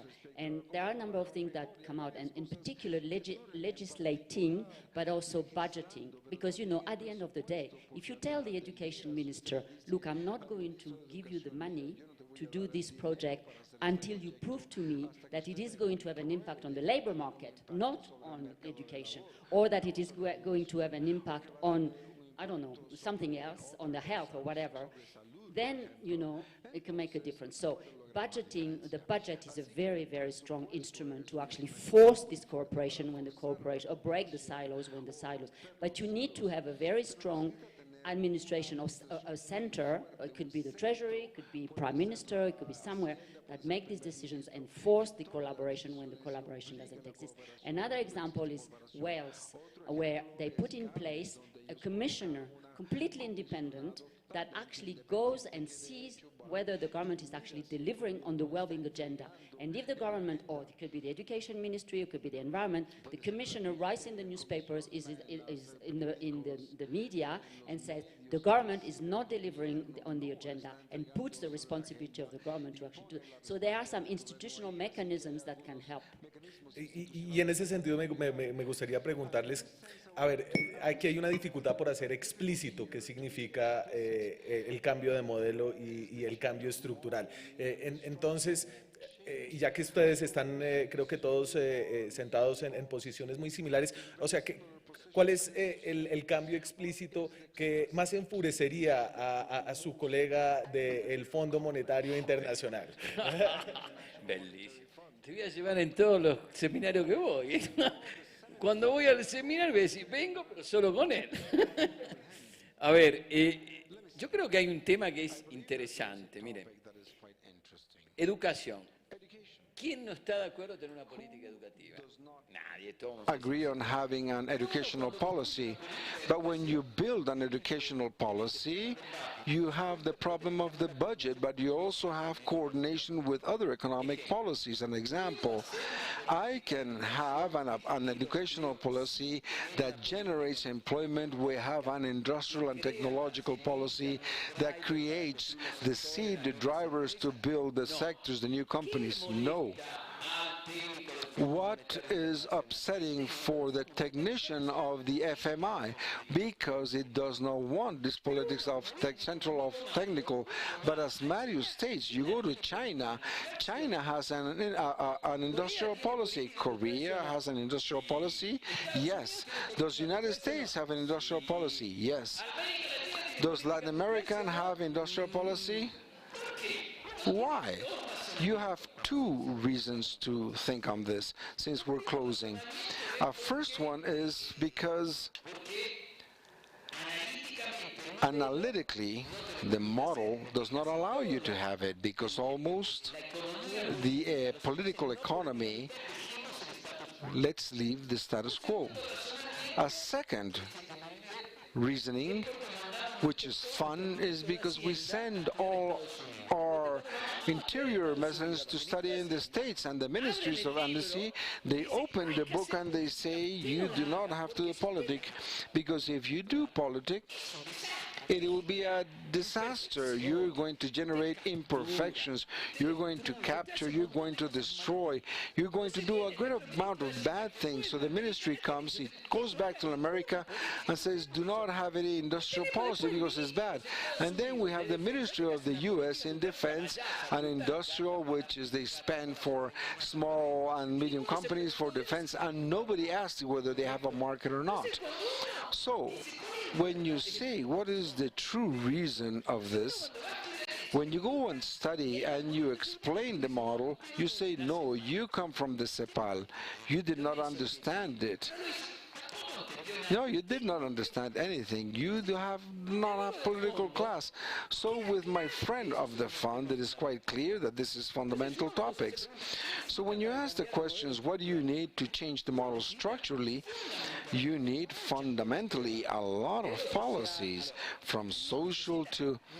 But you also need to modify the productive structure, because within the productive structure, you have the relationships of powers, the dynamics of power, the hegemony of the structure, a structure of natural resources that are very strong, a structure of Italy as based on SMEs is another type of structure. So industrial policy is a fundamental component to modify the structure. So I have middle class industrial policy, and I have to understand this. Unemployment, and with this I'm going to close, everybody's concerned about employment. They're concerned about employment, but nobody generates a single policy to say, let's begin to generate a new sector. It is reivindication for CEPAL.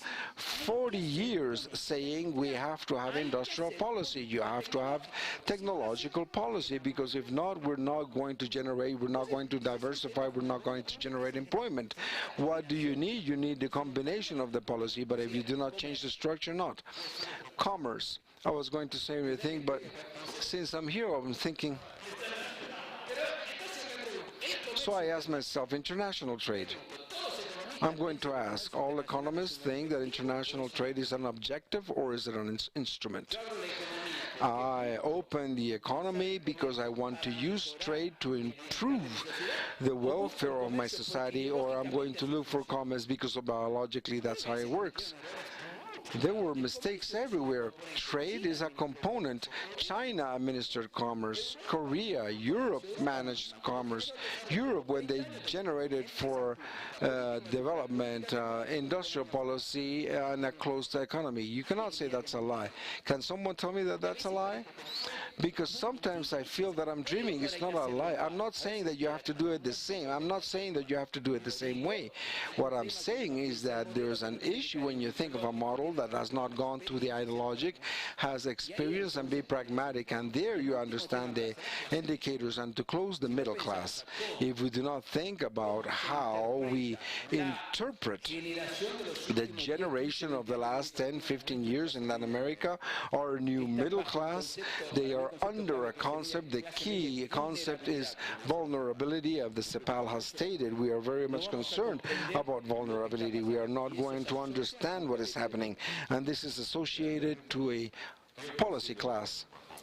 I coincide with what Mario has stated here very clearly, but the mind. Because 4 years ago, we were both in China. We were discussing about the situation of China. We both said, well, with this productive structure, there's going to be a problem with the young people. At any time, there was going to be an explosion. We were in front of the vice president of the court, so the person in charge was there. But the solution that they proposed, and here is not one industrial policy. We're speaking about a industrial strategy. So I'm going to complement the example of Mari with the implication that is behind this strategy, which is the implication that we've been told about our friend here a few seconds ago. Public policy, in truth, is full of trade-offs and of synergies. That is to say, when I have a series of investments in infrastructure, it's not that I can do investment in water separate from the investment of the paths or separate from the school that should serve on the street that I'm planning. In other words, public investment works in group, in clusters, different interventions that are strictly connected, and if it's not concentrated, it's a disaster, because you have to go to a school with an antenna but with no connection with computers, so it's useless. So this, much of the public policy has this issue, but the economists, of which Mario is making reference, they study only industrial policy, but also a Tinbergen law that says that for every problem there's a policy, and a policy cannot solve more than one problem.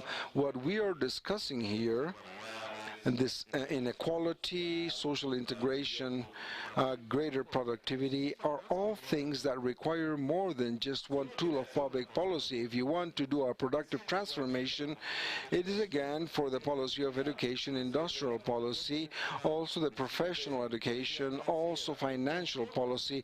A great amount of things are useful for strategy.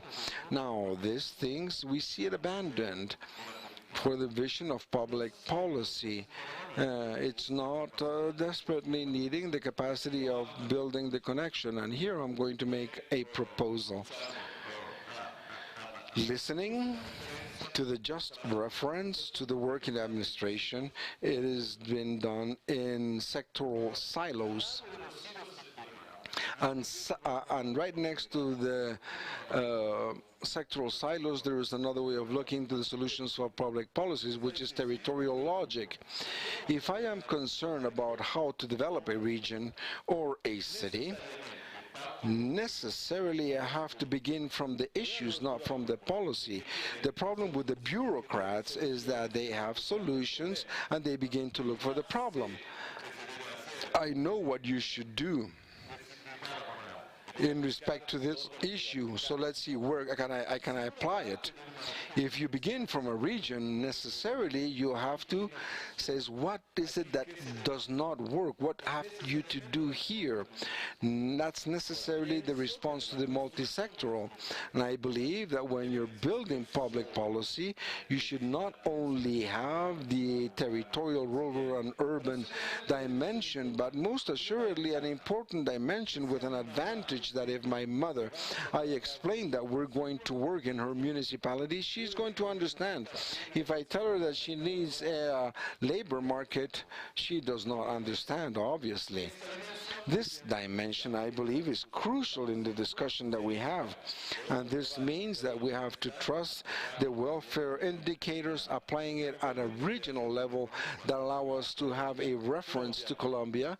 Colombia is not good in practice because I did not find out, but with the reform of policies for the royalties, the tentative of building a regional policy most assuredly have taken a step in this direction. I have not assessed the result, but a step in this direction. This is a positive step. And since you've spoken about the experience that you have of the things that you've done and that are centered in welfare, angered those that had a more orthodox view. Yo deseaba decir unas pocas palabras cuando Mario me recordó. Eslovenia, hicimos un análisis antes de que saltamos al nuevo diseño de una estrategia. Strategies. Teníamos 42. 42 estrategias. We had great strategies on everything, on economy, on sustainable development, on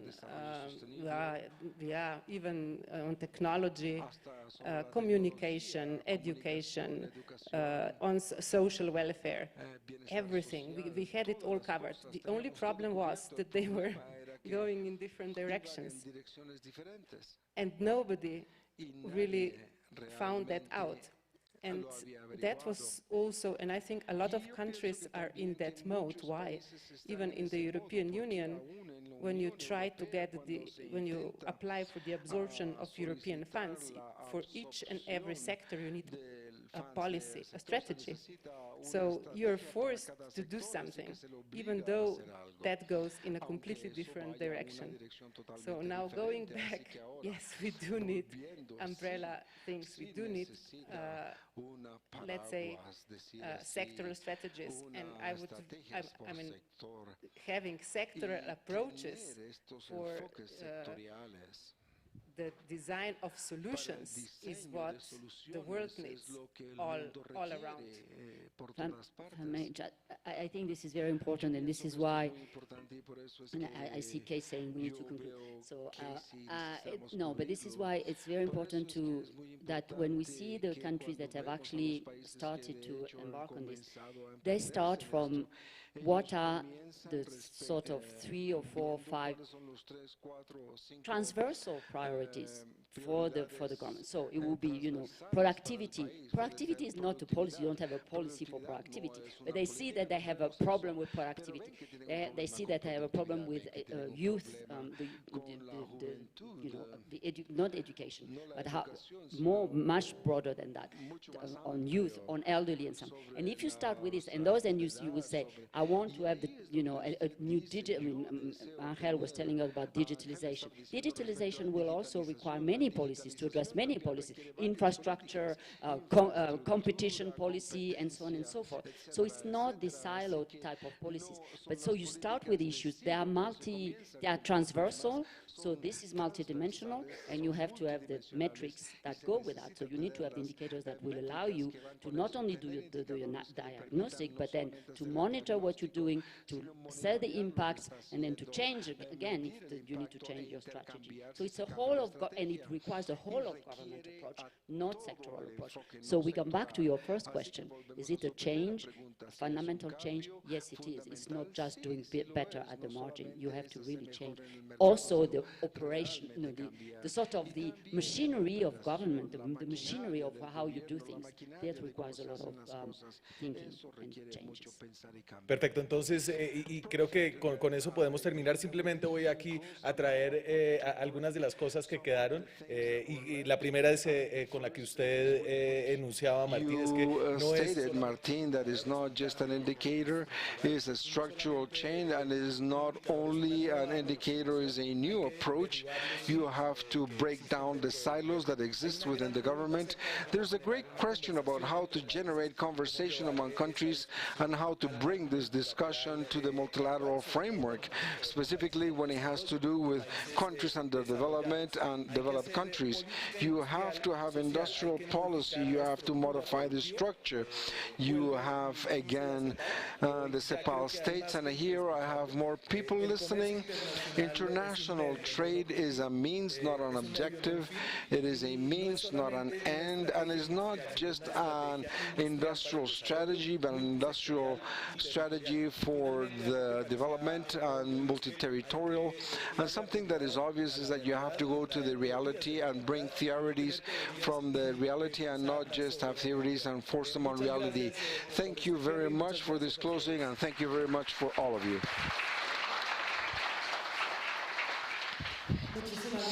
Thank you very much to our panel members, to our moderator, to all of you. I'd just like to thank you very much for your time, for your experiences, for sharing your experiences. We hope to have generated spaces that are of interest to all and of a lot of reflection. There are many that are now going back to their countries, so I trust you have a good flight. Hope to have you again here in Bogota. We wait for you. For those that remain, good evening, enjoy the city, and see you soon.